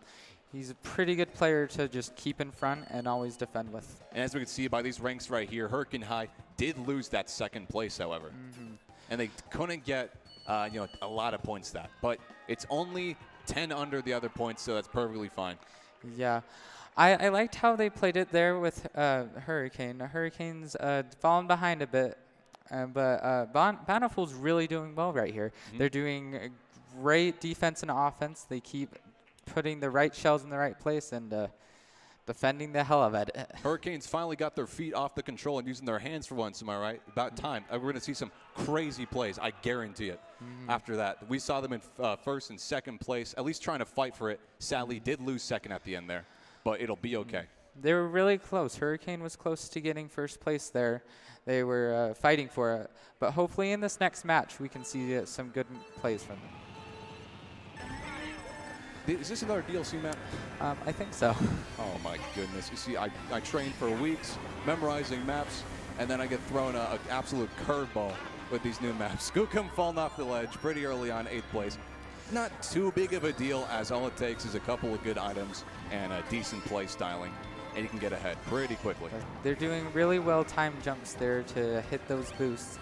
Bountiful is still going ahead in first place, though. I'm hoping Hurricane can do something about this here. We're seeing Cutie Cookie in first place this time instead of Veggie. Veggie is mostly the first place they put, though. I think they save it for him, and then he can defend better. He has more of a defense-type strategy that he goes for. I can't lie right now. It's looking pretty scary for Hurricane. It's on the second lap. They're all in 4th through 8th. They've got to pull some crazy big plays here. Hurricane High with a nice little shortcut. Getting that item. Maybe he can pull something really good with this shell, and maybe not shell, with this mushroom, and get a nice another shortcut, but gets fireballed and loses some speed and red shelled. Very unfortunate. Very unfortunate for Hurricane High right now. If they can maybe get a bullet or something, then they can maybe pull ahead right here without losing some place. You just got to hope for that, really. Yes. Especially talking about the underdog story. Something like that's got to happen for it to come back big. Still 4th through 8th. This might just be how the match ends here. Pretty heartbreaking if they can't gain any places, not even 3rd. It looks like that's going to be how it ends. Hurricane pretty far behind, but that's going to be okay. And Bountiful in first place here, winning this. And you don't like to see those ranks. No. I'm not going to lie. That's very heartbreaking for anyone who's Hurricane High. Nice job, Bountiful, by the way. Bountiful won that tremendously, and that was great out of them. You can hear Everett going absolutely wild. Sally, nothing too crazy happened at the end there, but Bountiful still with the nice tight lines, couple of shell hits, and just ultimately great playing. They were able to pull it off. With their tight lines and great defense and offense strategy, they made it to the end, which was good. And they made it basically without losing a lot of points. They kept in first place almost the whole time. A lot of good energy coming off of Bountiful High. I ain't going to lie if you saw that. They were ecstatic to win that, if you saw it. Looking straight at the camera. That was a great win by Bountiful. I love that win. That was really cool. I loved all the players. Veggie Kale, he was great in that plays. I love his plays. Very good. Very defensive. Veggie Kale was playing a real nice game right there. And look at this nice sportsmanship. Hurricane High also going to greet him. Cutie. Again, though, Veggie Tail was playing really well. They stayed in first place for quite a good portion of the game. It's a great team, that guys. A lot of good synergy. Cutie was really good with all that. Okay. And we're going to see some replays here, but with all the plays that they made, I'm pretty sure they were just full on in front there. There's going to be some pretty nice replays. I don't know what I'm going to want to see in the replays, but probably VeggieTail coming in first right there. See, Cutie right here, he made a pretty good plays, and Captain Jackman did too. They made good snipes and good just general shell plays here. Generally, in the replays, you see a lot of unfortunate moments like that right there with the Donkey Kong getting hit with the banana and shell and Mo Dizzle falling off. And also a lot of nice tricks and shell plays as we saw before. It's just a lot of good movement. With a lot of good Bountiful endings High. too. Bountiful High was doing so much with this, and it was great. And their reactions were amazing as well. Reactions being absolutely stoked about that win, looked like. VeggieTail here with those nice, tight shortcuts on this little map. The super horde play on that Isabel, that shot him ahead miles in that game, by the way. They just could not, Hurricane just could not get a win there. It was just very good plays by Bountiful, which they just could not get into any higher place than they were. Yeah, sadly for Hurricane, Bountiful was just pulling shell after shell, throwing a lot of their members off. I think actually I got some information before that Bountiful did have a little bit of targeting on good players they saw, so that could have also been it. And with all of that happening, that was really great play by Bountiful. Going on to leave, by the way. Never mind. Oh. Going on to us. But with all of that happening, Bountiful was great. I just wish Hurricane would play a lot more aggressively than they were playing at that point. That was a very, very fun game to watch. I ain't gonna lie. And maybe just like ending off the casting in general, the Mario Kart games. I had a lot of fun with that, and I bet you could probably tell on the second games here. We definitely had a lot more energy. Not as nervous either, especially after like the first bit of practice. Was that first couple casting matches? Yeah. But it was very fun coming here, right? Yes.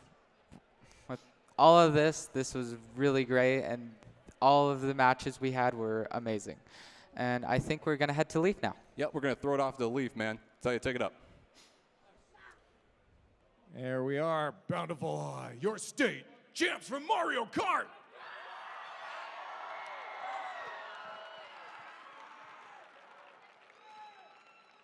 We have there's a lot. We got the subs on the end too. There's a lot of support behind this team. I saw the energy as well. I was wondering, how proud are you of these players right now? I'm so proud of them. Like, it make me so proud. Like, I'd love to come be prouder. Yeah, we are the proud. We feel like proud parents, they say.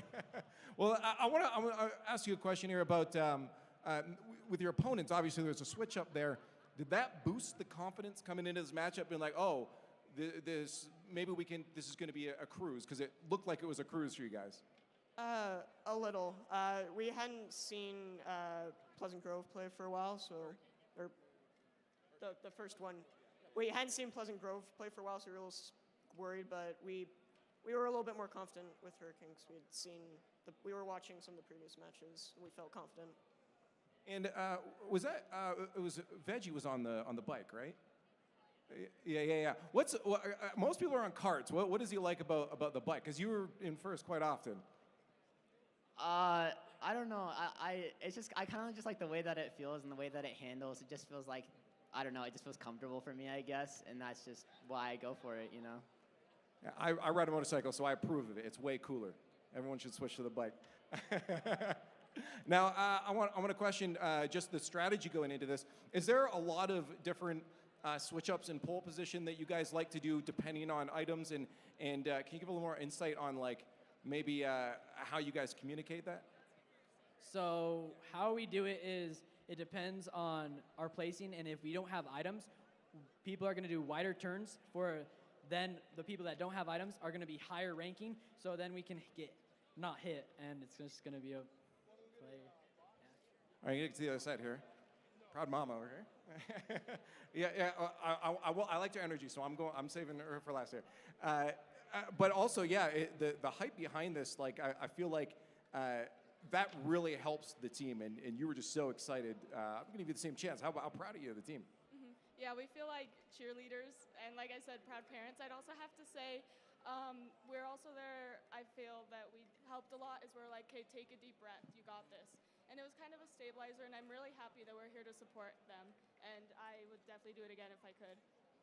Hey, well, if they keep playing like that, hopefully you'll be able to do that. Now, I wanted to save you for last year. That energy was ecstatic. That was energetic from the very get-go. I couldn't tell if it was nerves. I was watching your player cam, and you were doing this, or if you were just excited and ready to go. Which one was it? Because there was a lot of energy. Yes, both. I don't know. I've been like, this is something I've been practicing for months now. You pull every energy. You have all these people counting on you, supporting you, and so when the day actually comes, I don't know. It was just like excitement that I have the ability to do this, but nervousness because I don't want to let my team I don't want to let my team down. Like I want to be supportive, and I want to be the best I can be.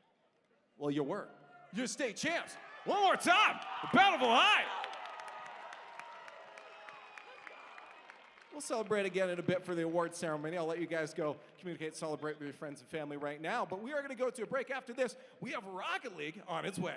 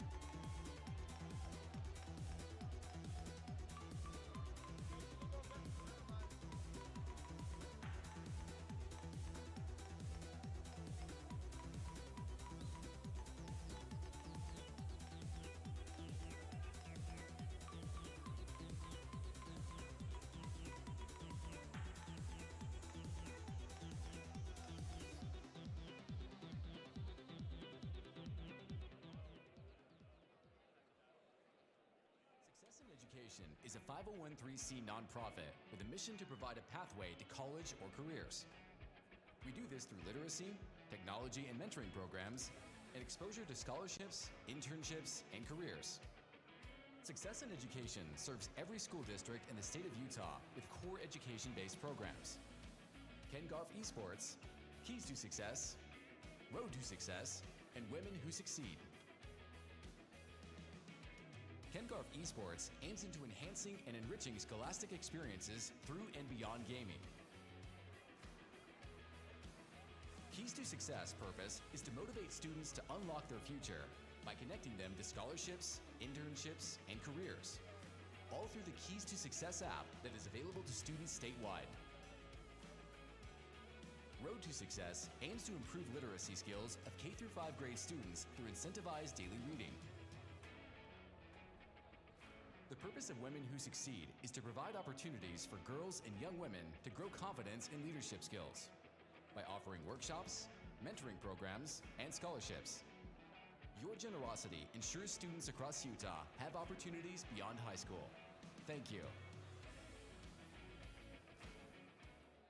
Who you know is as important as what you know when job hunting. You know us, and we know Lowe. Lowe knows CEOs. Lowe knows contractors. Lowe knows day spa owners too. Local employers have thousands of jobs listed on KSL Jobs. Use the KSL Classifieds app to see what's available. It's easy to filter jobs according to your needs and your wants. Then submit the application. KSL Jobs. We know Lowe. You know us.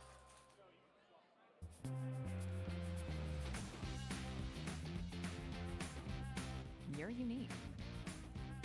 And so are your financial needs. That's why Zions Bank offers advanced tools and dedicated services designed to meet you where you are, no matter where you find yourself. It's just one of the many ways we're investing in you. Zions Bank is for you.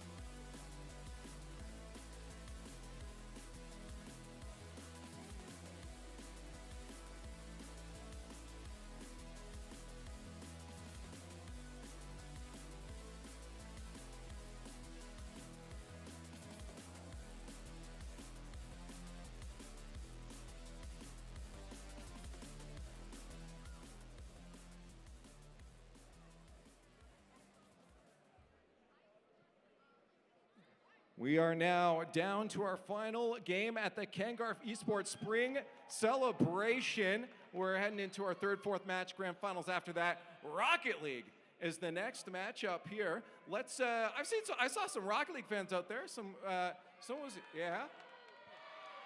There's some over there, yeah. This is my game, so I'm gonna milk this. I saw someone in an Energy jersey. I'm sorry for your loss. Let's take a look at the bracket right now to see where we are for these two teams as we do head to Crimson Cliffs High and Cottonwood as our next matchup. Remember, this is a best of 5. Anybody here supporting Crimson Cliffs? 3 people in the back. How about Cottonwood? Well, I think we should just probably get to the matches. I've been itching to see some Rocket League all day. Our next commentators up here. Make some noise for them. Aaron and Connor bringing you the game. Let's get it. Hey, welcome back. My name is Aaron, and this is Connor. And we'll be casting these Rocket League games coming up. I hope you're excited to see some Rocket League. It's been a long journey. I've had quite a few games, very exciting Mario Kart and Smash games, but now we're here for Rocket League. Who do we have coming up? Previously, hey, we're getting right into the match, it looks like. Oh, Or this is from our previous matches here. This was the Hurricane and Bountiful High match. It was a great game here. I didn't get to see a lot of it, but this first game looked really good.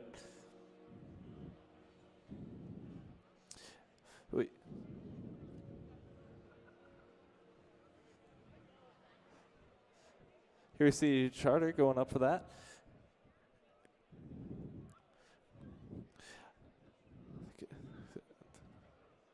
There we go. I think Farmington needs to be changed, but Collinwood, we have Collinwood and Crimson Cliffs here.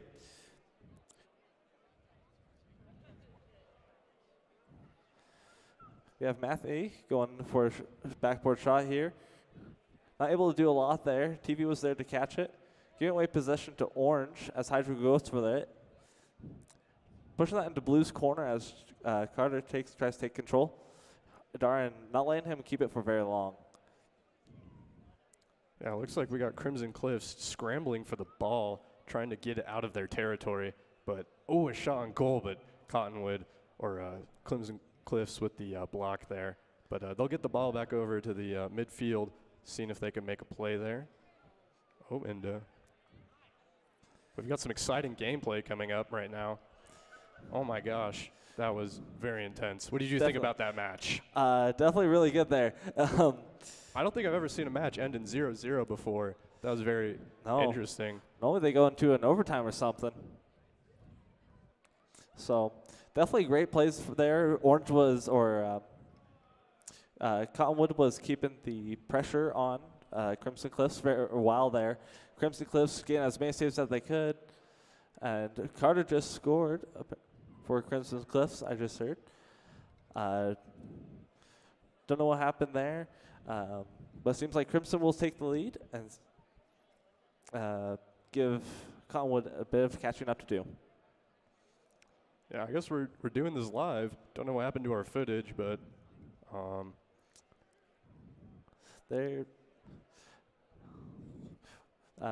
we should have the game back up shortly here. But I'm hoping this game will go really well. I saw previous matches, the Colts had beat Hurricane, and they completely swept, Colts or Cottonwood won against Hurricane and won all three of the matches, and we are back. Sweet, looks like the Cottonwood and Crimson Cliffs tied it up for us, nice and neat. So now we're going in with the 2 minutes and 40 seconds on the clock, 1-1, and we see Cottonwood on the offensive, bringing the ball over to the goal. Can they get a shot? Nope, nice save. Blue taking control here, taking it up the wall, possibly for an air dribble. Instead, takes it to the ground, backing off there. Orange takes possession, trying to get it past all of Blue there. It'll be hard to do with 3 of them. up in the air. Who's going to grab it? Looks like we got Cliffs coming in for the snag, but back over to Cottonwood. Again with the back and forth punts to each side, and we'll be punting it back over for the Cottonwood's taking. And see the ball going right in front of the goal there. Yeah, double commit from Cliffs. Kind of risky play, but it worked out for them because they got the save, and Cottonwood isn't able to do anything.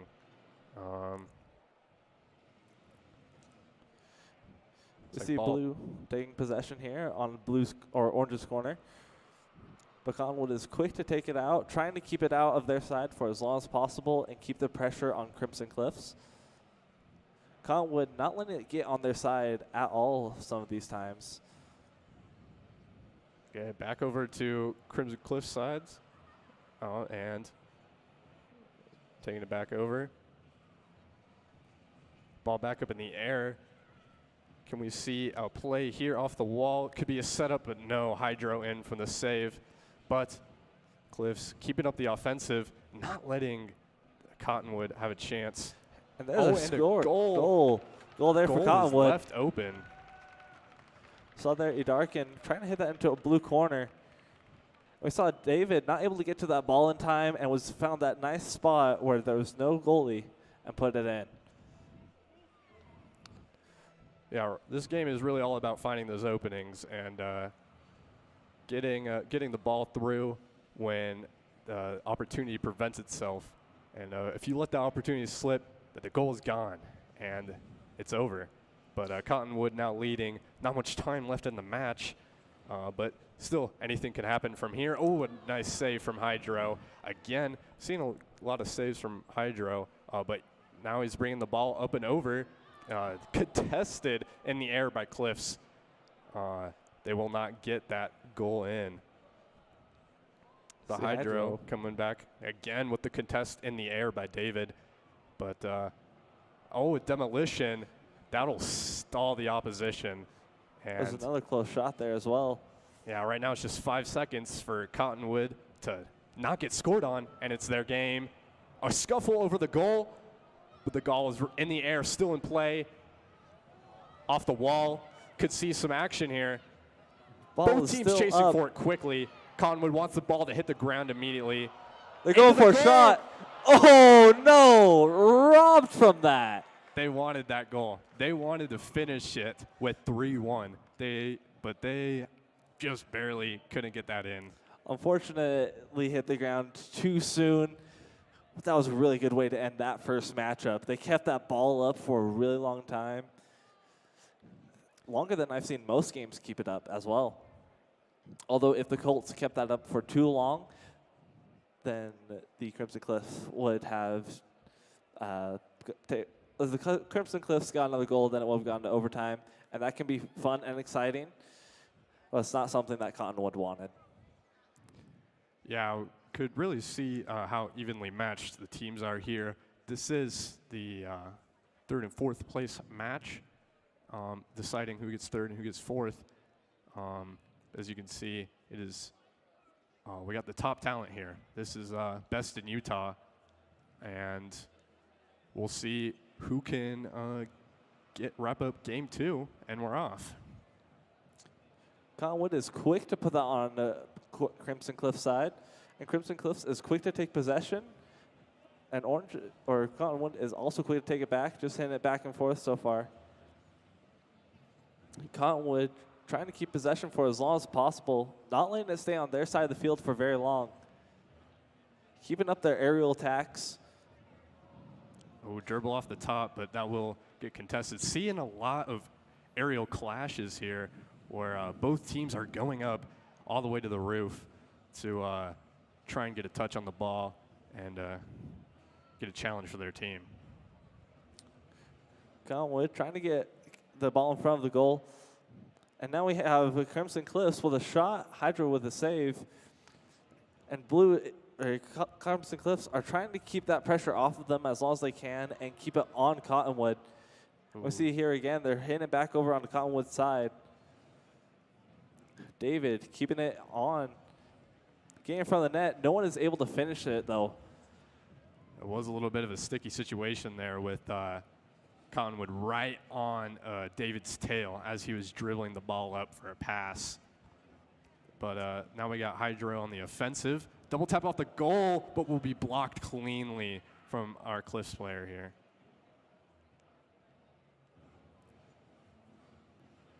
Hydro off the top. Oh, the goal is wide open for a shot, but no Cottonwood follow-up.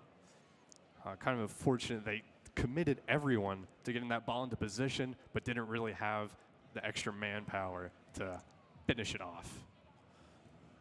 Orange keeping it in Blue's corner for now with a pass out. No one is there to get it into the goal, though.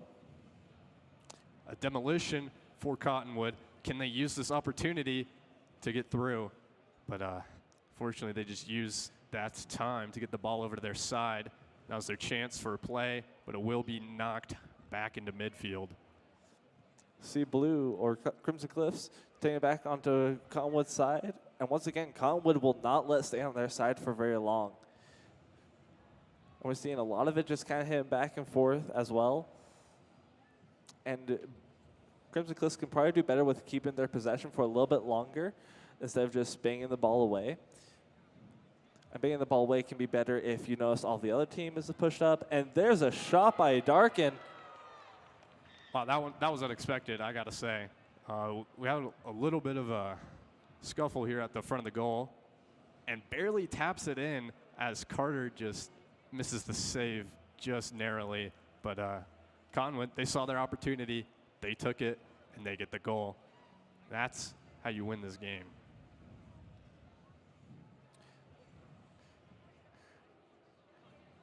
Ooh, demolition in midfield. What can Hydro do with this? Again, with his aerial dribbling, but back to Cliffs for the dribble to the other side. Hydro taking control, trying to get, ooh, great demo there. Takes one of the Cliffs players out. Seeing a lot of demolitions. Could be good, could be bad for Cottonwood, as that just stalls the game longer for them. Because if, and another goal straight in. Great shot there by Matthew. We see Cliffs a little bit disorganized here. Matthew was just barely able to get that past Carter, and with it being that close, that's got to be upsetting. With it being as close as it is, just a few inches off of a save, that is really upsetting. Yeah. We see Orange taking control a lot more than Blue is. Unfortunate backflip there. I'll give possession over to Cottonwood. Cottonwood looking for a pass down, not able to complete. And now Matthew keeping it off of Crimson Cliffs. A little bit of a bump will make Cliffs lose ball control. But back to the other side immediately after. We see Hydro keeping the ball safe as usual, going for the aerial drill gets a demolition. But stern no from Cliffs when the Cottonwood tries to get the ball into their goal. We see two blue players in the same spot right there. That isn't always a good thing that you want, because if one person goes or if the ball gets over one of you, it's over both of you. We see Crimson Cliffs taking possession now, trying to get another goal. We get their first goal. They're trying to keep that pressure on as best they can. They definitely seem more aggressive now. They're able to keep the pressure on a lot longer than they have earlier, but it isn't. I don't think it would be quite enough for them to get 2 goals in these last few seconds. Got 3 seconds left. Looks like the game is going to wrap up, but we still have the ball in the air. Potential for more action. Flip reset. Close musty. Ooh, unfortunate miss there. Would have been a great way to finish that game. Game 2 will go to the Colts. What do you think about that game? Yeah, once Cottonwood got their first goal on the board, there's just a lot of contesting from Hydro and Matthew. They were really just anytime Cliffs tried to push the ball forward, they would contest it and just get it out of their hands, say, no, you're not allowed to get the ball anywhere near a goal. And once you got a goal up, that's all you got to do. You do that consistently, and the game's won for you. So, but now we have to see Cottonwood back on the offense. Is back to 0-0, and we got game 3 coming up right here. Hybrid taking it off the wall, or Hydro, I'm sorry. Now Crimson Cliffs taking possession, trying to keep that pressure on. And pressure is always something that you want, because if you put enough pressure on it, it may crack. And what a goal. Jeez. Might have seen a little bit too much commitment from Cliffs for the midfield play. Didn't have anyone back at their goal. That was just such a well-aimed shot from Hydro. Seeing a lot of good offensive shots over to blue side from Hydro. Also seeing a lot of good saves from him. Overall, a very good player for Cottonwood. Definitely. We see Crimson Cliffs trying to get that goal on. It was in front of the goal. All 3 of the Cottonwood players were there, though, not allowing Crimson Cliffs to get a goal in. And we see Ty taking control. Idarkin coming from behind and taking it away from him. Hydro again, quick to be in that air. Loves his aerial plays, it seems like. He tries to take it to the goal, but David says, not today. And back into the corner. Ty trying to get past Matthew there with a flick. Back up into the air. Hydro again with the air contest, but back into Crimson Cliff's hands. Matthew taking possession off the wall, but there's nobody from Cottonwood to follow it up. Cottonwood taking possession, taking a little bit slow there. Ty not letting it go in front of Crimson Cliff's goal. Yeah, had a little bit of a fake out, but now it's back over to the Cottonwood side. But as we can see, just Cottonwood players. Oh, shot on goal, but barely not there. Could we get another a follow-up? shot and another one, all just barely off. Wow, the ball wanted to go in there. You could see it, but Cottonwood was not letting that happen. Not in their goal. Back up in the air with Hydro. And we can see the Cottonwood players just getting the ball back off their side, not letting the Cliffs get a chance to really set up anything. When the ball is back over, you have all 3 of them back near the goal, ready to intercept any passes or goals made. And Cottonwood isn't giving Crimson Cliffs a lot of space. And you see here, there's a little bit of space there for Cottonwood. A flip reset. It almost goes in. Great save there by David. Ball back up in the air. You love to see those plays, but unfortunately thwarted by the 3 Cliffs defenders.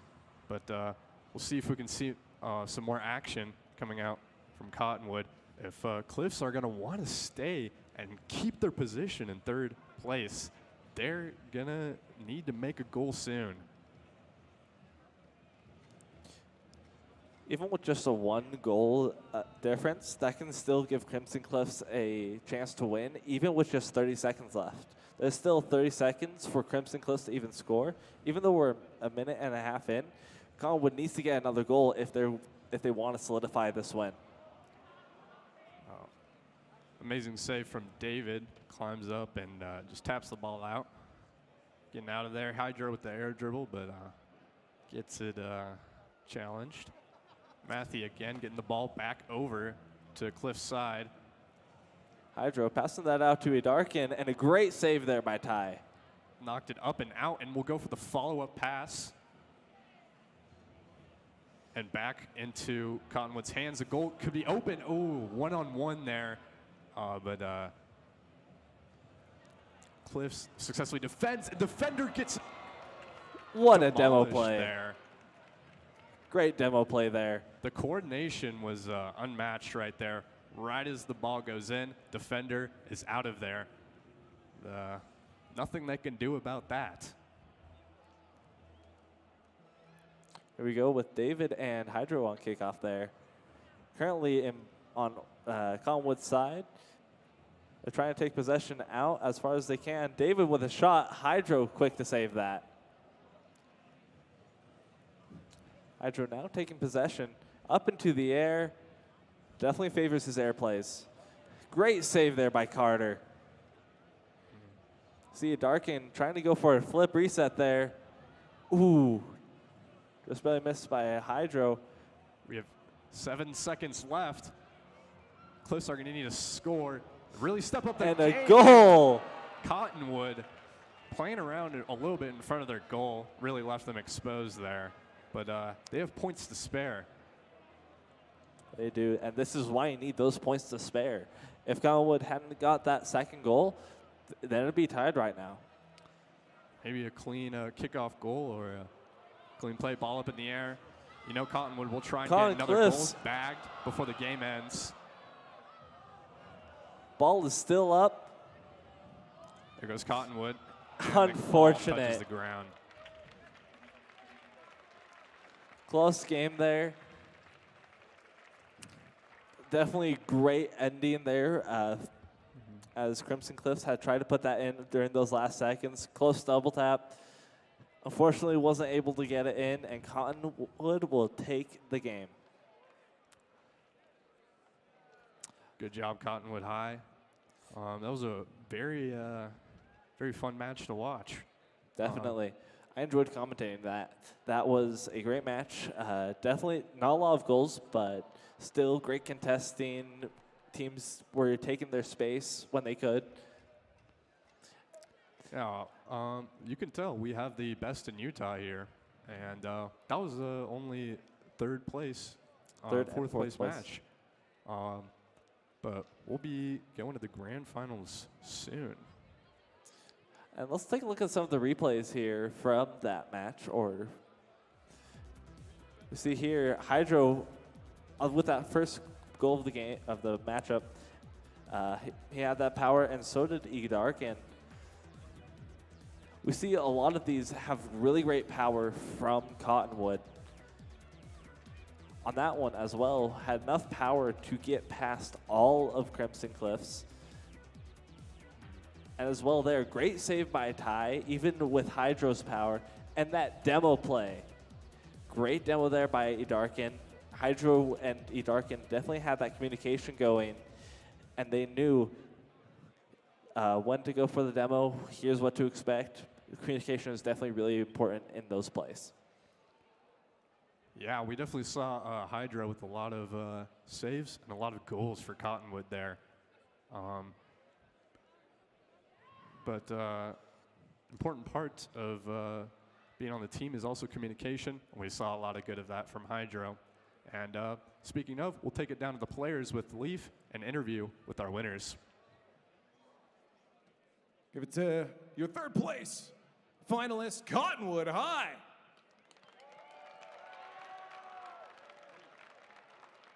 All right, first off, it was a victory. But in I kind of overheard you, like, should have been first. You believe that you guys had that potential to get to the finals, yeah? Yeah, I thought we could get to the finals. This is our first land, so we're kind of nervous. We don't really know what to do, but playing on that setup, it was just so much better. The comms there's no delay, but what can you do, really? Hey, no, that's the thing, and I think getting the experience running through the nerves and having to deal with that was honestly a really good experience. How did you guys, what were comms like? I'm asking you, what were comms like when you finally sat down and realized this is a little different? It's just how we play. We have like good mentality. We have chemistry. All three of us, not him. And basically, we just play. Yeah. He just called out his own team here. Let me get down there. So now you're just going to be demo chasing your own team, right? Yeah. So I already did. He's like, ours already taken him down. Again, just for the experience here, since you guys have done third place, what was the experience just overall for you guys being able to compete in something like this for a high school? It was really cool. Like we had a match where it got like to game 7, and that should have been the final. That was like cooler than the final. That was crazy. Hey, let's give it one more time for third place, Cottonwood High. And I said third because there still is a first and second place to be found, and that will be in the grand finals after the break. So stick around for our final match of the day.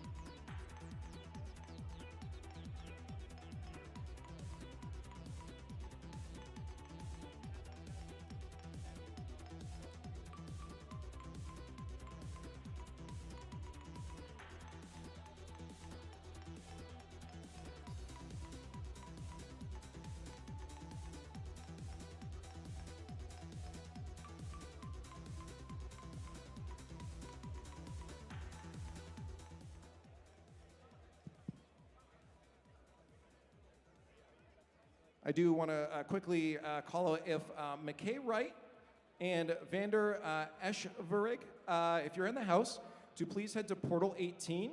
There is something in the Lost and Found for you guys. So McKay Wright and Vander, and I'm sorry about this last name, Eschverig.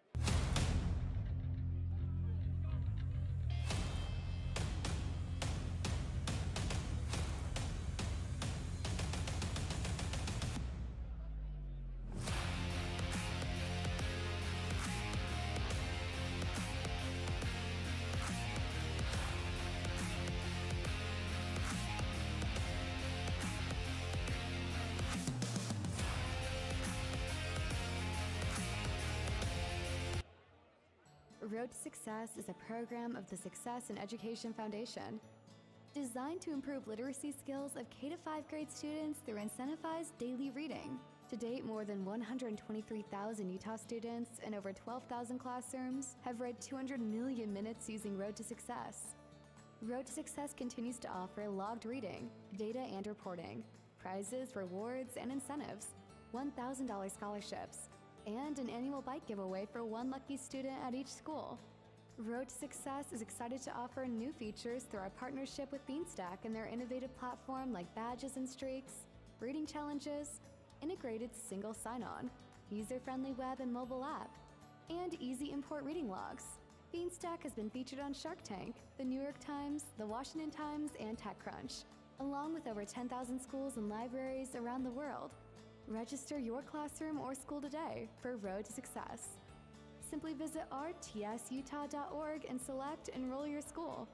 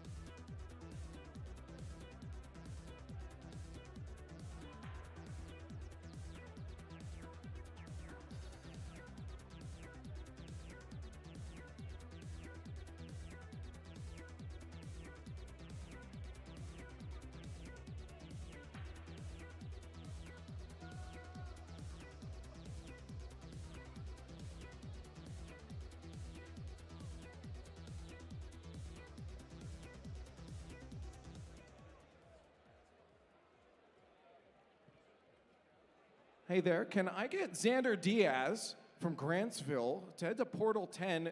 Your bus is waiting. You don't want to miss that. So Xander Diaz from Grantsville to Portal 10, please.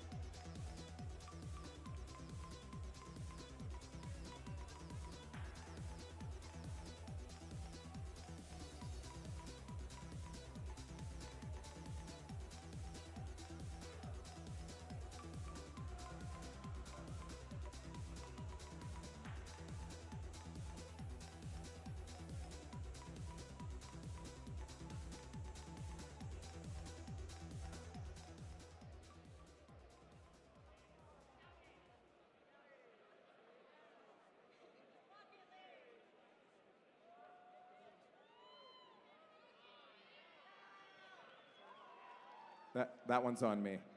Welcome back to the Garff Esports Spring Celebration. This is the last one.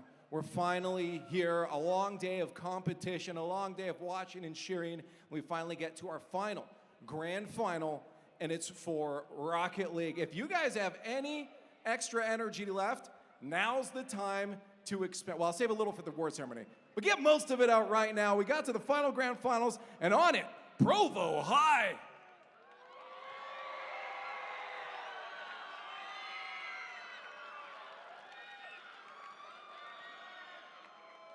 And facing them down on the other side of the field, It's Farmington, aka Phoenix.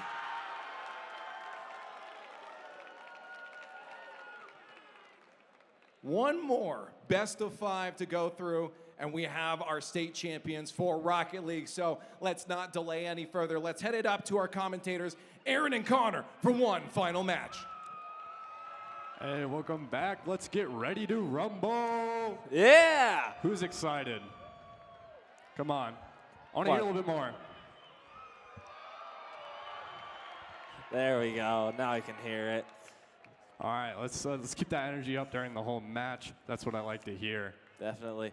And we saw a great match last time that Cottonwood took the win.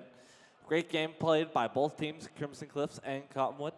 It looks like we are getting into the match right now. And we're starting off strong with the ball immediately coming over to Farmington's goal, but it will be knocked away immediately. Back with some midfield play, going for a little bit of setup here. And a goal right off the start. You don't First see this 15 often. seconds.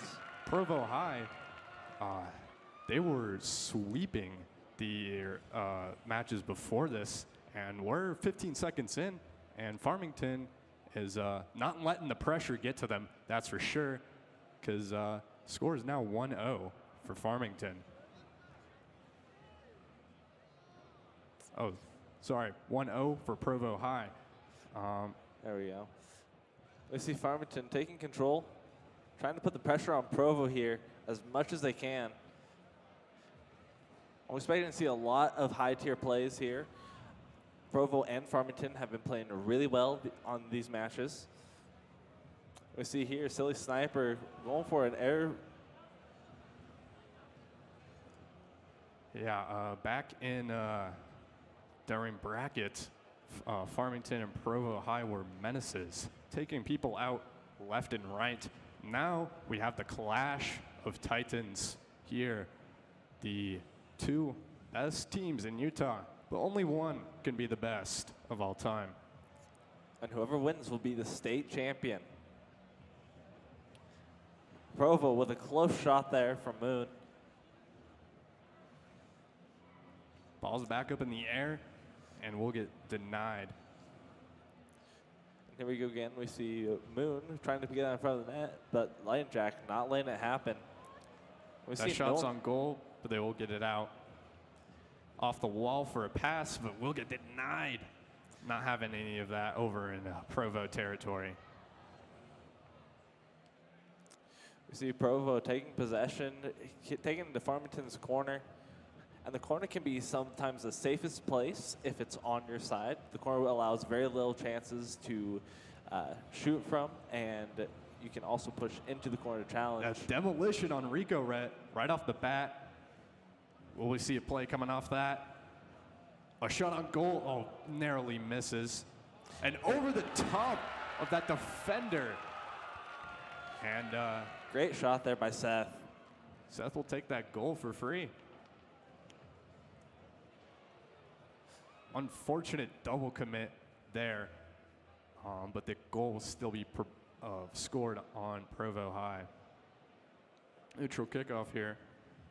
Got some aerial action, but Farmington gets control over Provo. See Seth there going for a shot. Unfortunately misses just off the post. And Lion Jack quick to take it away from Provo's possession. Back up in the air, anyone's game. Unfortunate miss there. Back over to Provo's side. Over the top of the goal, will not get it inside. See Galactic Carbon taking control, keeping it on the ground with a pretty high flick. Unfortunately, Moon not able to get up there in time, and Rico is there to read Silly Snipers. That pass got denied, and the ball will still stay over Farmington's side. What can Provo High cook here? Oh. Back over. And right over the defenders once again. Provo High defenders just cannot jump high enough to block Seth's shots. That's his second goal this game already. And we don't have We don't have plenty of time left on the clock. There's going to have to be a quick 3 goals for Provo if they want to round this out. They need 4 goals to win. I don't think there was a lot of communication there with Provo, and the Provo's net is wide open. Can they get a tap off? Oh, you say their net is wide open, but Galactic Carbon immediately swings from nowhere and crashes into the ball. A nice bump and tap on the ball. We'll get it set up for a potential shot from Seth here. And Rico Rhett denies that immediately. But touch from Moon and back open for a potential shot. But there are 2 defenders for Farmington's goal, and immediately back on the offense will not get the double tap into the goal. See Moon taking control there. Demolition on one of the Farmington guys. But they do not care. Down a player. They still maintain ball control. See Galactic taking control into the air, trying to get past Lightning Jack. Lightning Jack definitely has great plays, and a great shot by Galactic Carbon. Galactic Carbon right over the defenders. Not expecting that one. Excellent tap angle, just right into the goal over Silly Sniper. They still have 40 seconds for 2 goals. Not impossible, but will be very difficult for Provo. Provo's still able to win this, even with 30 seconds. I've seen Provo pull back from a lot of these 2 goals down. We see here Rico going for a shot. Lion Jack there for the save. Right off the wall. He is there on top of the goal. May not look like he's there at the beginning, but if the ball's coming, he will be there immediately. 10 seconds left. Farmington may be able to wrap out this match. And the ball will go down to the ground, and Farmington takes the first game. Crowd is excited to see that one. What an explosive, quite literally, first match of this best of 5. Saw there at the beginning there was a kickoff goal from Lightning Jack. Was able to get past all of Provo there. And then now we saw Farmington have a lot of shots. Seth with great aerial play, keeping it above all of Provo's defenders. Not letting Provo get the chance to gain the height that they need to save the ball. And we're back. Our players are raring to go. Provo High is so ready to get a game back up on Farmington. But more aerial combat from both teams here. Ball is up in the air. And we see it be contested by a lot of the players. See Galactic Carbon there taking control, but Silly Sniper not letting him keep it for very long.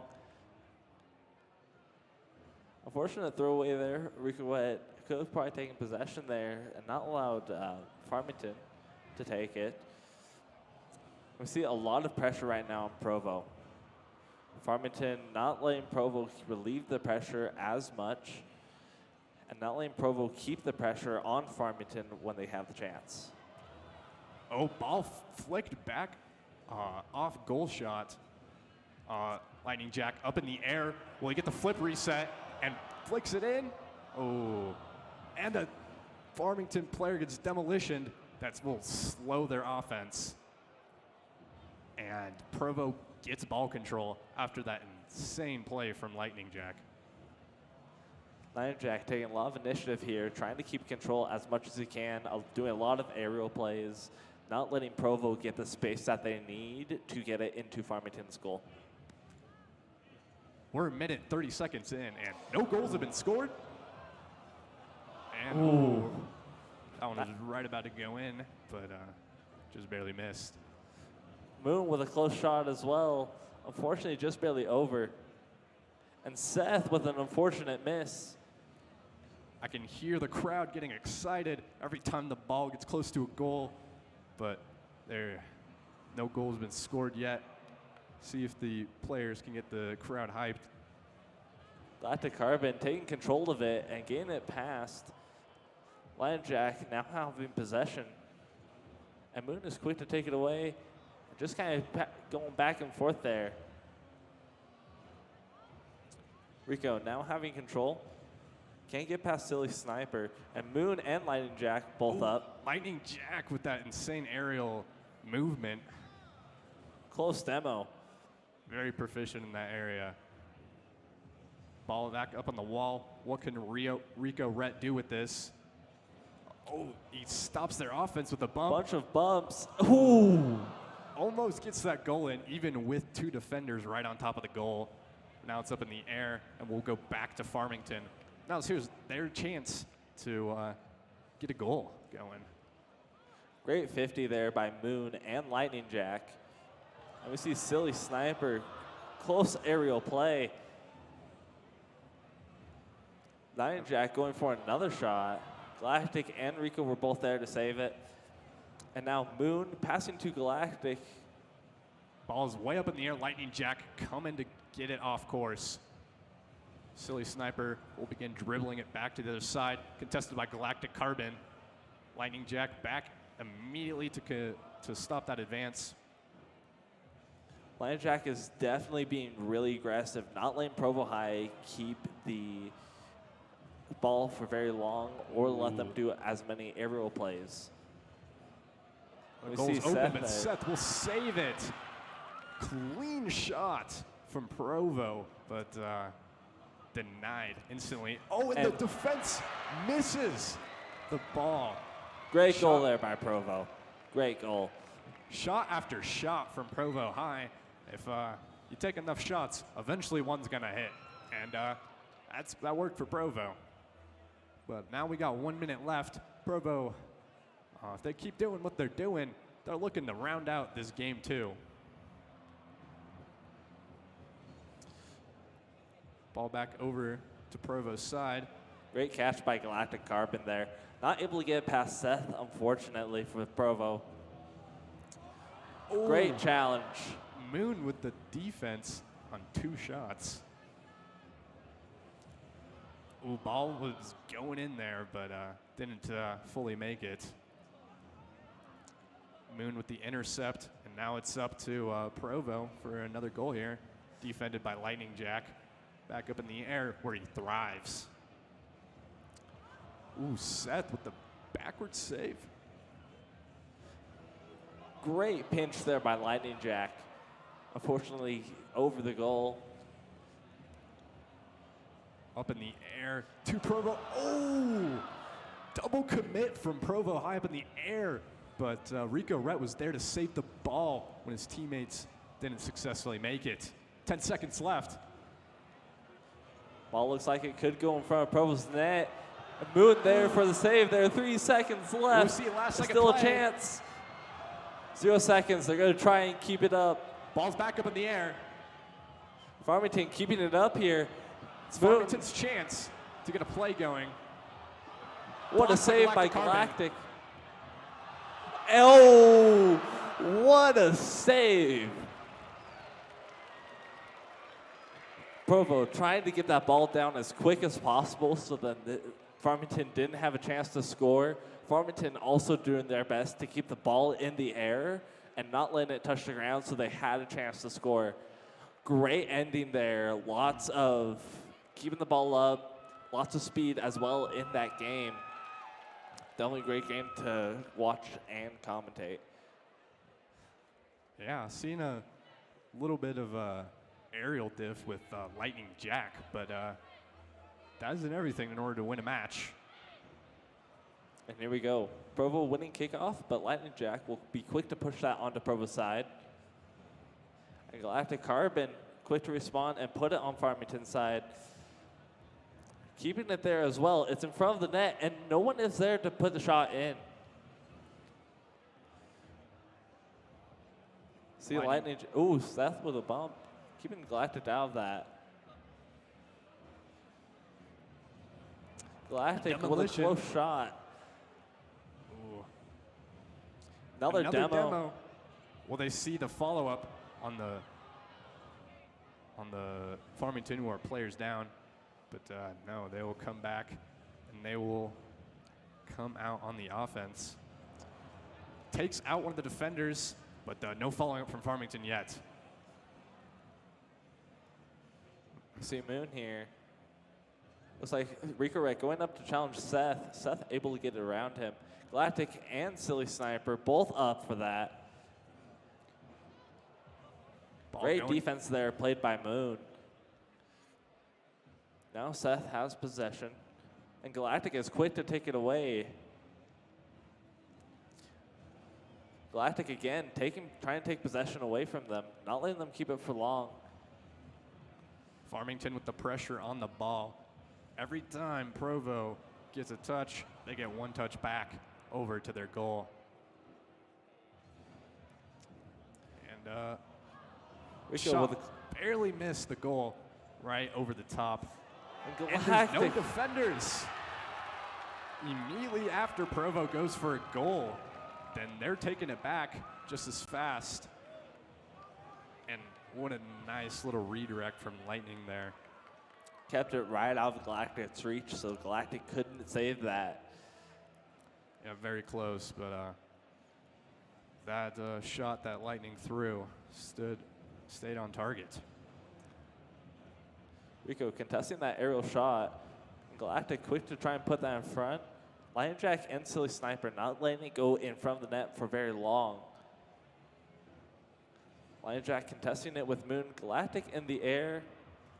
Challenging Seth, keeping control. Ooh, unfortunate there. Wasn't able to quite put it in front of the net. Lightning Jack going for the flip. Ooh, barely doesn't carry the ball all the way in. And Provo High will block that. But currently Farmington's still up. So as long as Provo doesn't get a goal, then they will take this. It's still possible. With half the game to go, there's still a chance for Provo to score. Yeah, with these two teams, anything could happen. Very close goal there. We've seen them score even faster before. Contest from Lightning Jack up in the air. Can he get the double tap? Oh, what a save by Galactic Carbon right there.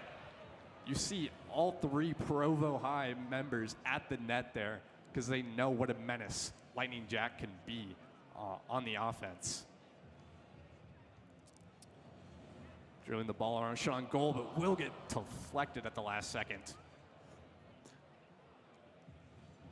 Lion Jack quick to take that and keep it on Provo's side.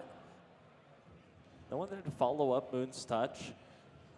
We see Seth trying to keep it in the air, but Lion Jack will take it real quick. Looking for a shot, and it goes in. What was that angle? I've never seen that before. Off the corner, back off the bottom of his car and into goal. I don't think Provo has seen that angle either because there was no one there to defend it. No. And that is definitely a hard angle to read and predict and figure out where to defend from.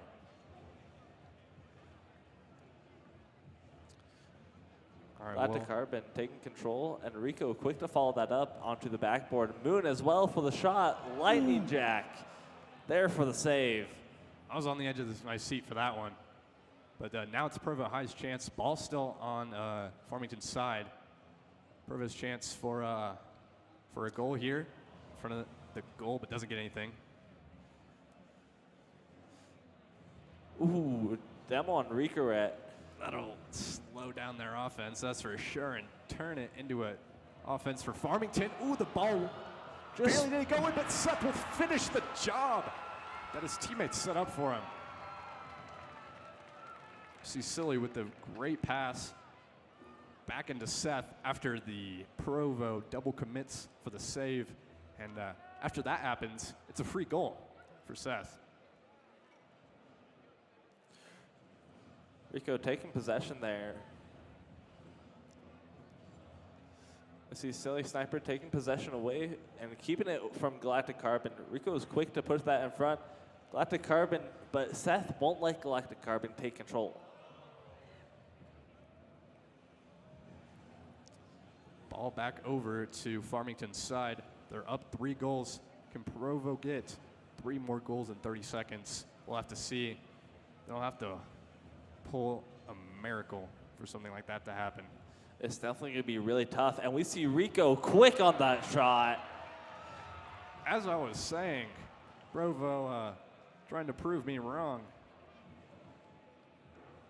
Rico with a clean tap in after the pass from Galactic. Definitely was a close shot there as well. If it hit the post just strong, it could have just bounced right out. Can Provo carry this momentum for 2 more goals? If they do, then they can have the potential to get this match back. But 5 seconds left. See Galactic trying to go for a shot there. Ball's We're up at in the 0 air. seconds. Their chance, keeping it up. Ooh, barely doesn't hit the Unfortunate. wall, and that'll be the win for Farmington. Very well played from both sides there. Very intense match we had. What do you think of that game, Connor? Definitely very fast-paced. And you see a lot of these high-level plays constantly in the air. Lightning Jack quick to be in the air. And we saw that save there from Galactic. He was able to read where Lightning Jack would be hitting the ball to and was able to save it from the top of the goal.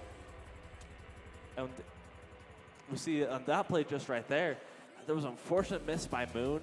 Wasn't able to hit that or clear that away from the net, and it allowed Seth to get a shot on net. Definitely a great game overall. I enjoyed watching that one as well. Yeah, seeing another MVP from Lightning Jack with the most goals. They might have to slow him down. Who's gonna stop Lightning Jack? Will it be Provo High? Is this their time to slow him down? Get a hold on him. Ooh, there it is, right off the bat, demolition on him. Galactic Carbon up in the air with the ball, contested by Jack. Nice little deflect off from a goal shot. Galactic Carbon on that backboard defense. Lion Jack quick to take possession, trying to keep it when he can.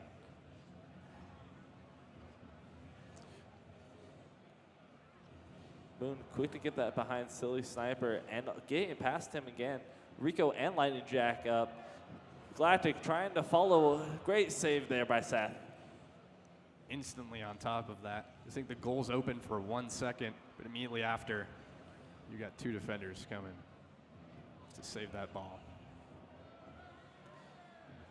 Galactic quick to push that into Farmington's corner, and nobody is there to keep the ball. Now Rico taking possession, handing off the backboard for Galactic.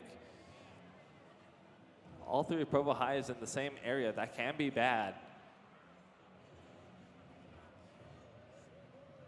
We see Lightning Jack trying to keep control and keep it off of Provo. Galactic trying to get that down.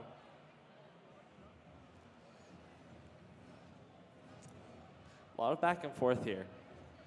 Seeing it go from Provo side to Farmington side, and then they just keep switching off every now and then. Ball's getting dangerously close to Provo's goal, but a nice little save from Carbon. Seth off the wall. Silly Sniper with the pass. Any follow-up? Oh, and gets saved by Galactic Carbon. Ooh, unfortunate flip by Galactic there. We see Rico trying to contest Lightning Jack in the air. Possibility of Moon. Ooh. Great save there, and the Galactic with another save. Galactic Carbon will get that out of there. We are halfway, knee-deep in this match right now. Not a single goal has been scored. I would love to see Provo High win this match to go into a Game 5. Great bump there by Rico. It really just goes to show how evenly matched our teams are here. Ooh, and very close goal there, but won't fully make it in. Seen a lot of those in this game. Can a team make that final push, final last play in order to finish off a goal? Lion Jack quick to take that into the air. Moon defending that. Stopped in his tracks by Moon off the bat. Lion Jack pushing back towards his side. Again, a flip reset. Not able to complete the goal, though. Okay, Silly Sniper with the pass. And, ooh, no follow-up. Very close, though. Quick Seth shot with the there by save. Rico. We see Lightning Jack taking control of the ball, trying to keep it away from Provo as much as possible. Contesting as much as he can, trying to get those 50-50s in his favor.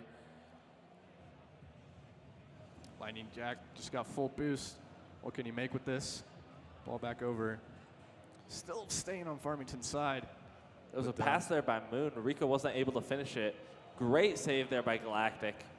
Follow up from Seth. Oh, we'll get the demo. That could be an opportunity. Rico quick to challenge that and win. And Moon with another save. Not quite cleared. We have 1 minute remaining, but both sides have come very, very close to a goal, but not actually gotten the ball fully in. Each team just adapting to each other, getting new strategies as the game goes on to counterplay. Ooh, great pass there by Silly Sniper. Lightning Jack not able to get past Provo's defense. And all of Provo was bunched in the same spot where Lightning Jack was shooting, because Lightning Jack can put that power into those shots. Moon quick to take a shot, and it unfortunately doesn't go in for Provo. We got 20 seconds left. Will anyone be able to make a goal, or will this go into a 0-0 overtime? Yeah, we got 10 seconds left. If now's the time to score an aerial goal, then here it is for Lightning Jack. Ooh, barely. Close shot. That'll be it. Overtime. We're going to a 0-0 overtime. Any goal team scores here will round out the game. Great save there by Galactic. And kickoffs can be something that just completely change it there. Right in. Great shot by Farmington. And Farmington will take the win. Lightning Jack saw immediately after the defenders were split up, tapped the ball right in. And that'll be the winners. Farmington will be the winners for the grand finals. Our Utah champions, Farmington High. Let's get some cheers for Farmington High. Very well played from them. Very high action-packed match. Well fought victory for them. I'm sure the players have adrenaline running of all the great plays that they were doing. They were constantly thinking, trying to get past each other's defense. I'm sure the players, their hands are probably shaking a little bit now. Yeah, what a great match. We saw all team members on Provo and Timpanogos working together very well. Not a lot of goals scored in that last game. Well, just one goal was the deciding factor. And just goes to show how intense and how these matches are decided with milliseconds, down to the milliseconds. That will decide these matches. Definitely. A lot of high-level playing there, lots of speed. Definitely the things that you'll see at the higher pro levels of Rocket League. Really loved enjoying that, lots of aerial plays. And so I loved enjoying that. I enjoyed commentating on this match, and it was a great game overall with the first for all those 4 matches. And we see here some of the replays of some of the best moments.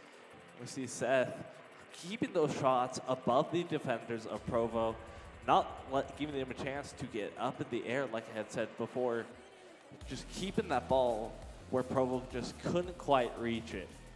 And Provo even had their attacks of their own, where they were able to figure out where their opponents were, how they can get it around, and they can find those little open areas and thread the needle between the defenders. Yeah, seen a lot of very close moments. Ball looks like it's going in a lot of moments, but doesn't fully make it. Lightning Jack with this goal. Very tight angle right there, but manages to sneak it in. I wasn't really expecting that. That's definitely a hard angle for people to hit, and I'm sure that the pros, like our LCS pros, LCS pros have trouble hitting those corners or those angles. They take hours to practice and do. Definitely a great place. Great place. Yeah, definitely a lot more exciting than your average ranked game. And we'll be going down to Leaf with an interview with our winners. So should be fun to meet them. It will be fun. What else is fun is cheering for our winners, Farmington High State Champs.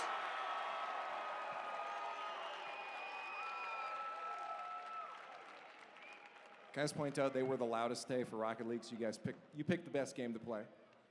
I'm not biased at all. I want to talk about the match first here. How was it going in? Were there any initial nerves? It looked like you guys came out hot, but game 2, there was a goal that got conceded. I think you were pushed up too far. Was that overconfidence, maybe? They just outplayed us. They're a really good team, yeah. They kind of read us off the first game. They started seeing what we were doing, and then we kind of just got it back, I guess. But yeah, they got a few good shots that were kind of scary, to be honest. Yeah, I was saying going into that, was there a game plan or was it just to focus on yourselves? Because again, you said it was a very solid team. We just decided to try and play as well as possible and definitely play with each other and communicate the most. Well, I want to ask about that. The comms then, how were the communications? Have you guys practiced certain things to make sure it's more efficient while you're communicating, especially in an environment where there are people cheering? We really try to do comms. It really didn't work before. We lost every single game we played, but just today, I guess something clicked. We played and so we're just playing a lot better, I guess. So yeah. A lot better. You're state champs now. That's pretty cool. That is a pretty good play. Since you got that dub, your last team of the day, I wanted to see, with so many people here just cheering you guys on, any words of family, friends that you want to shout out? Hi, Will and Landon and Keaton. Keaton and Charlie. My sister Macy, my dad Rhett, and my mom Ricky. My homeboy Jaden. Yes, sir. You guys should all be proud of these guys. This was a fantastic performance. One more time for Farmington High.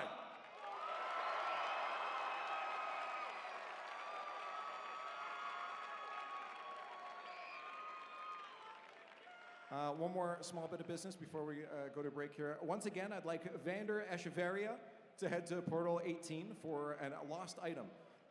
Vander Echeverria. But now we're going to go to a quick break where we set up for the award ceremony, so please don't go anywhere. We're going to need your cheers. Every participant deserves that energy for them. We'll be back right after this break.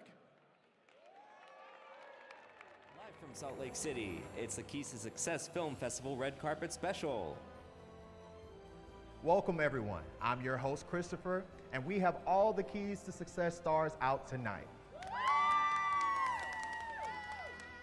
This year was an incredible year for Keys to Success. With over 130,000 users enrolled in the program, we were able to break records with user engagement. To thank you all, the Keys to Success team has created some short films.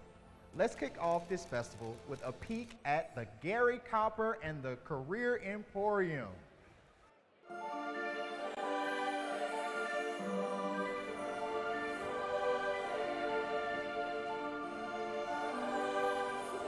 I am going to get Gripple Knock.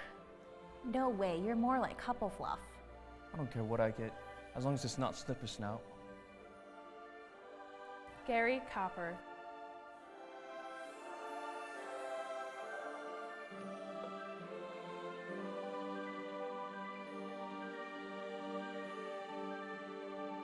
Please not Slipper Snout. Please not Slipper Snout. Please not Slipper Snout. Please not Slipper Snout. Anything but Slipper Snout, eh? Then help me out here. Go to the Career Center in the Keys to Success app and help me find out where you really belong. The reality check will tell you how much it will cost to be an adult, but we want the interest profiler to find out where you belong based on what you like to do. Yes, good. That's it. You're a grip out knock. I got grip out knock. I got grip out knock. Now you can find out all about what it means to be a grip out knock, what the average pay is, and what it takes to thrive.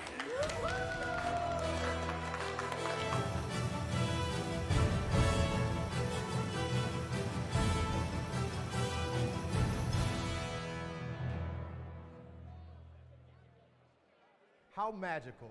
Determining your career fate is not an easy task, and luckily the Keys to Success app can assist.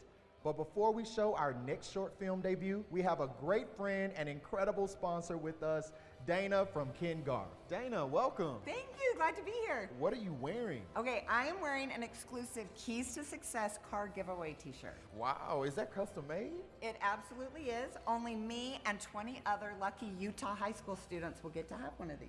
Tell me, how does one get one of these t-shirts? Okay, super easy. You'll just go onto the KTS app, select prizes, and then car giveaway. In May, 20 lucky Utah high school students will be selected, and then on June 1st, we'll all gather at the KUTV studios, and one lucky winner will be selected to win a car. Man, that's so exciting. Let's go ahead and take a look at our past winners.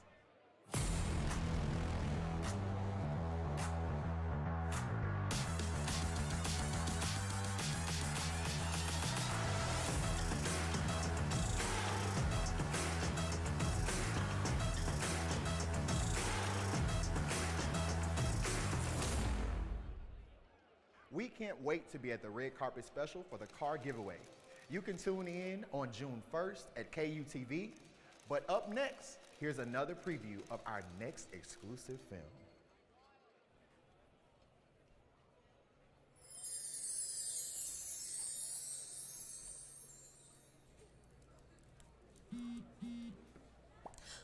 I got a match. Well, what if they don't pick me for the scholarship? Is that what you're worried about? I wouldn't even think twice about that. I think you should do it. Plus, even if they don't pick you, there's plenty of other fish in the sea, yada, yada, yada. You can always find another scholarship. Plus, on the Keys to Success app, there are millions of scholarships that you can look through all on your own. There are over $160 million worth of scholarships and tuition waivers that you can look through. They're local, statewide, and nationwide. Plus, you can filter through all of them so that you can find the perfect match for you. You're right. It's time I put myself out there.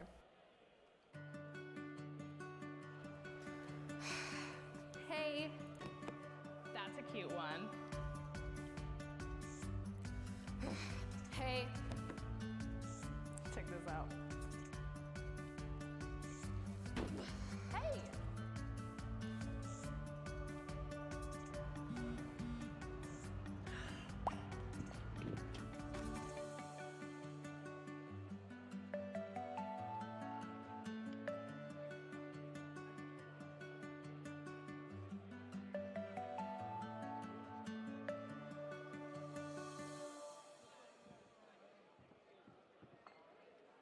I have to find myself a bestie who hypes me up with scholarships like that.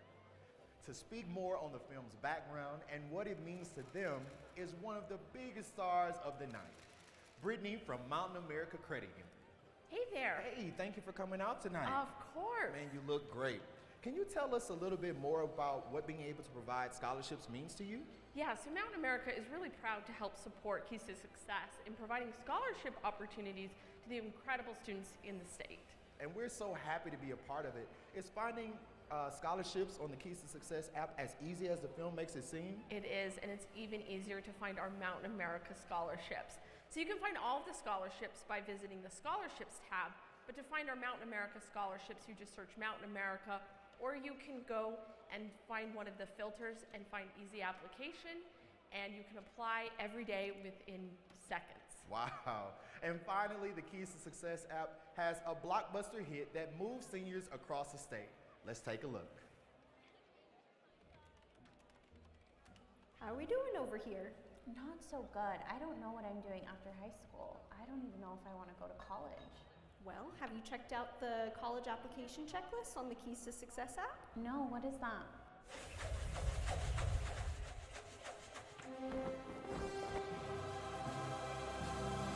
Through the Keys to Success app, explore the college application checklist. You'll earn points on the app to win amazing prizes. With each prize, you'll gain a gem, which holds the power to defeat the student loan dinosaur.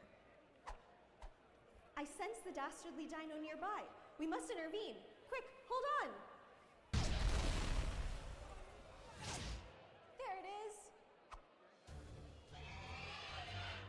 We have to gather the gems before the student loan dinosaur defeats us. Quick, choose whether you want to explore certificate options or degree programs. I think I'm interested in being a mechanic. Well then pick it, select the certificate option. That's 1 gem and 30 points. Great.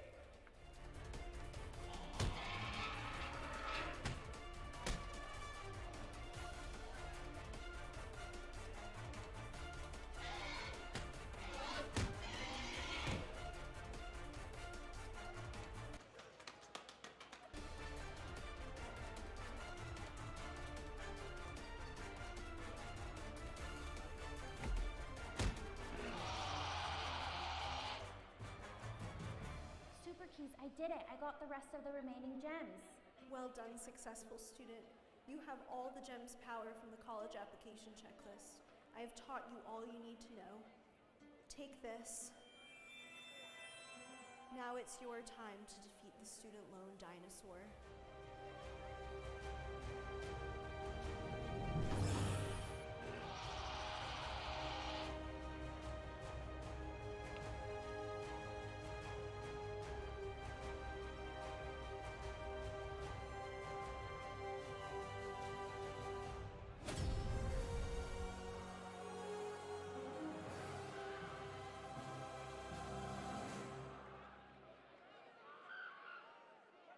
Super Keys sure knew how to fight off those student loans.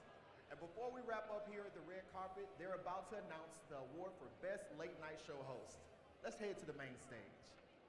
And the winner for the best late night show host goes to Sebastian Studevant. Wow, I cannot believe this is happening. I have so many people to thank for this bad boy. First, I want to start with Arby's, BYU Athletics, Chick-fil-A, Chuckarama, Costa Vida, Crack Shack, Denny's, obviously, El Pollo Loco, Florida, Hang Time, iRock, and Krispy Kremes, as well as Masterpiece Images, and of course, I know I'm forgetting somebody. Nope, Maverick, Mo Bettas, Onstage Ogden, Paul Mitchell, R&R Barbecue, as well as San Diablo Churros, Shields, Tuacahn, and finally, the Utah Olympic Park. Again, thank you all for making this a possibility. I am honored, and I am out of here. Woo! Thank you all for tuning in to our Keys to Success Film Festival. Be sure to connect with us on TikTok and Instagram at KTS Utah to stay up to date on the latest.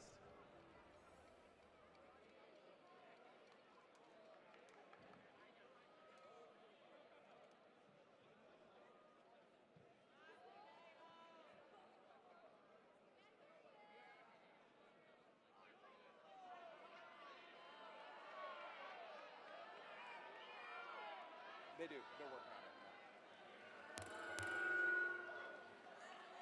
That's some classic sounds. Welcome back one final time, because after this, we're done. The day is concluded, and then everything comes to a close. So again, final burst of energy as we get through some final talks and our awards ceremony. We have lots of awards to be handed out here. But first off, I actually would like to introduce Rick Fulkerson. Rick is the president of the Success in Education Foundation and oversees all of the programs, including Keys to Success, Road to Success, Women Who Succeed, and Garff Esports. His passion is to assist students with their passion to college or careers. Rick graduated from the University of Utah in economics and is also vice president of Garff Auto and volunteers his time to the Army and numerous boards. Rick is the reason that we're all here doing this right now. He had the vision and made sure we had the funds to make it a reality. Please, help me welcome to the stage, Rick Fulkerson.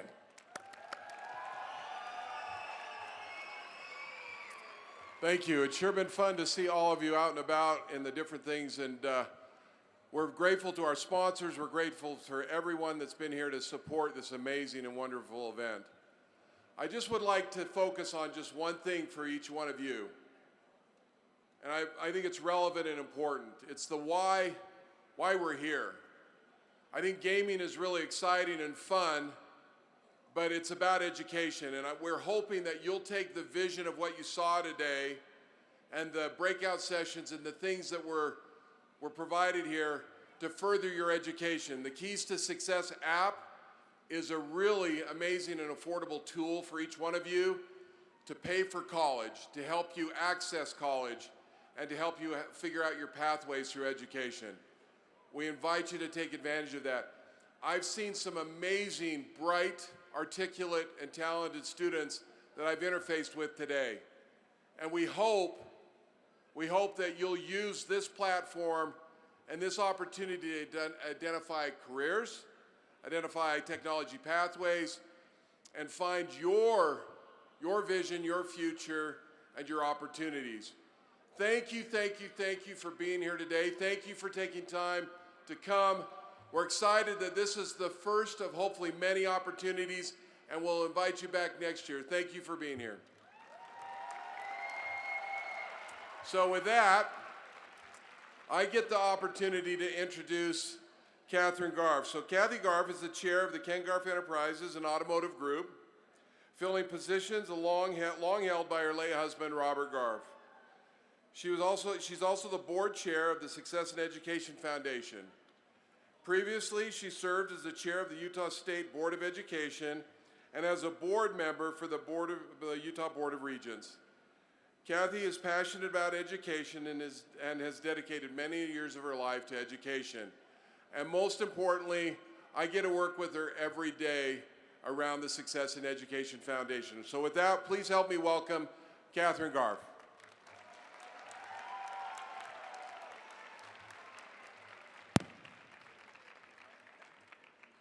Well, I wanted to thank you for being here today.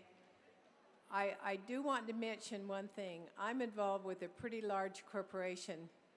In the corporate world, there is one quality that corporations look for in employees. Do you know what that is? I mean, there are a lot of qualities. There aren't very many wrong answers. But one of the number one things that they look for is how well you work in a team. Teamwork is probably the number one thing that we look for, because every single aspect of the organization that I'm involved with has teams. And that means that you're learning some of the greatest team qualifications. But I wanted to just mention one thing. I don't know if you've read the book, Boys in the Boat. Everyone here should read that book. The Boys in the Boat. It's a true story of 9 Americans and their epic quest for gold in an 8-oared rowing competition in the 1936 Olympics. And in that book, they outline team qualifications and what we can learn from a team. And I'm just going to mention a couple of them. The first one is to master the art of practicing. They had to practice and practice and practice in their team. You have to do the same thing. Another one is disregard your own ambitions. Success requires the ability to disregard your own ambitions, to throw off your own ego, and to work not just for yourself, but not for the glory, but for others on the team. The third thing, go the distance. It requires every muscle group. I watched your thumbs. I'm sure you're going to have arthritis when you grow up. Go the distance. Finish the game. Another one is focus. If these team members lost focus, even for a second, they would lose their edge. Now, you already know that. So you learned focus when you work with a team. Another one is know your heart. You have to really want this. You really have to want to grow your own abilities. You have to really want to win. And it's okay to not win everything. We heard that today. Don't always have to be the winner, but learn how to win. And along with that one is good sportsmanship and learning how to lose graciously, learning how to win graciously. Another one is character. Never compromise your own personal integrity. Don't cheat. You will be found out before anybody else ever has a chance to give you any credit. You can cheat some of the time, but it will catch up with you. So never compromise your own personal integrity. Another characteristic for teamwork is pull your own weight. The boat goes better with everyone working together, but when you do your share. Another one, trust one another. Learn to trust your teammates.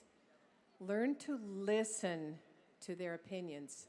Learn to listen to other people, and your own opinions will grow and you will learn from it. And the last one is working together as one. So those are just some of the things that you will learn if you read the book, The Boys in the Boat. But I just wanted to end with two other things that I noticed today. Doug Bowser mentioned it, our Lieutenant Governor mentioned it. Remember, develop teamwork and develop the ability to be curious. Because if you're not curious about the future, you won't have a future. So always be curious, be creative, learn to love what you're doing. We're very proud of you. So thank you for being here today.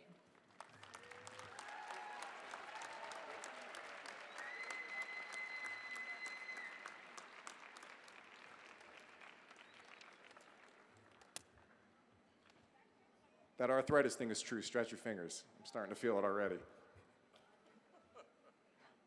Now, we get to the point where we start handing stuff out. We start giving out awards. We got prizes. There's a lot here.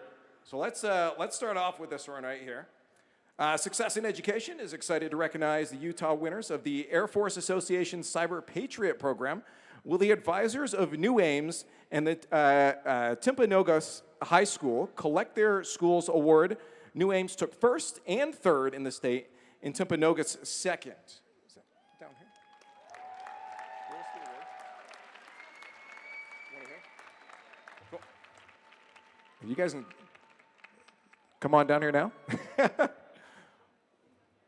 Whoever is the representatives. Oh, there's one.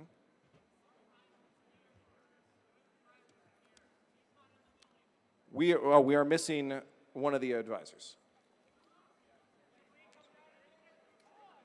Yeah, sure.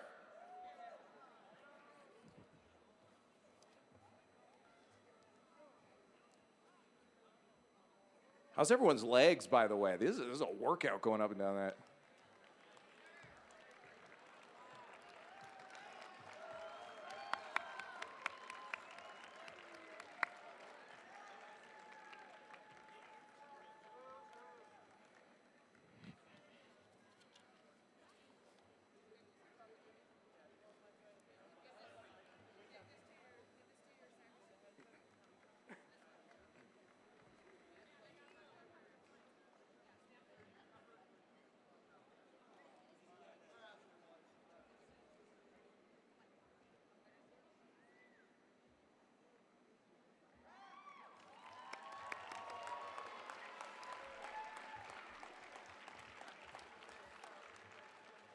All right, up next, I believe you all have some numbers on the badges hanging around your necks. This will be the time to take a look at those.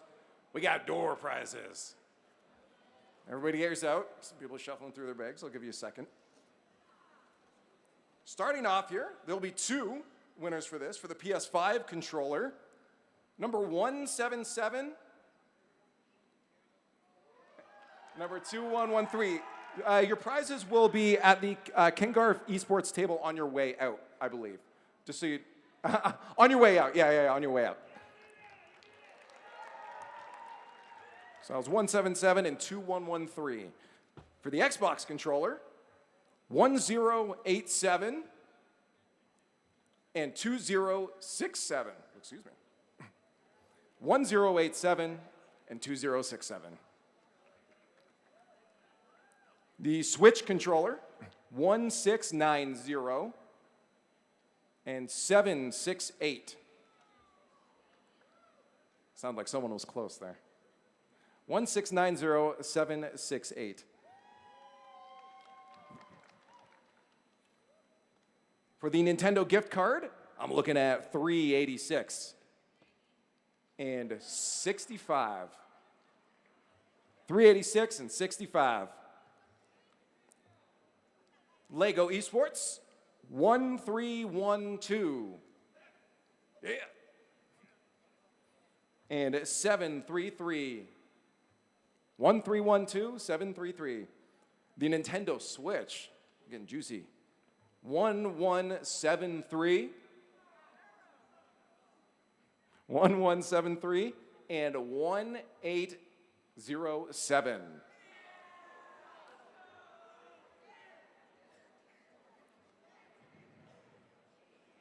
A Mario Kart download, 465 and 814. We got a mouse and keyboard, 1850 and 956. That's 1850 and 956. We got two more to go. 27-inch monitor. 1521. Yeah. And the 32-inch monitor, 1011.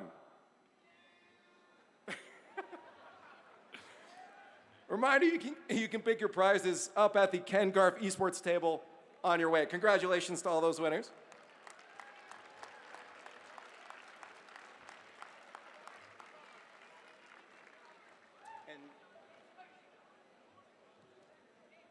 Next up, we had a bunch of other challenges that were going on around the event, not just the esports stuff that was going on. So we're going to get to the winners of those.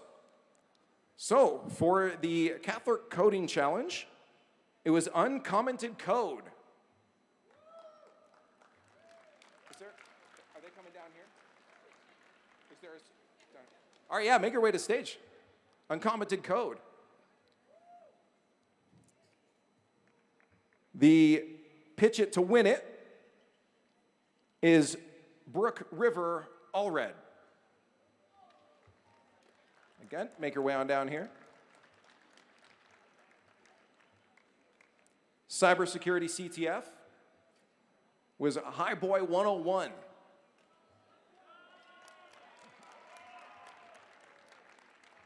Rock, paper, scissors. There was Dylan Cowley, Tooele High.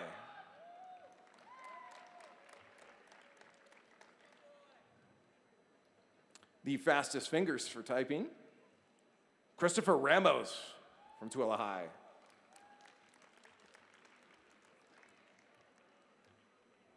Fastest Rubik's Cube, if I started at the beginning of the day, I'd still be going on that one. Rigby Tippett from Manila High.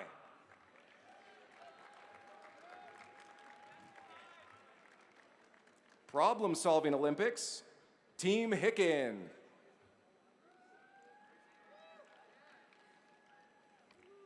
For the jersey design, Tien Davis, Freedom Prep.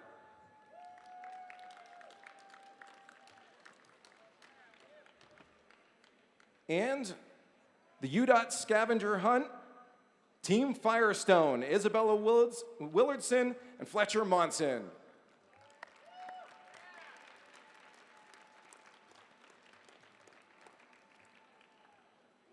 Next up are for the esports awards here. this is going to be chaos because we got medals. That's a lot of medals. And we're giving them out to everybody that plays today, 4th to 12th. If you want to make your way on down here through this side and grab a medal for just making it here today, that is a huge accomplishment. Congratulations to the 4th and 12th place finalists.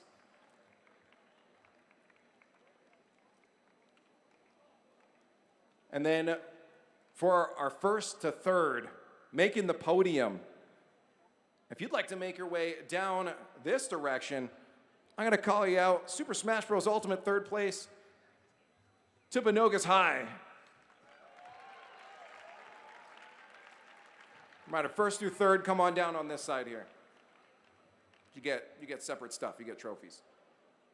4th through 12th this side. We'll get 1st through 3rd on this side. And just wait, we got to hand out these guys first. 2nd place for the Super Smash Bros. Pineview High.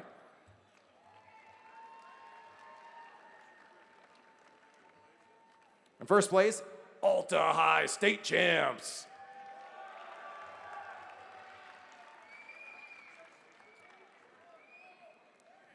Over to Mario Kart 8 Deluxe, 3rd place was Pleasant Grove High. 2nd place, you know, our Hurricane High. And of course, 1st place, State Champs Bountiful High.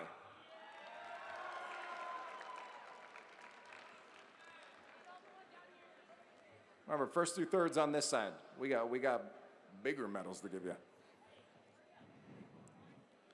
Over to Rocket League, 3rd place, Cottonwood High. And of course, an exciting grand finale. We saw 2nd place, Provo High.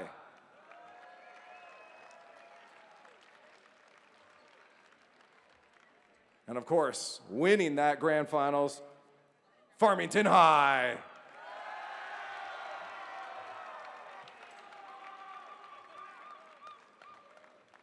So we're just gonna hang out for a few moments. I will have some instructions to give you guys after this, but let's revel in the moment, the celebration of everyone here. We'll get all the medals handed out, and I have some instructions to hand out to you guys for heading out of here.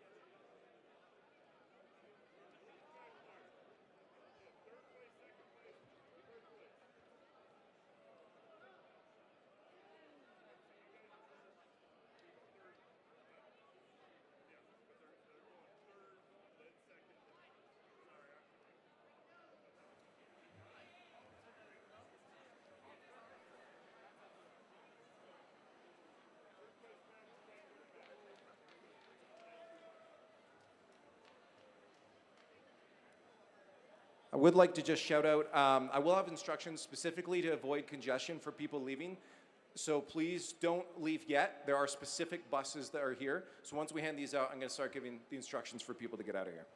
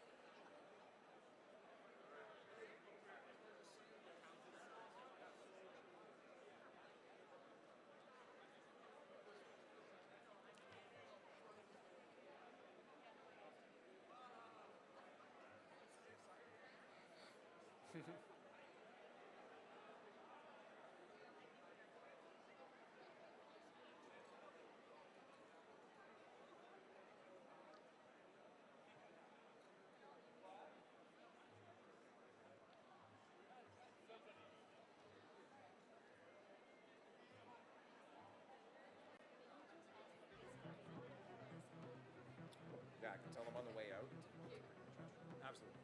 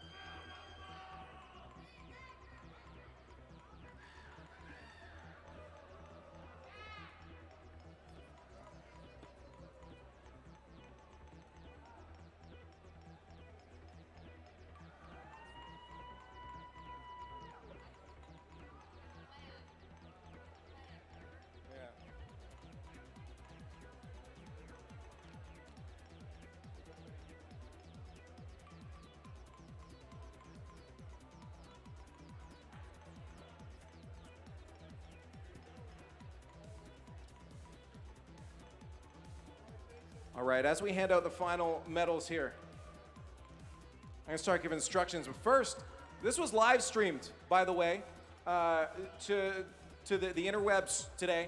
We're going to say goodbye to them, though. So everybody, there's a camera over that way, I believe. Everybody waves goodbye to everyone at home. Goodbye, everyone at home. Thanks for watching. Thanks for supporting.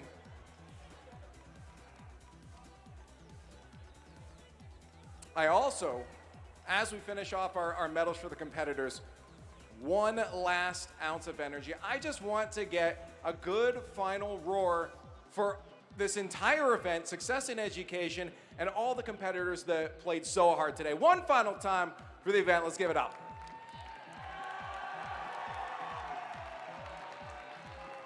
Thank you. All right, I have instructions to get out of here. We'll have to go in certain groups. I'm going to list some schools off here. If I do not call your name or your school's name, please do not start heading out there yet, because it means the bus isn't ready for you guys yet. For door 3, I will need also any private cars if you're driving. Head on out of here. Get